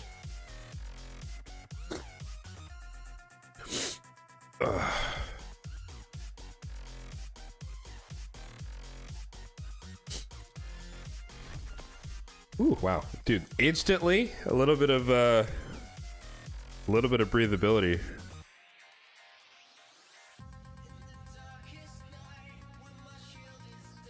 Right, we're looking for barbarian protection pieces that are better than what we have, which this is worse.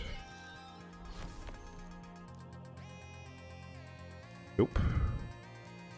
Or undead hordes as well. Specifically an undead horde banner, but nope.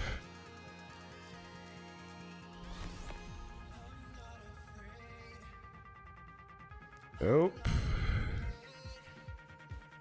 HP with HP, sure. Defense res, why not?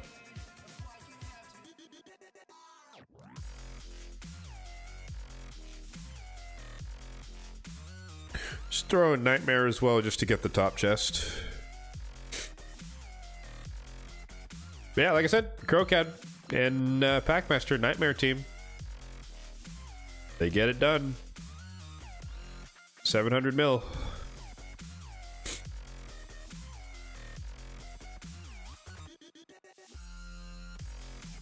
Did you not reroll 5 stars? I'm out of Chaos Ore. I've been re-rolling Mercurial 5-star, so I've run out. I'm focusing on Mercurial at the moment, so I literally have no Chaos Ore at the moment.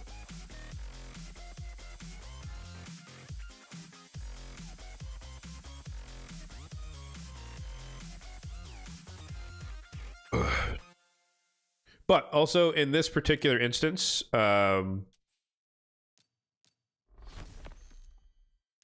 relative to Bayek, who is the champion in mind when it comes to re-rolling the 5-star gear.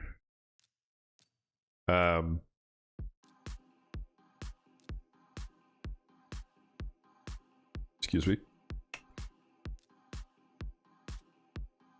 So I already have a defense ring that's 5-star with defense, main stat, and defense roll. Obviously, you know, it could be better or worse at 16. But that's the benchmark, and so I'm looking for an improvement on this. So at Epic, it could, you know, it could be defense with triple defense. Like if it happened triple roll, that's a possibility, but that's unlikely. It's protection in barbarians, etc. So I'd rather use my chaos or elsewhere versus YOLOing on a rig for just one champion versus a Mercurial sets, which are kind of more generally useful. And then oops.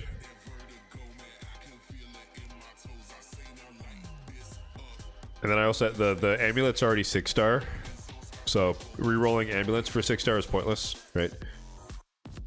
And then the banner, it has to be 6-star for it to be competitive with this banner. Like there's no point rolling 5-star. Oh, well, no point, but maybe for the banner I would accept a double speed accuracy banner at 5-star. Maybe. But yeah. You get so much 5-star. I used to that I'd spent it all, man. I'm not shitting you at all. Like I have none. I literally have none. I have no chaos sword. I've used it all. I need more. Valerian, please.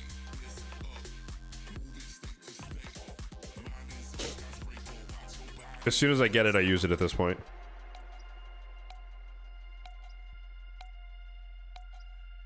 Because I just have a massive backlog of desirable pieces.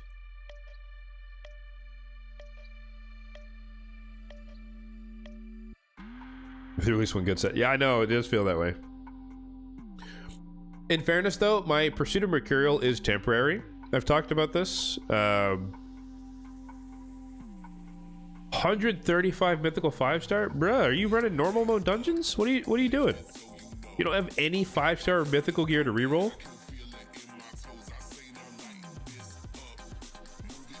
I don't believe that for a second.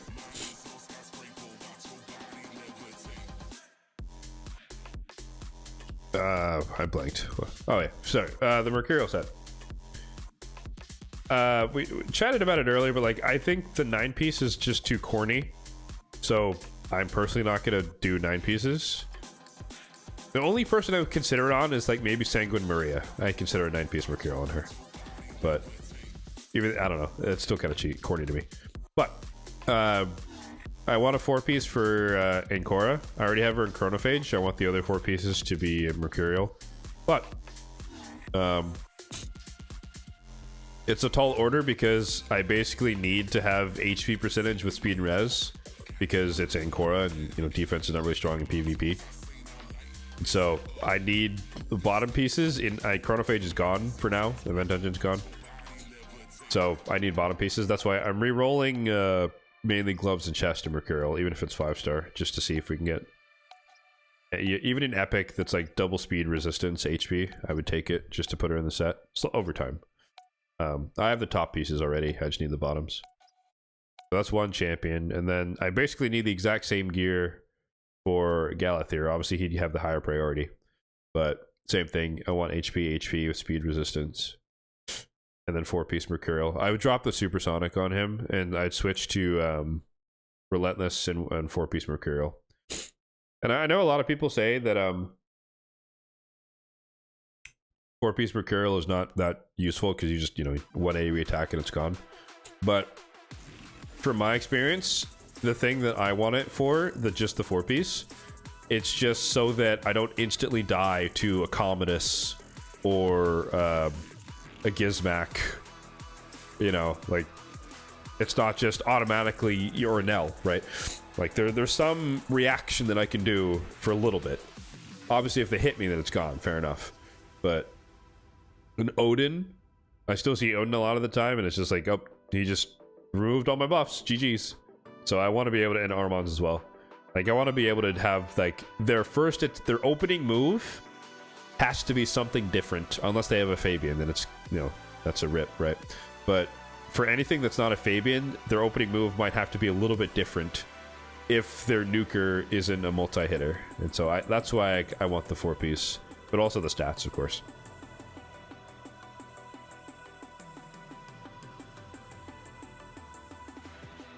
It's huge still. Yeah, agreed. That's what I'm saying. Like, you know, anyone who doesn't touch you. So like the Armands is, he can't just sheep someone off rip, you know.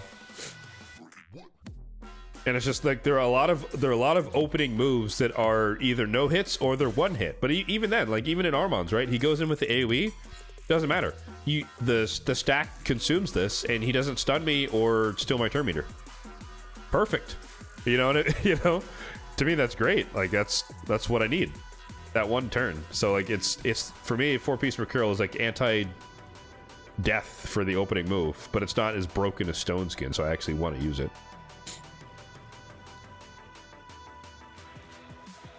But yeah, long-term project. I think I mean we could see where I'm at actually. Take a quick look here. Swapping to the center. Shiniko, thank you for the follow. How's it going? What's up? No, we're just yapping here, man. We're just yapping.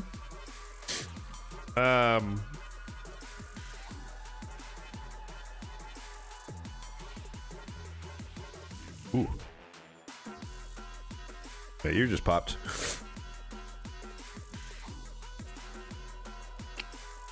I think my ear was a little blocked because of my sinuses, and it just like opened up randomly. Yeah, so that felt really weird. I'm good though.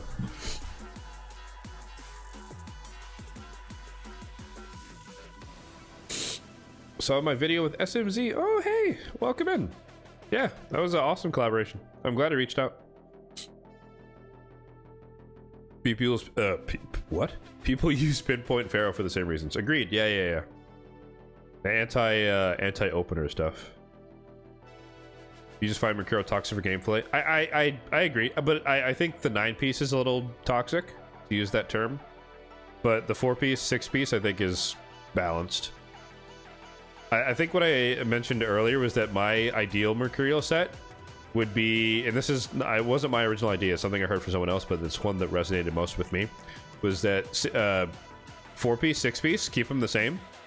But the 9-piece, you don't get 3 stacks, you just get 2. Or sorry, you keep the 2 stacks and then you just add the regain. Like the 9 pieces gets you the rebuilding of the stacks. It doesn't give you an extra stack. I think that would be a lot healthier game-wise. You know, it'd be weaker, but that's good.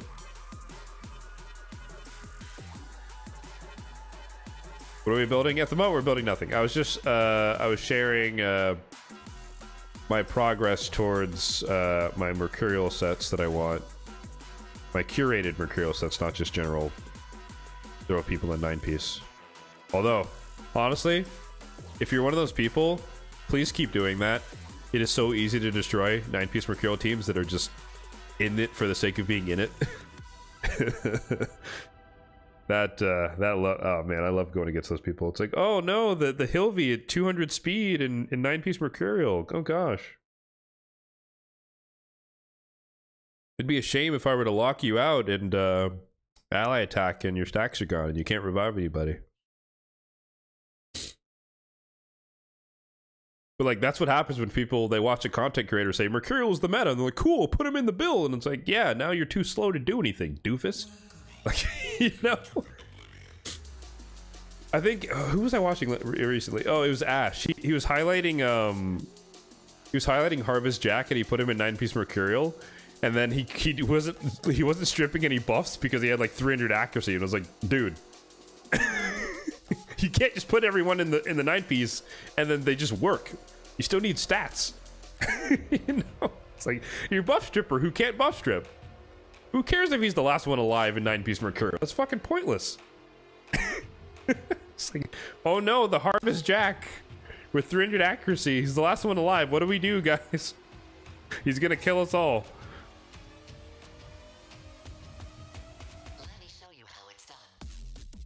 No shade on Ash. Obviously, he's a really cool guy. Please do collab with me.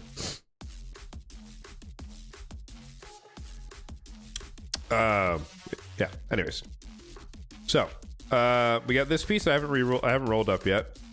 We got this piece, which is kind of the inverse of what I want, but it's speed resistance nonetheless. This piece is a great starter.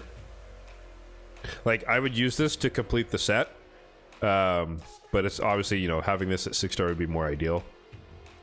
Unrolled. I got a triple speed here and here, so again, these are like, if I just need to finish the set and I need to bias towards speed more so than this, then I have 2 options there. This is great. 6-star double speed res. That's a keeper. Triple res here. Might use it, might not.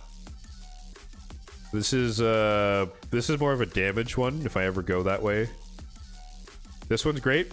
This is like Galathier level, I would say, because it's speed resistance and accuracy with HP, which he benefits from all 4 of those stats. Another crit rate one, and then the bottom pieces is where the struggle bus begins. And this is equipped, by the way, which basically no one has it equipped. But we have an accuracy chest. This is after the reroll, so this is as good as it's gonna get. We got defense percentage, which is great, but I want HP because they need HP for the healing and the shield size. Same problem, defense again. HP, but it rolled speed and crit and attack, which is a fat rip. But maybe at 16 it could double speed, and I would use it just to fill the set, but low priority. And then this is a Chaos Ore future. So, needless to say, we're at 0 out of 0 pieces on the bottom for HP percent and speed res. So, work in progress. But, you know, it's a long-term goal. Obviously, both of the champions, Inkor and Galathier, have gear on, so it's just something to work towards. Although, there is a chance that by the time I get it, the meta will shift, but let's hope that's not the case. That'd be tragic.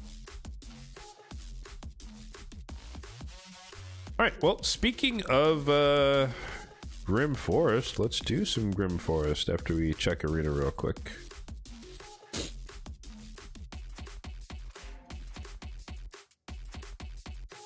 Stats, separate stats, now it's all backwards. I mean, people will figure it out eventually. You know, when people keep losing, well, no, it's not even that. The problem is, oh, like we get polymorphed in between the death, whatever. Right now, we're in the learning phase where if you're going against, or if you don't know what Mercurial is or does, which a lot of people probably don't because they don't watch YouTube content. For those who don't know, majority of players in the game don't watch anything on YouTube. We are a minority of people who watch Twitch streams and in YouTube. They're like, what the heck's going on? I can't do any damage. And they're like destroying those people. But the people in the know how to counter it. And so it's not as effective. It could still be strong, but it's not as effective. And so eventually the masses will figure out what the heck's going on. And then the power level of 9-piece will go down a little bit for us normies. Obviously at the high level, it's going to be where it is. That's never going to change. But for the rest of us, it'll kind of make more sense.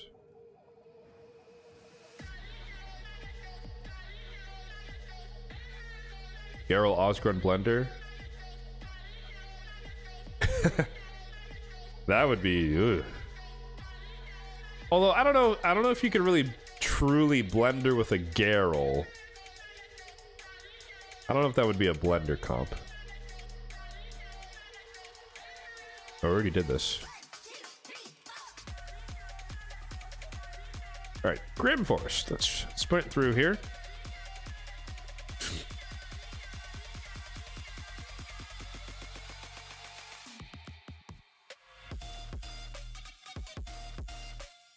Let's see if we're gonna fight this guy today.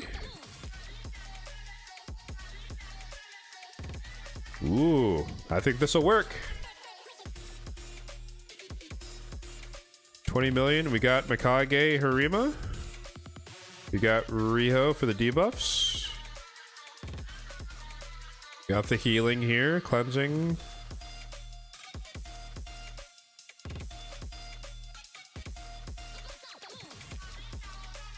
Ooh, do we go Lydia or do we go Ancora? Probably go Ancora here, actually. Alright. Once you get a meta champion, no longer meta. It can happen.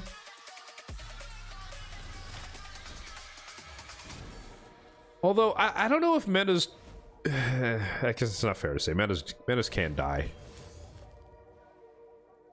But I think even if you're like one meta shift behind the curve, I don't think it makes it like completely ineffective. I think that's where I'll end that sentence. Oh, I guess the only downside of this is that we're gonna bring in Riho sometime instead of Harima.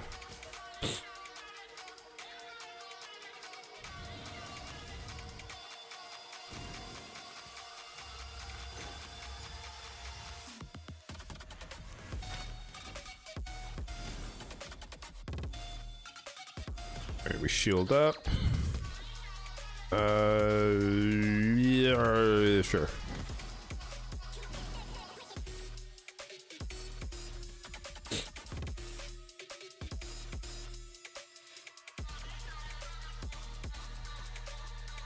Stats over sets made sense when sets were 15% HP. Yeah, the life set. I mean, I think... Oh, it's unfortunate. Resist on the decrease defense. I think it's always made sense, and I still think it... to me, it always applies. But I can appreciate that in a lot of instances, it doesn't really matter as much. But I don't know if it's ever, like... I don't know if it's ever going to stop applying. I still think, you know... At the end of the day, like I said earlier, the champions need to function. There are certain champions who... their sole job is to exist in the fight. Therefore, you can get away with 9-piece Mercurial. You can sacrifice the stats, and they will still function. Wow, we've brought in Riho every single ally attack so far. That's tragic.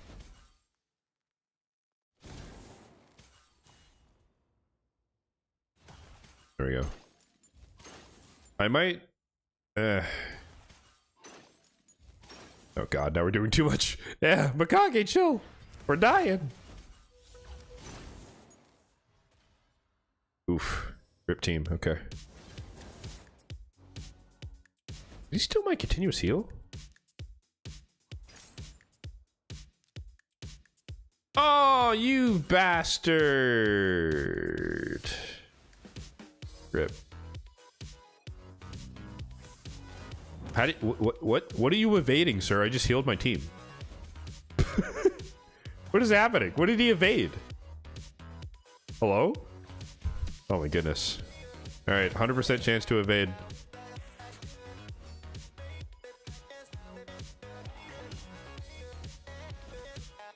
Reason number 365 why I hate evasion.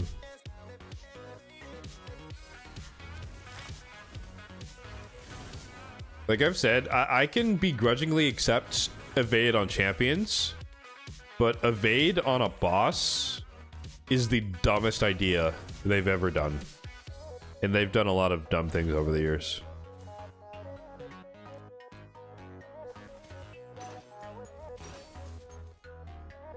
I don't think I'm doing enough damage overall here, to be honest with you. We might have to switch to Lydia.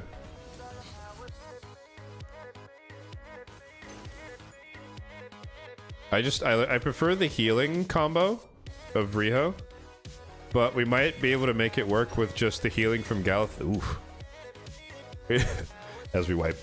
We might be able to make it work with the healing of Galathir and then the shield of Ancora to kind of tank some of the damage.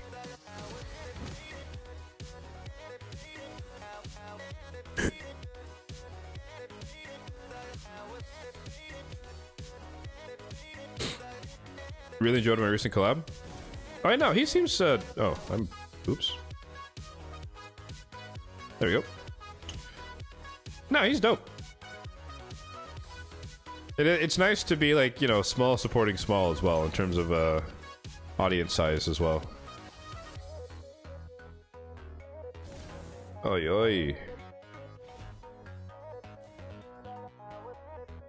I feel like we're nowhere near the damage that I need to be putting out here. Oh, this is a risk. I don't want to risk it. We could have done it. Rip.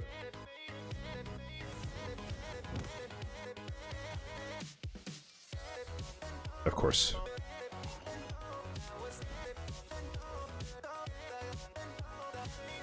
I think we're definitely seeing the effects of not having increased speed on the team. So I think we do need to bring in the Lydia instead. Ow! Oh, the pain! Woo! That hurt.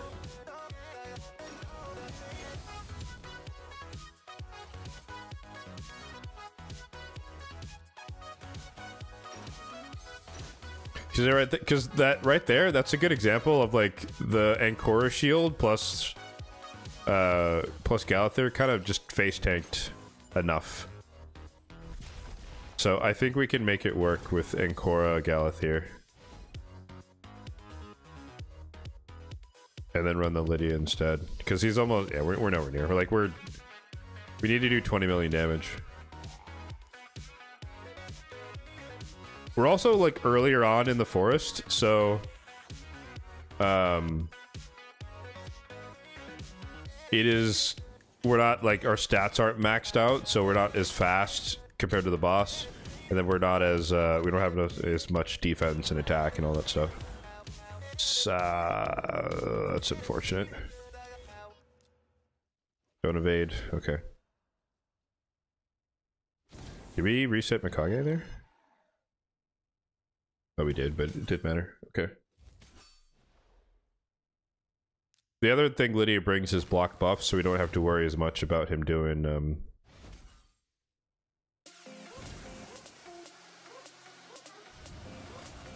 stealing our buffs, because we don't have enough resistance either yet.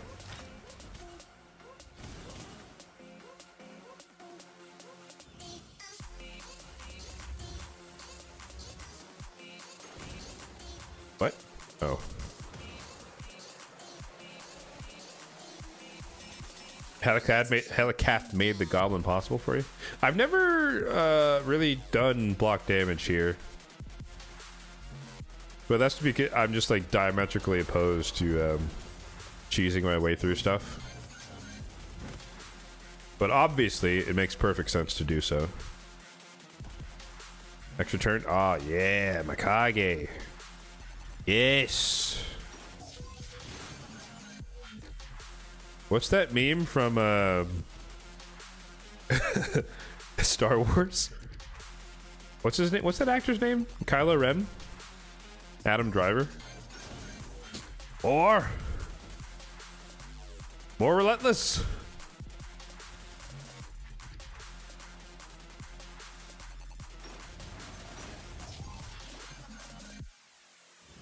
Often use the lady, Sir Nick, Lady Noel.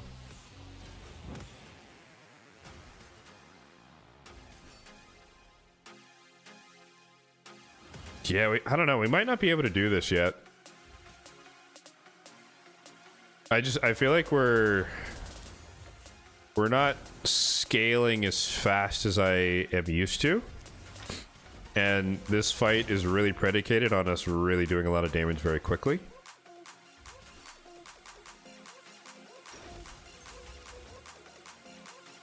I've run Whisper sometimes, but what I find is that the boss sometimes kind of laps us, and he outruns the decreased defense and weaken, and so we don't actually really get to do as much damage because of that.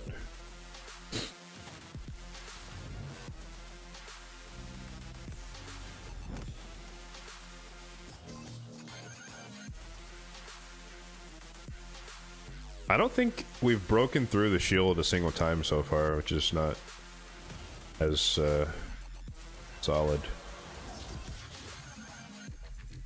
Obviously, he gets stupid when you break the shield anyways, and he just evades everything, but still. Moment of truth. Extra turn. Hey, we did damage. It's a miracle. And evaded. Excellent.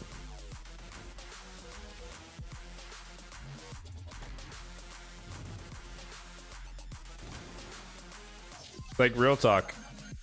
I wanna have a meeting with the genius who's like, alright guys, there's a boss who evades your attacks, but also you gotta maximize your damage in a limited amount of time. Like, what? Who thought of this? It's like, well, I would have maxed out the damage, but he evaded half my goddamn attacks, so... It's like, whose bright idea was this concept?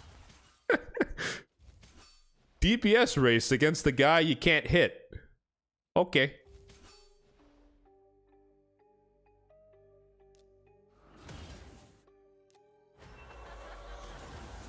Oh, these resists are killing me, man. Stepped in with a crew, good vibes inside the venue. Here for a good time, not a long time. DJ, can you play that tune? I'm up. Skank away to the groove. Oxmic Jagger, you know we got moves. Ray loves the RNG. It's not my problem is not the RNG. My problem is just like these are opposed goals. It's just bad design. It's like, oh, you want to do as much damage as possible, but the more damage you do, the more damage you take, so you kill your team faster. Well, that's not great. But also, if you don't deal damage in time, he starts to evade all your attacks, so you can't deal damage. It's like, huh? Like, what do you want me to do? Do you want me to kill him fast or slow? What am I supposed to do? It's like, I can't do both. Kill him quickly, slowly.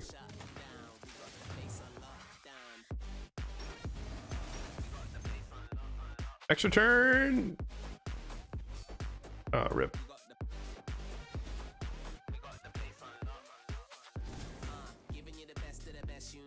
We're not going to waste this, because he's going to get the double turn here. Nice. Full evasion there. You love to see it.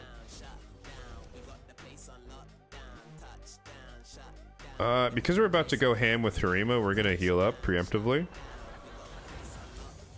We're about to take a lot of damage here. Yep. You stole my immutable.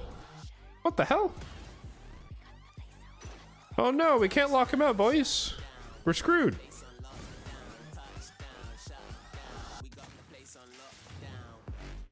That's just gonna stay there forever, actually. You can't remove it. That's funny.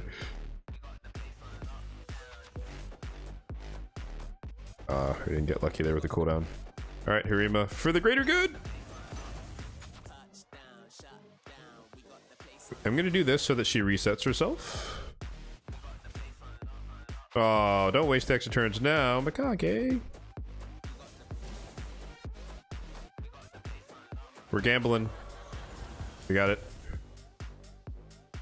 No, we're gonna save that because he's not shielded yet. Yeah, I probably will have to repeat this. I'll leave the settings because this is a good selection.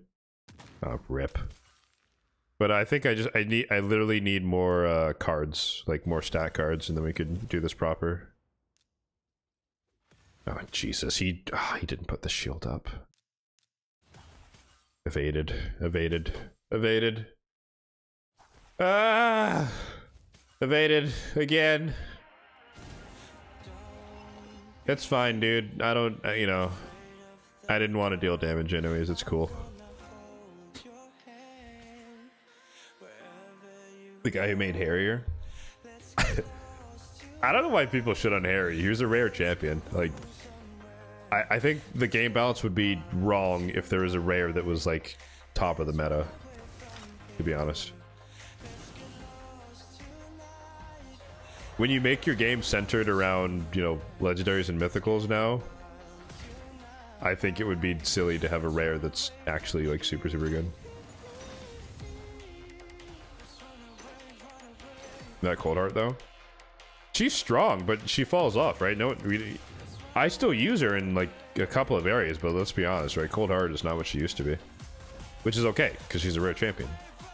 For the greater good. Oh, we don't have any debuffs up. Well, we did the 13 mil, but yeah, we're nowhere near the 20 million.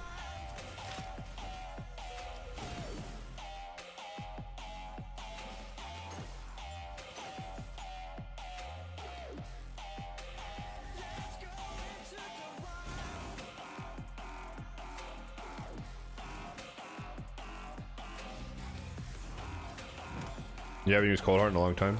She's still on my Dark Fae team.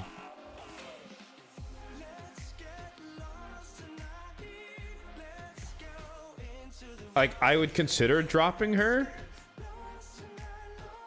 Ooh, this is... What do we do here? Actually, it doesn't matter. The fight's over.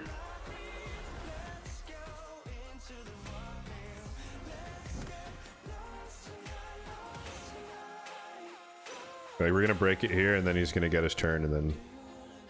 Unless Mikage, extra turn. Bonanza, no, just evaded everything. Cool. GG's.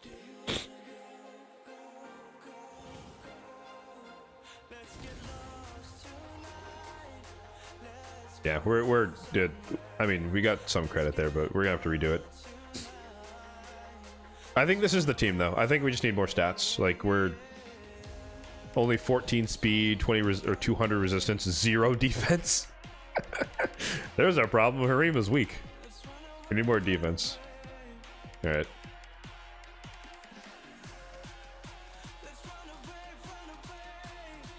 Arius, Narcies, Leo, Ninja, Vlad, sure. Quintuple DPS. Because this content is so difficult.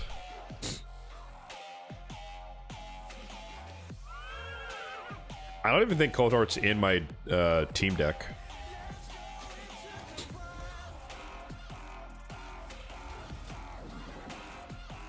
I think what did I change?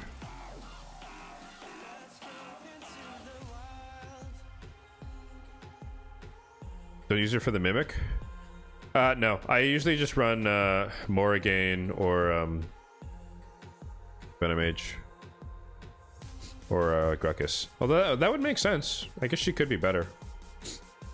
Now that you mention it. Maybe I could throw out Gruckus. Excuse me. What did I change? I took out Packmaster and Crocad because I only put them in last rotation to do the super challenge. I think I put in Carnage and Narcisse. I think that was the change. I think I took out Kaja as well. And then I put in Tormin so that I could Hillview Tormin if they happen to come up.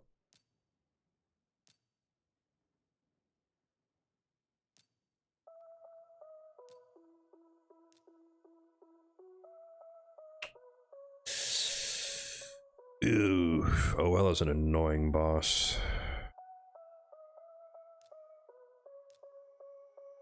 Rip. Ever use your reduction on the Mimic? It's just more tedious without it. That's my problem. It's not really like it's difficult, it's just... It just takes longer. I don't want to waste time. I'll re-roll this. I want to do this with Morrigan with the protected heal reduction, otherwise she just keeps healing herself and it's just really annoying fight. I need to blow my nose again. Hooray! So we'll get this run going and I'll be back in a bit. Alright.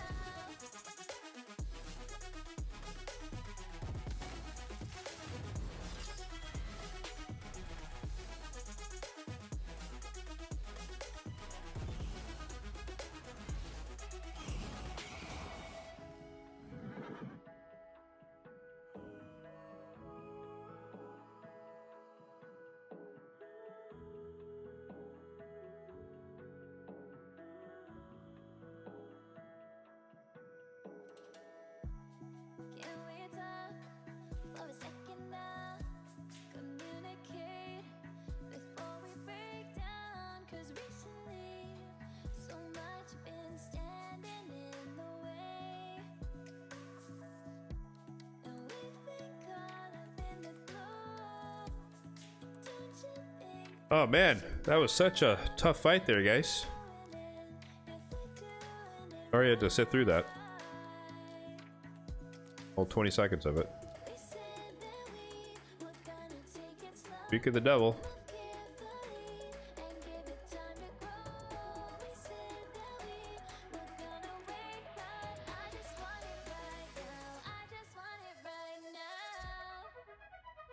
Oh, rip damage, bruh. Crocat one-shot Soella? Probably.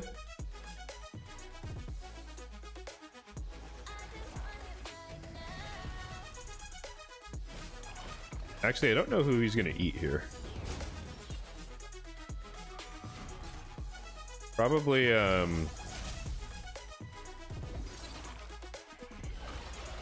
Narcisse? Yeah.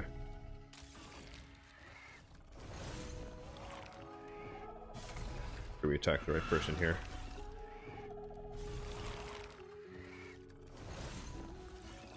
Took Packmaster out and kept the doggo.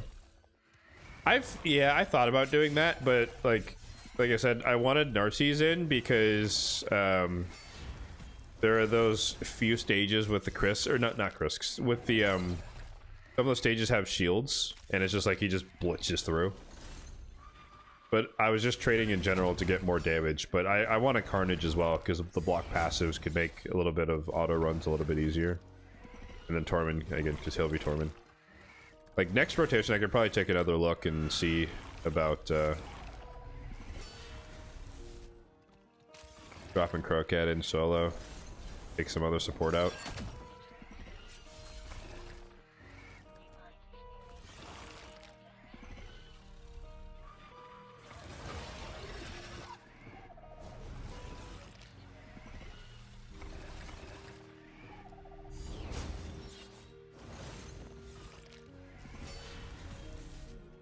I find Leo quite annoying on auto because half the time he doesn't attack. But it is what it is.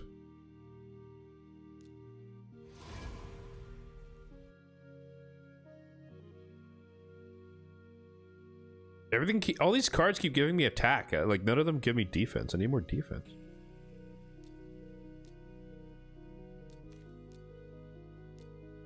Finally got a freaking second slot.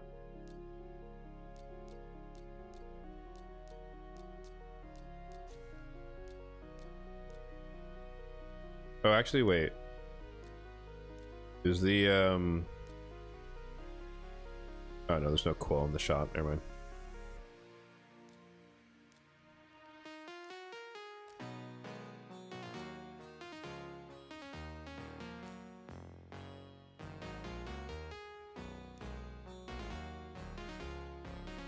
Probably no reason not to just buy this.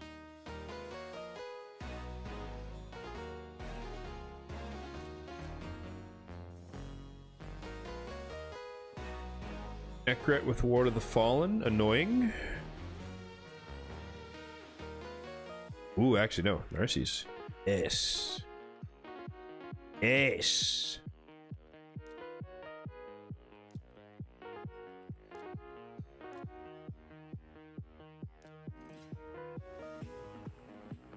Oh, so your easy stage is just Bellinor and the doggo? Yeah, I mean, I use Marius for that kind of like super blitz team or whatever. I mean, you know, my deck has a lot of DPS in it, so whoever's available.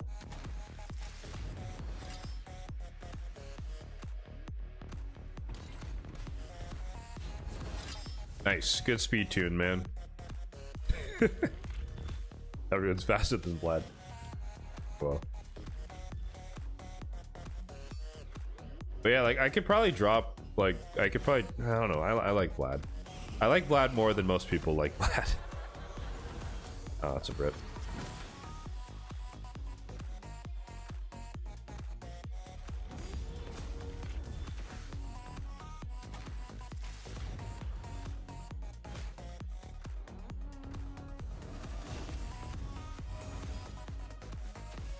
UDK is annoying.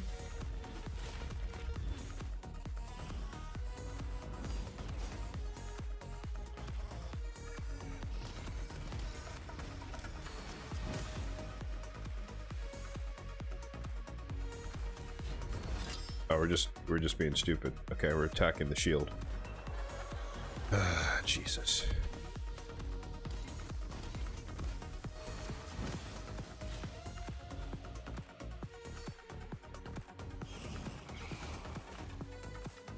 I'll just let it run. It's always annoying because it's like I could target the Necret, but as long as Siphi's alive, she's gonna keep healing the fuck out of him, and so there's almost no point targeting Necrit until Siphi's dead. But also Necrit's gonna protect the Siphi, so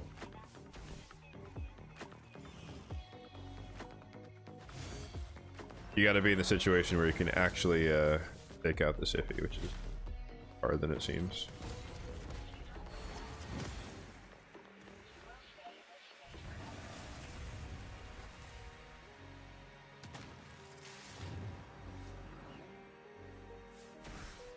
Yeah, look at that heal, 100-something thousand HP, bro.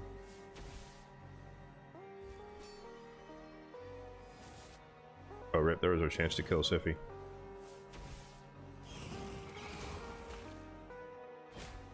Or maybe we could just sneak in. Oh, never mind.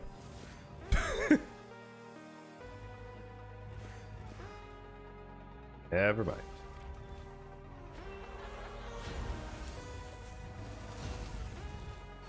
Obviously, Rotos is going to purge that off.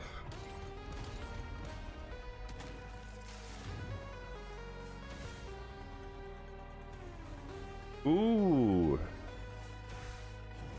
Did we get it? He's going to waste his protection on Siphi, which means he won't A1. Or A2. So, okay, cool. Slow and steady. Hey, we got Chaos Ore! Sweet. Don't need undead hordes. Good damage. Attack with accuracy, fine. Crash. Speed with accuracy, we'll take it. No speed.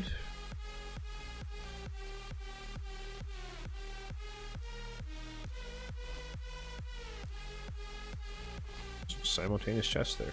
This. Curios plus this guy.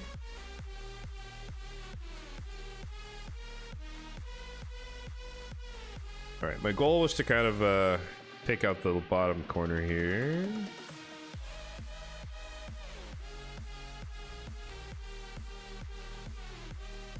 Oh yeah, maybe we drop Ugo next time. Like I got Venalicia after I reset the deck, but anywhere I would use Ugo, I should be using Venalicia, right? Same thing, block buffs, but we added in the revive. So I'll drop her. I know, rip Ugo. It's so sad. Don't worry, she'll still keep the heart. She's still one of my goats. But yeah, I don't need her as much, unfortunately.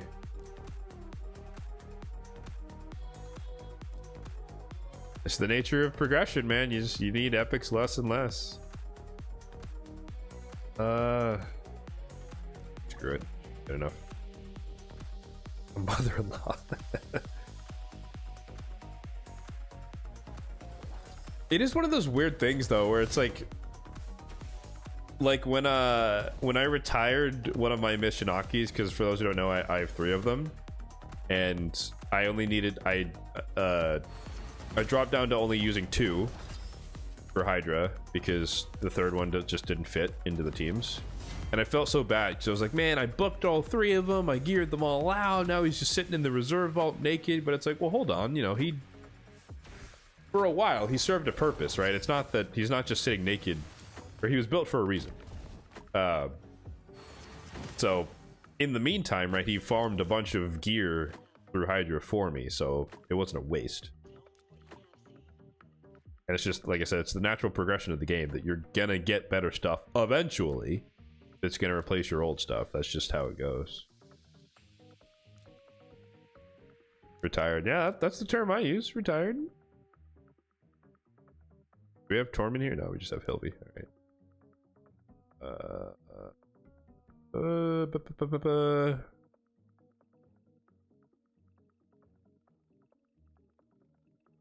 We want Tomb Lord or Hern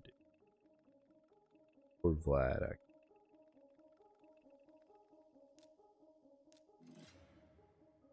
What's a blue moon? We might need it for epic only tournament. Yeah, true. Yep. That's why, like, she's still there. I mean, in the case of Mishinaki, like the 3rd one's basically useless because he's a duplicate, right?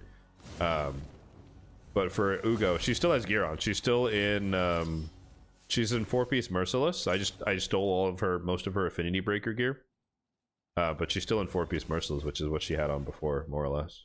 Less quality now, because not the premium Hydra build. Holy heals. Oh, there's 2 OLOs. I was like, wait, I thought we killed her.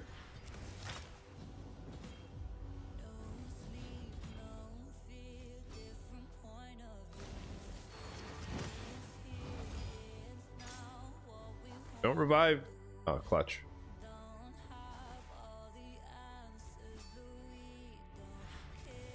He's in Relentless.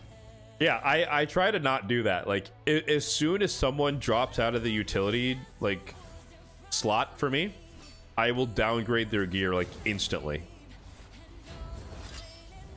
Like, that's one thing I will always do. It's like, nope, you don't need that gear anymore. That gear is for, like, top tier, top shelf, or whatever. So if you're not top shelf, you still get gear, but you're just not going to have the tip top. Like, if you're sitting in the vault, you're not going to be in Relentless for the most part. Oh, Jesus. Oh, he's in freaking alt form. I was like, what just happened there? I always forget about this reflect damage thing, eh? Is it this one? 80%! Oh my god.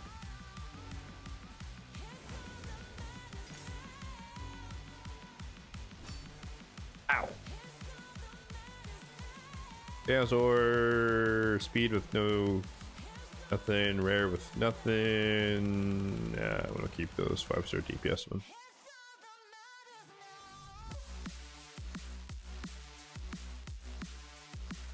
Oh, I was like, wait, how do you get here? But, sure, we can use the energy. Mikage, Vlad, Lydia, Narcy.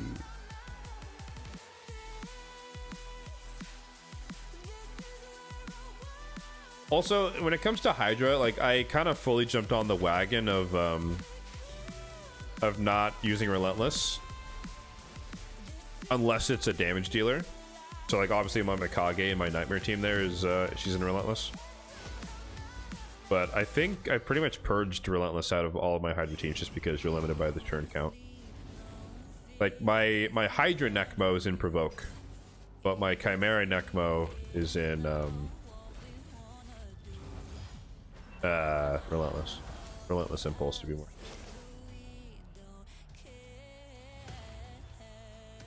Haha! Hello, Krisk. Come on, Narcisse. Hit it! Oh, he doesn't have it. Rip.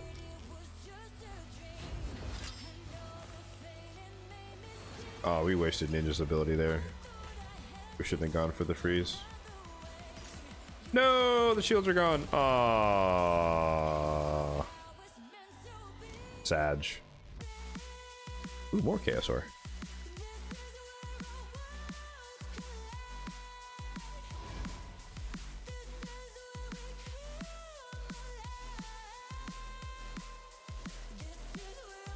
Bench. Marius is back in. Cool, cool, cool.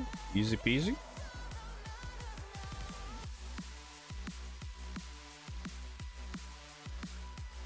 Hey, Zara, what's up, man?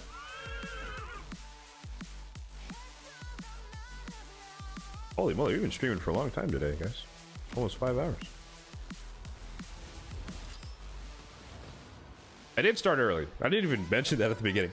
I think I started the stream at like 9:30 instead of 10, but I just finished making breakfast, so I had nothing else to do. So I was like, might as well just ball rolling here, because like I said, we had a lot to do. Where's my damage, bruh? Where's my damage, bruh?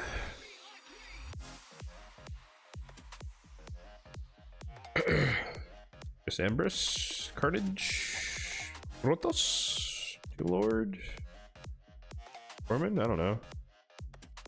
Weird.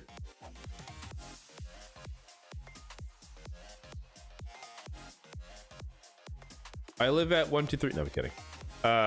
I'm in Washington State.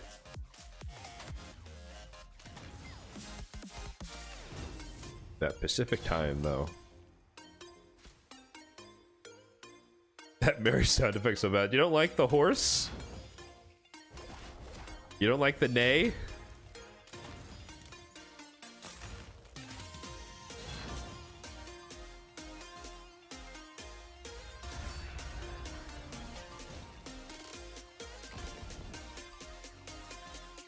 Yeah, it would be 1 p.m. Eastern. Obviously. Oh, it's a remix. Oh, it's a VIP. Okay. Ooh. Okay, Tokyo Machine. I see you.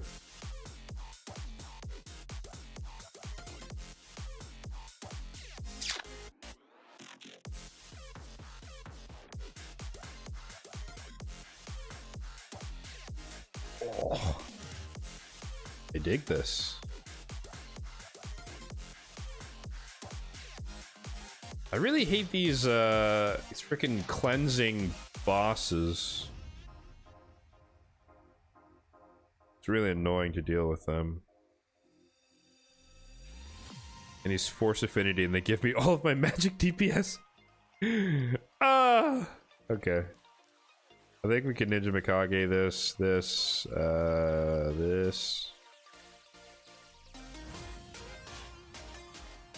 I don't even, there's no point running heal reduction because he's just gonna cleanse it off when he does the heal, so.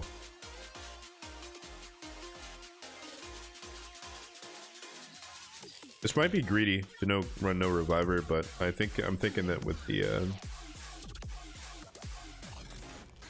Necmo, turn meter, heal, leech, and whatnot, we should be fine.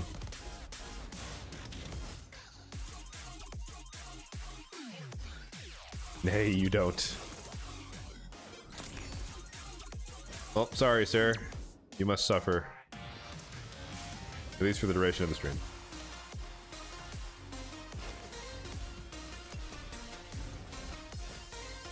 Got Lydia yesterday. Congrats! That's a big, big milestone.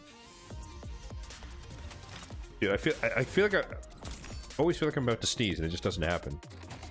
What a tease! It's gonna happen eventually. Like, it's just gonna hit me when I'm not expecting it. But for now.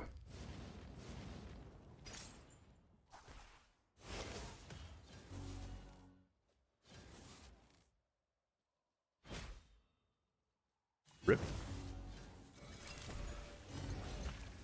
Thankfully, oh, he's dead. Oh, he lived. Thankfully, that ability on Scartorsis is on a ridiculously long cooldown, so we should be able. Ninja, you're not weak hidden today, eh? Boom. Affinity Schminity, right? Oh, this song was a bop, dude. Look at the bright light. I'm staring at bright lights, man. That's why my face is so wonderfully illuminated. But no, I don't have the stun sneeze thing. I learned about that, I think in college. Someone told me about what are you talking about. Never heard of it. But I do not have that condition.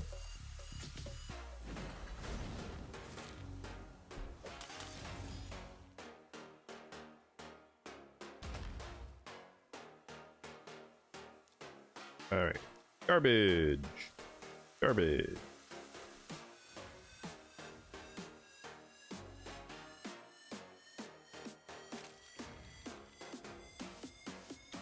Gosh, I need to keep remembering to keep drinking water, keep hydrating. Water and tea. That's how you speedrun your illnesses. Fair.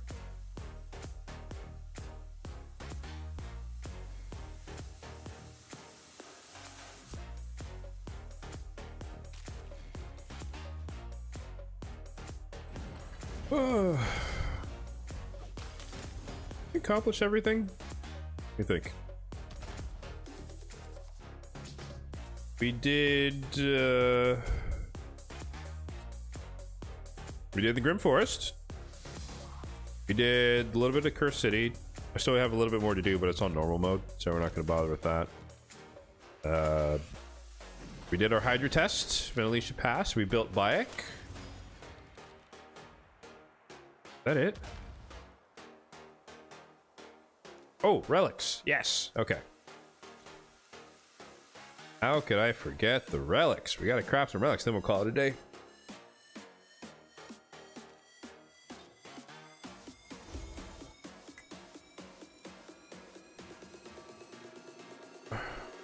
Where is he? This guy moved to here. Then who gets the slots? Let's do the seam 2. It's meant to be a nerve that's too close to your optical nerve or something. Oh, interesting. Yeah, I never like investigated the sun sneeze thing, but I was just like, I'd never heard of it. But my my girlfriend at the time, college, she did have it. So every time we'd walk outside, she would sneeze. It was really funny. 110 voids, no legendary. Oof. Yeah, man, dude, I could not have scripted it any better than that video. Like literally, bang on exactly how many voids I wanted to pull, and we got it. That was, you know, script writers were working hard on my behalf. It was crazy. Freaking Mikey, dude. Hate Mikey.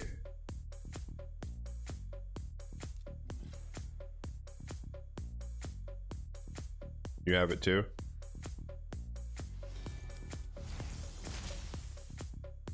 Yep. Nice. Evaded. Evaded. Oh no, he didn't. Okay. I'm so jaded when it comes to evasion. I just think everyone's gonna evade him. Alright, Solo Leo. Solo Leo, we can do this.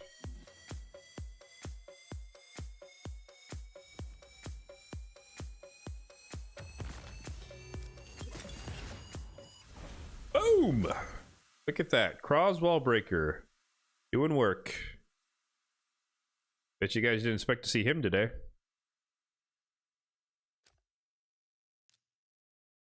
It's his one job. Activating Ezio's bombs. He's a janitor.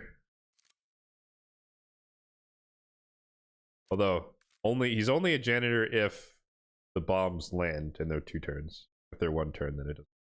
Well, actually, no. If they're 1 turn, then he blows it up. So.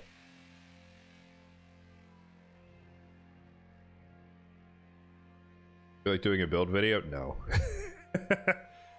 No. Actually, Cross is kind of breaking my rule because every champion I have in a preset for arena or otherwise, I usually have them outside of the vault.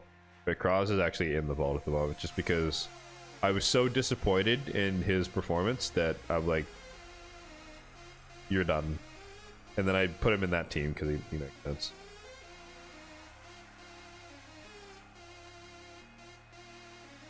Got your first mythical as well from Remnants, and it was Frolny. Oof. He's not as bad as everyone makes him seem, but he's also not like tippity top meta, so I get it. He mops up, he does, he can. But Ezio sets the table, so depends how much credit you want to give him, right?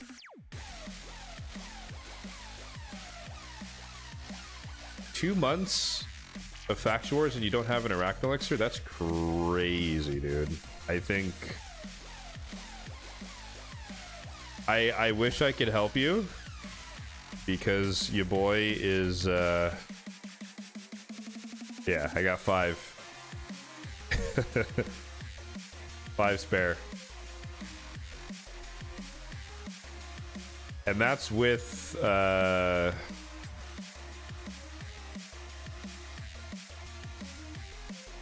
let's see. Yeah, Nishak has the big one. Ezio has the medium one. And then the small ones are on like Tomb Lord, Cavalax. I think that's it. Oh, Ballard though, I think he has Or did I take it off of him? Or did I pass him? I don't know. I think Ballard the Lost has one as well. I just throw them around. Oh, actually, what I did recently, talking about relics, I guess stay tuned. I haven't filmed it yet, but I do plan to make the Gaius video. He won the last poll, so we're gonna do focus on Gaius. But I took my Spore Burst Rod to 15, and boy, seeing like 4 bombs on people is insane. Like, it's a small chance, but when it happens, it's like, oh man. Super GG. Especially when they kill them too, and they just instantly die to all the bombs. I think there was one fight where I placed, I think I had, everyone had at least 3 bombs on them. So like, it procced on all the enemies at least once. Like, some had 4, so and most of them had 3. Crazy work.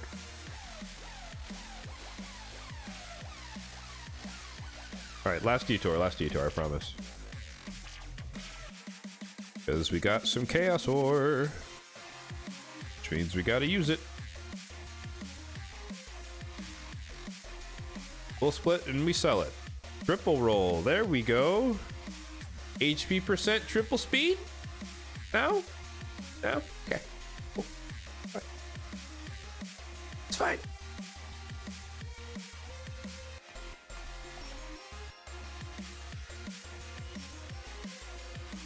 Oh, this is 5-star. What am I doing?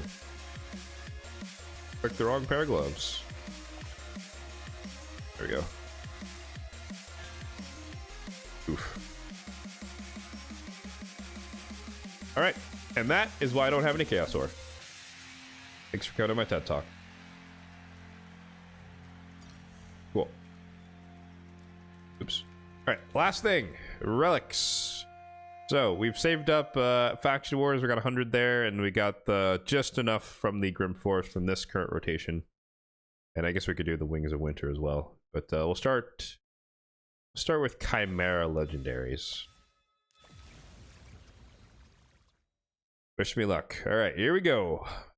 I only have 1 Gore Crescent, so it was the free one that we just got. So I'm okay if I get a duplicate of that one. Like, I feel like I should have more, just like, you know, wands and shit. Coronet, not great, but we'll take it. In theory, with 4 shots, and this is, you know, practically 50-50, not exactly, but we should maybe get 2 legendaries, maybe 1 if we're unlucky. Or 0 if we're super unlucky, I guess. Hey, aww. Damn.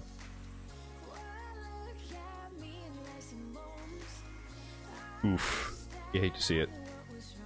Right group, wrong relic. Oh, damn. 1 out of 4. Unlucky. Alright, well, we continue the streak. I've yet to craft a Gore Crescent. Insane somehow. The RNG sometimes, man. What is...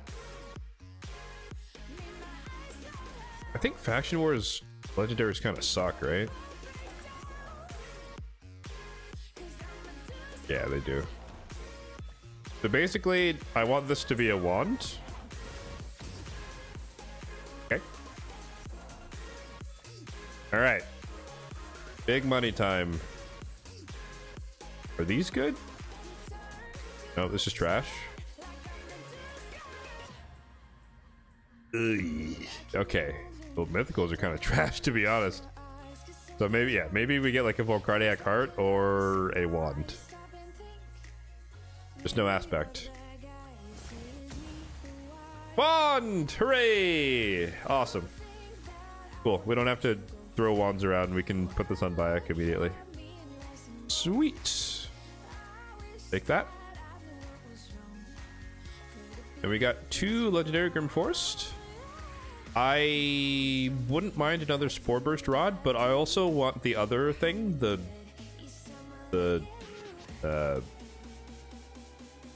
crystal, so I don't have one, and I think it'd be interesting to have the instant turn thing. I don't exactly know who to put it on. Because I feel like my other PvP champions have more optimal relics, but maybe I'll put it on like Lady Noelle or something for PvE. Alright, let's do it. Epic. Rip.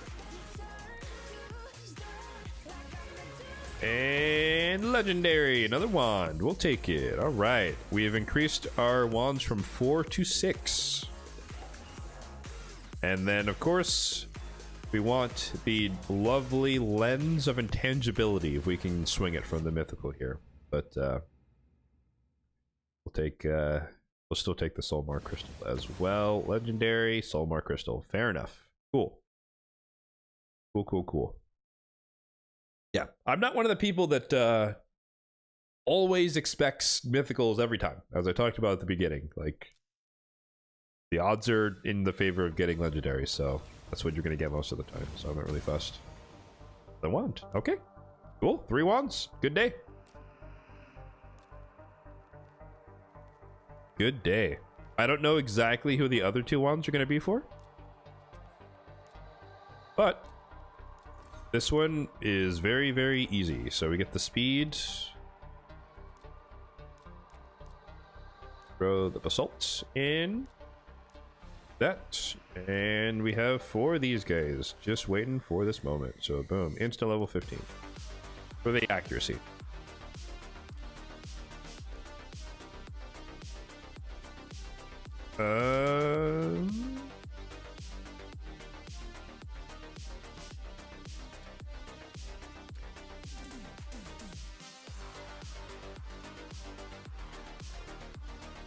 See what we have here.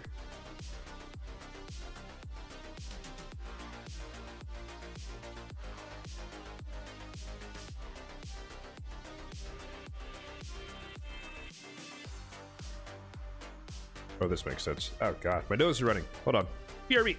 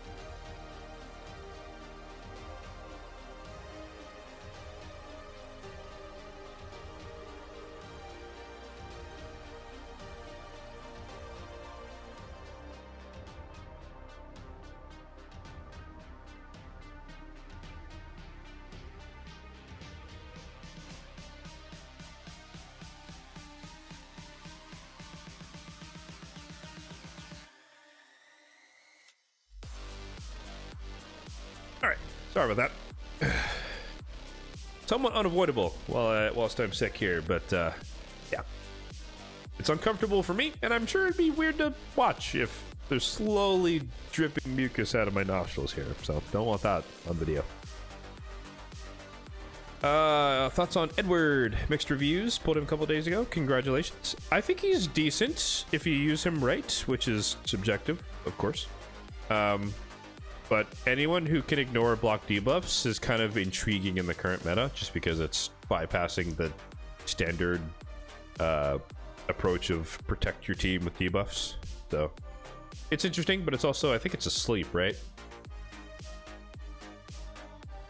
So it's easy to wake them up. So if you have AoE A1s, you're kind of SOL in a lot of cases. Alright, let's see. Don't deal damage to bosses. Nope. Ignore defense effects. That shouldn't matter because he's Bayek. Every time he's revived, he takes less damage. I don't know if that's helpful. I mean, it wouldn't hurt.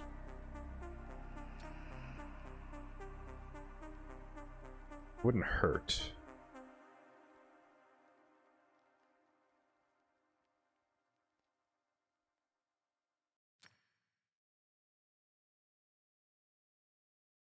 This one I'm kind of on the fence on.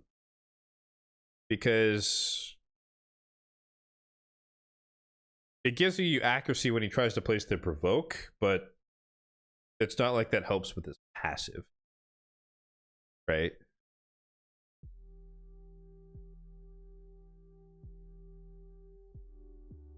But I guess...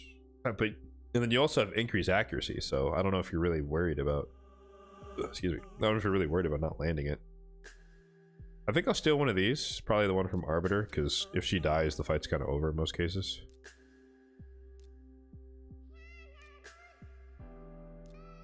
And then it becomes a question of, do we want this? Or... No, we don't. Doesn't have resistance. He's not a bomber. This is the most useless thing ever. Maybe not.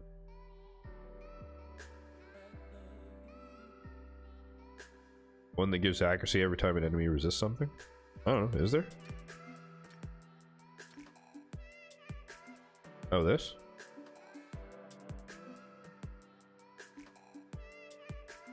I don't know if that's gonna happen that often, though. Well, we'll see. That could make sense. That's probably better than this. Yeah, the other one's yours.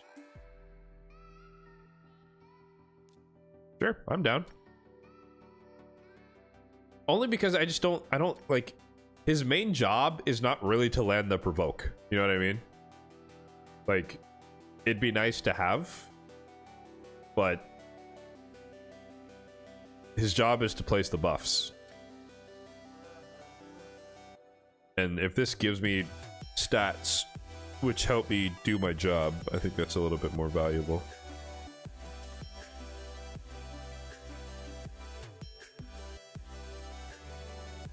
Go fix Arbiter real quick. I'm blanking. Where is she? There she is. Nope. Yep. Guess we go back to this.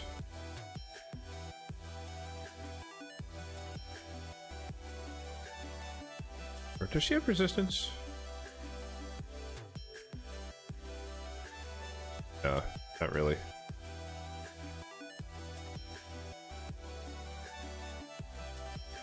All right. Oh, I got this from a Grim Forest chest the other day, which is pretty dope. Put that on Galathir. The 5% chance, it's small, but 5% chance to get an extra turn when you heal an ally. So thinking like long term, when I get him into, when I get him into Relentless, it'll synergize with that nicely. There's, yeah, let's kill, no, care about that.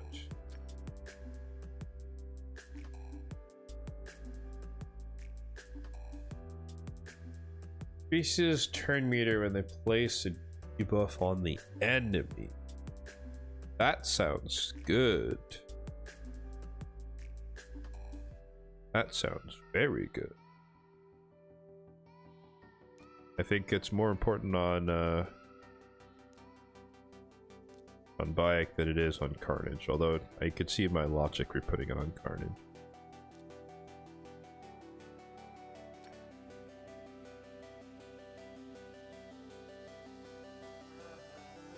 For each enemy on... No, that's on Fabian. This one? Oh.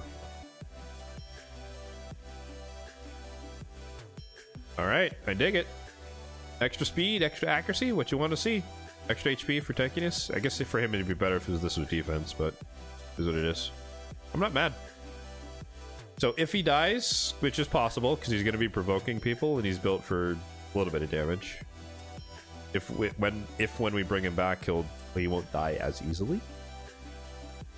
We get more accuracy if anyone happens to resist anything, and then when we place our big AoE debuffs, we get a lot of turn meter. Good. Helps him cycle. I like it.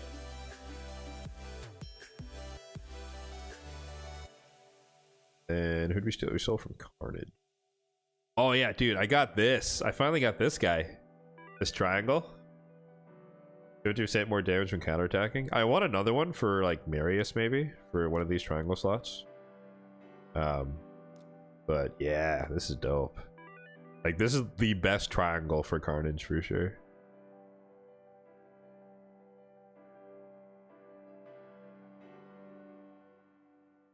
I don't know if this circle really makes sense.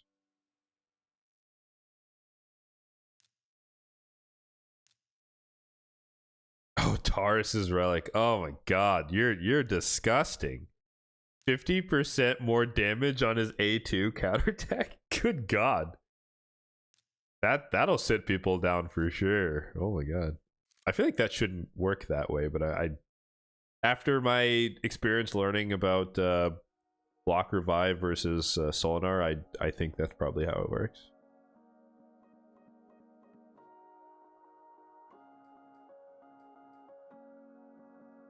I think it probably makes sense to run the same thing, right? Target finder. Have you guys hit the cap on gemstones? I'm like 75% of the way there. Like eventually I'm just gonna have to start burning all these rare ones, right? Just for space.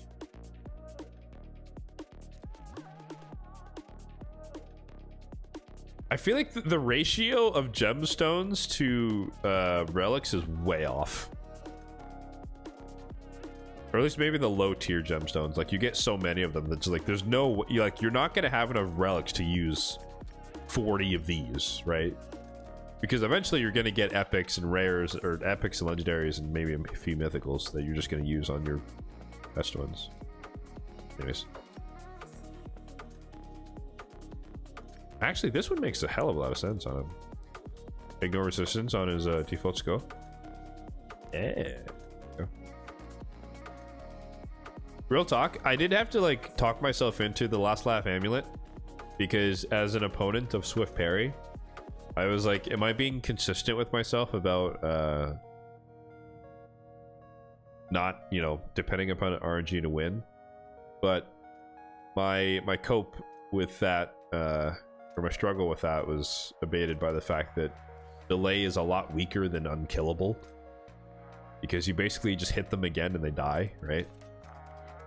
So if it's like your last attempt, delay might save you and you can do something, but in most cases, just kind of like Aspect to Siroth, it eats your turn meter, then you just die afterward. A lot of the cases, like the delay procs and then someone else hits you and you fall over. So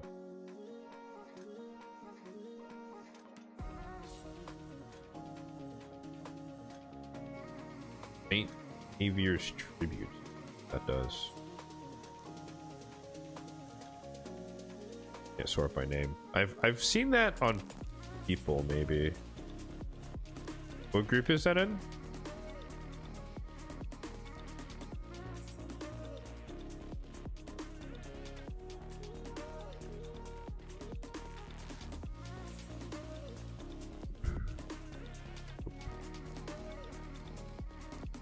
Ah. Oh, the veil. Attack, accuracy, crit damage. The stats are good.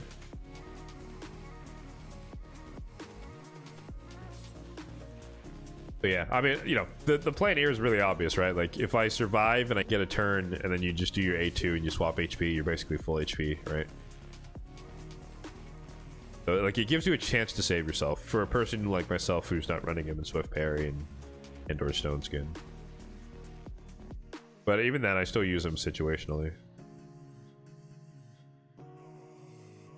Use them protected and if you get a turn though, right? That's the thing, right? You have to get a turn.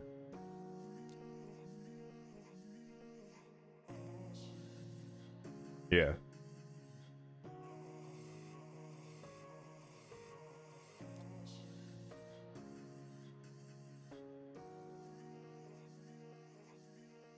Like I'm not saying that like, oh, you're doing it wrong. It's like you just gotta you know, it's a trade-off, right?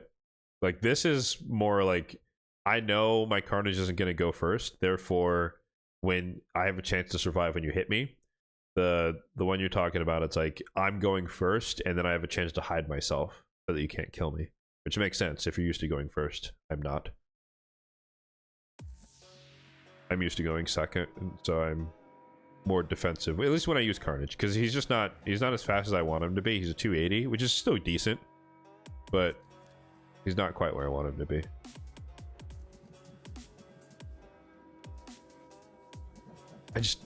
Getting 300 speeds on nukers is just really freaking tough.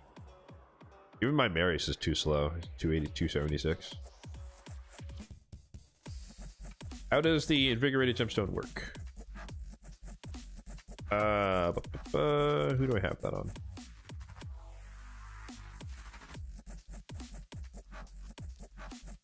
Oh, what the heck?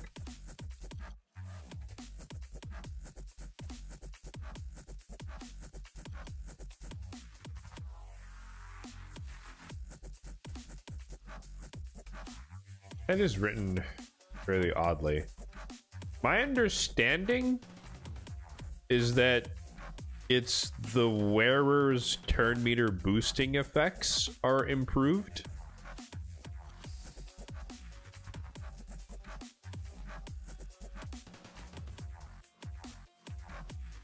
But don't quote me on that. I'm not an expert. I just claim to be.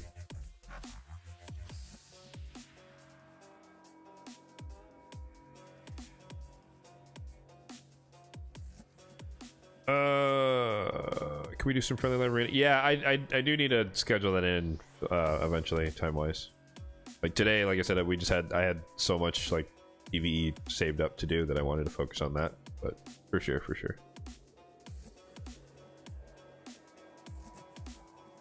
Oh, the wearer gets the turn meter fill? Okay. There's no good way to test that, at least that I can think of.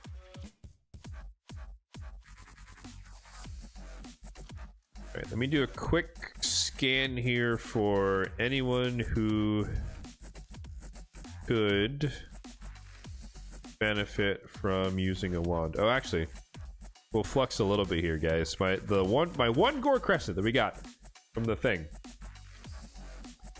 Look at my rotos here, guys. We got the 8% chance to reset a cooldown. So, like, you could get, like, back-to-back A3s or something. Obviously, Merciless could do that, too, but there's just a small chance. And then, every time we kill somebody, we get more and more damage. I assume these stack. I assume these are independent. Like, you get 30% from this one, 30% from that one, therefore you get 60% more damage. I could be wrong. I hope that's how that works. But, yeah. Like, this is great. On top of the Gore Crescent itself, obviously doing 40% more damage after you kill someone. He just cycles through his ability so well. So, like, this is top shelf. That's why, like, I've been, like, complaining about it. Not complaining. But, like, I switched my wish list to talk about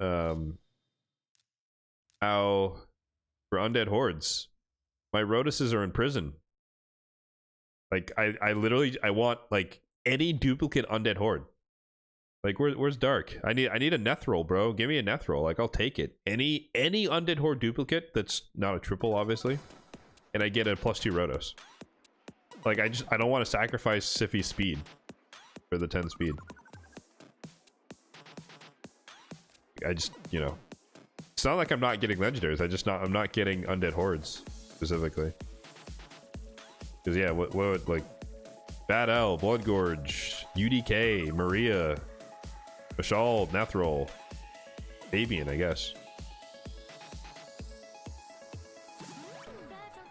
Like, any of those, I would take it, and then I could +2 my Rotos. Like you already saw, like, he has a really good gear on. He's 6-star awakened and everything.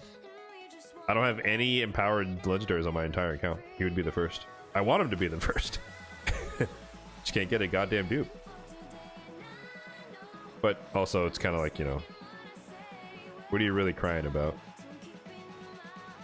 And you have one of my 2 Necrets. I need them, dude. I need them. I have my shield Necret, who's in shield and immortal, and then I have my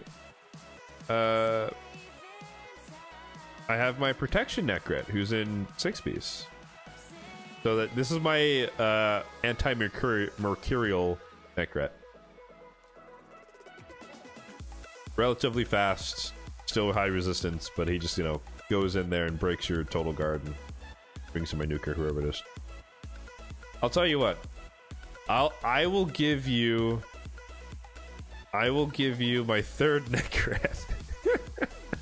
Who's in the reserve mode. How about that? XD. Alright, let's see. Wand. Nope. That's PvE. Actually, let's filter on arena tags, because those are the only people who would actually benefit from a wand.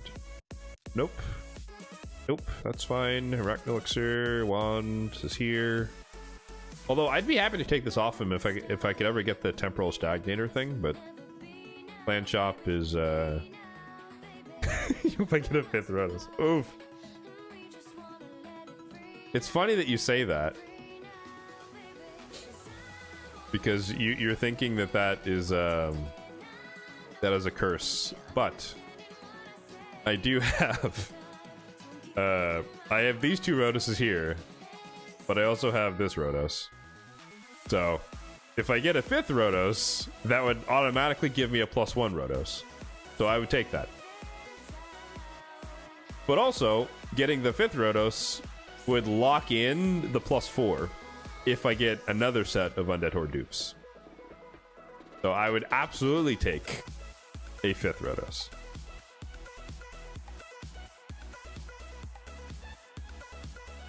Alright, this is an orb. Thunderbolts, Oculus, Hilt, Burnisphere, Rod makes sense. Last left 2. Siroth, Arachnid Elixir. Not really PvP anymore, to be honest. This is a incorrect tag. Aspect Ancora makes sense. Well, it's not going to do her any good. It's not going to do him any good. Not going to do him any good. I mean, I guess it would help Ramontu, but I don't really use him in PvP that much anymore.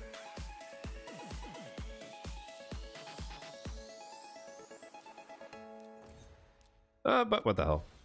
Why not? We got loads to spare. Don't need to be stingy. I like the Molten Death Bell on Lydia, but she's mostly PvE at this point, to be honest. I don't think I've used her in arena in a long time, to be fair. Alright, demoted. Molten Death Bell, I like that on Tormund. Got a wand here. Orb. Rhonda. Nope. Lady Kimmy, nope. Oculus here. I like the Molten Death Bell on her as well. Although, Hilvy's a weird spot for me, because like she's mostly PvE, but sometimes I throw her into PvP comps. That's why she's tagged to like Arena 2, Tier 2. But I feel like I would activate her more once I finish the build. She's in like regen and mostly supersonic. So if I can actually get the 4th piece, I need another accessory.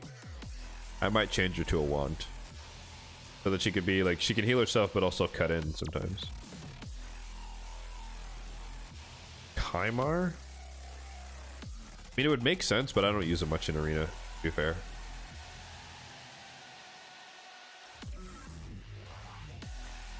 Yeah, we're alright. We're out of people. Cornelia? Sure, fuck it. We're out of champions, man. Like, everyone else has a reasonable thing. Or I guess I could put it on... Oh, no. It does make sense on her. I don't really care about the truth here. Alright. Nelly it is.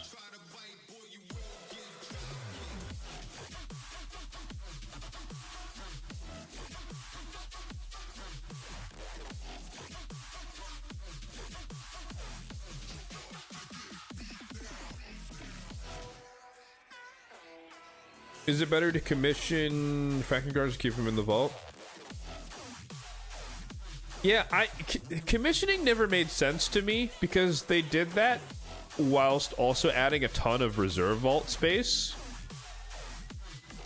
And it's like, I don't know about you guys, but like my reserve vault, which has a decent amount of space added to it, so it's not the basic one, but like I have all of my retired champions, extra mythicals, hashtag flex, but all of my faction guardians, all the dupes, all my chickens, my army of 5-star chickens here, fusion champions, faction guardians, epic, the rares. I'm filling it up with a bunch of uncommons because this is all my food champions that I needed to make space to pull my shards this morning. So, and all of that is only half. So, you could commission them, I guess, if you really need the space, but like, it just doesn't really feel necessary.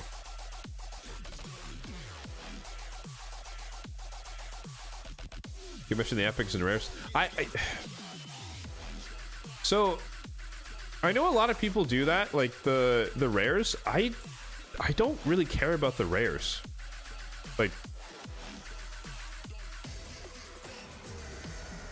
Like I have the ones that are important, like the ones the factions where I actually use the rares and I want them to stay alive, or the ones where I have the most of the guardians in. So like demon spawn, dark elves for a cold heart. I guess Tree Shield Nod is there on his own. And a high elves for Reliquary Tender.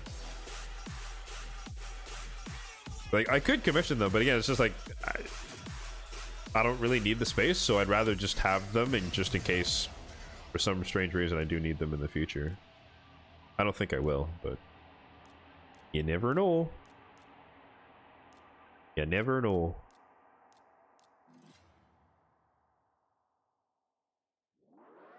No, you never need touching again. Whoa! Okay. We were talking earlier about the Total Guard half-ass teams. So they got a Total Guard 9-piece on Lady Noelle. There's a Soulmark Crystal there doing work. And yeah, appreciate it because you're not in Stone Skin. So we can just lock you out and then break it all up. And then you're dead. So thank you, sir. So much. I appreciate your efforts here to make this 200,000. Oh my goodness. Gore Crescent doing work. Good God. That's without increased attack, by the way. 200,000 damage. Woof. Any good pulls? Yes, amazing pulls. Oh my goodness. 4-star Total Guard. Rip. Well, this team is useless.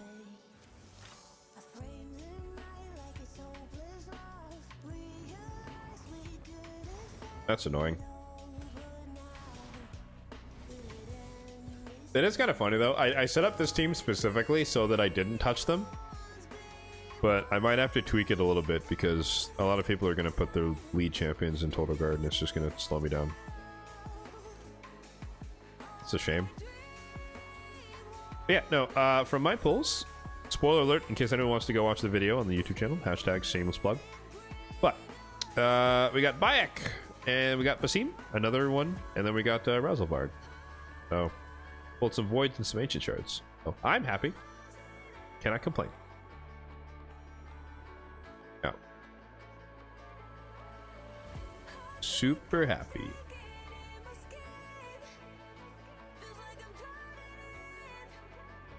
Is it all the assassins? Nope, I need Edward.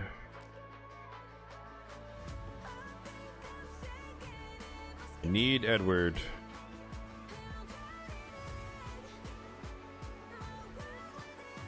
But yeah, 4 out of 6 here. So I have Cassandra, I have Ezio, obviously. I got Basim, 2 copies, and now I have Bayek. And then I need Edward, then I would be 5 out of 6. And then if I ever get Pontiff, then I get the badge. Am I actually free to play? I am. 5 years plus.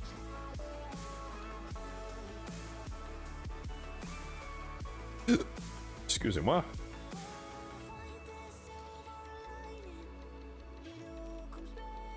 Oh, I keep forgetting that daylight savings happened. I was like, oh my god, I have 45 minutes before the reset happens. I was like, no, you don't. You got an extra hour. All good. Anyways, all right, folks. We're almost 6 hours in, 5.5 hours in. Whew, alrighty, what a day. But yeah, no, huge success. We accomplished all the goals. Successful Hydra tests. Benalicia has officially upgraded or dropped Ugo from the team, replaced her slot. Did better than expected. Better than expected. Can't speak. We did a little bit of Curse City, a little bit of Grim Forest. We built Bayak out, which is super fun. Bye, Benalicia. Nice. Made some relics. We got more wands. Can't be mad about that. Oh, wait, the Soulmark crystal. I forgot. Well, that's fine. We'll do that later. Or I'll do that later. All right. Let's find somebody to raid on the Twitch. Who be streaming?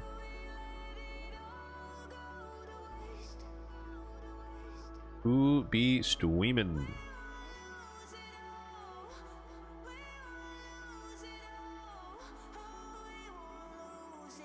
You know what? I did say that I was going to raid Briggs next time, and it is next time.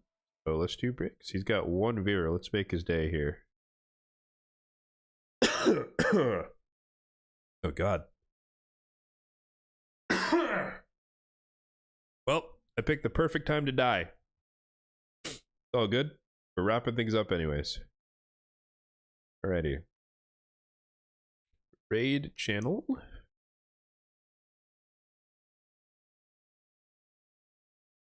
Same category. Where is he at? Briggs. Oh my goodness.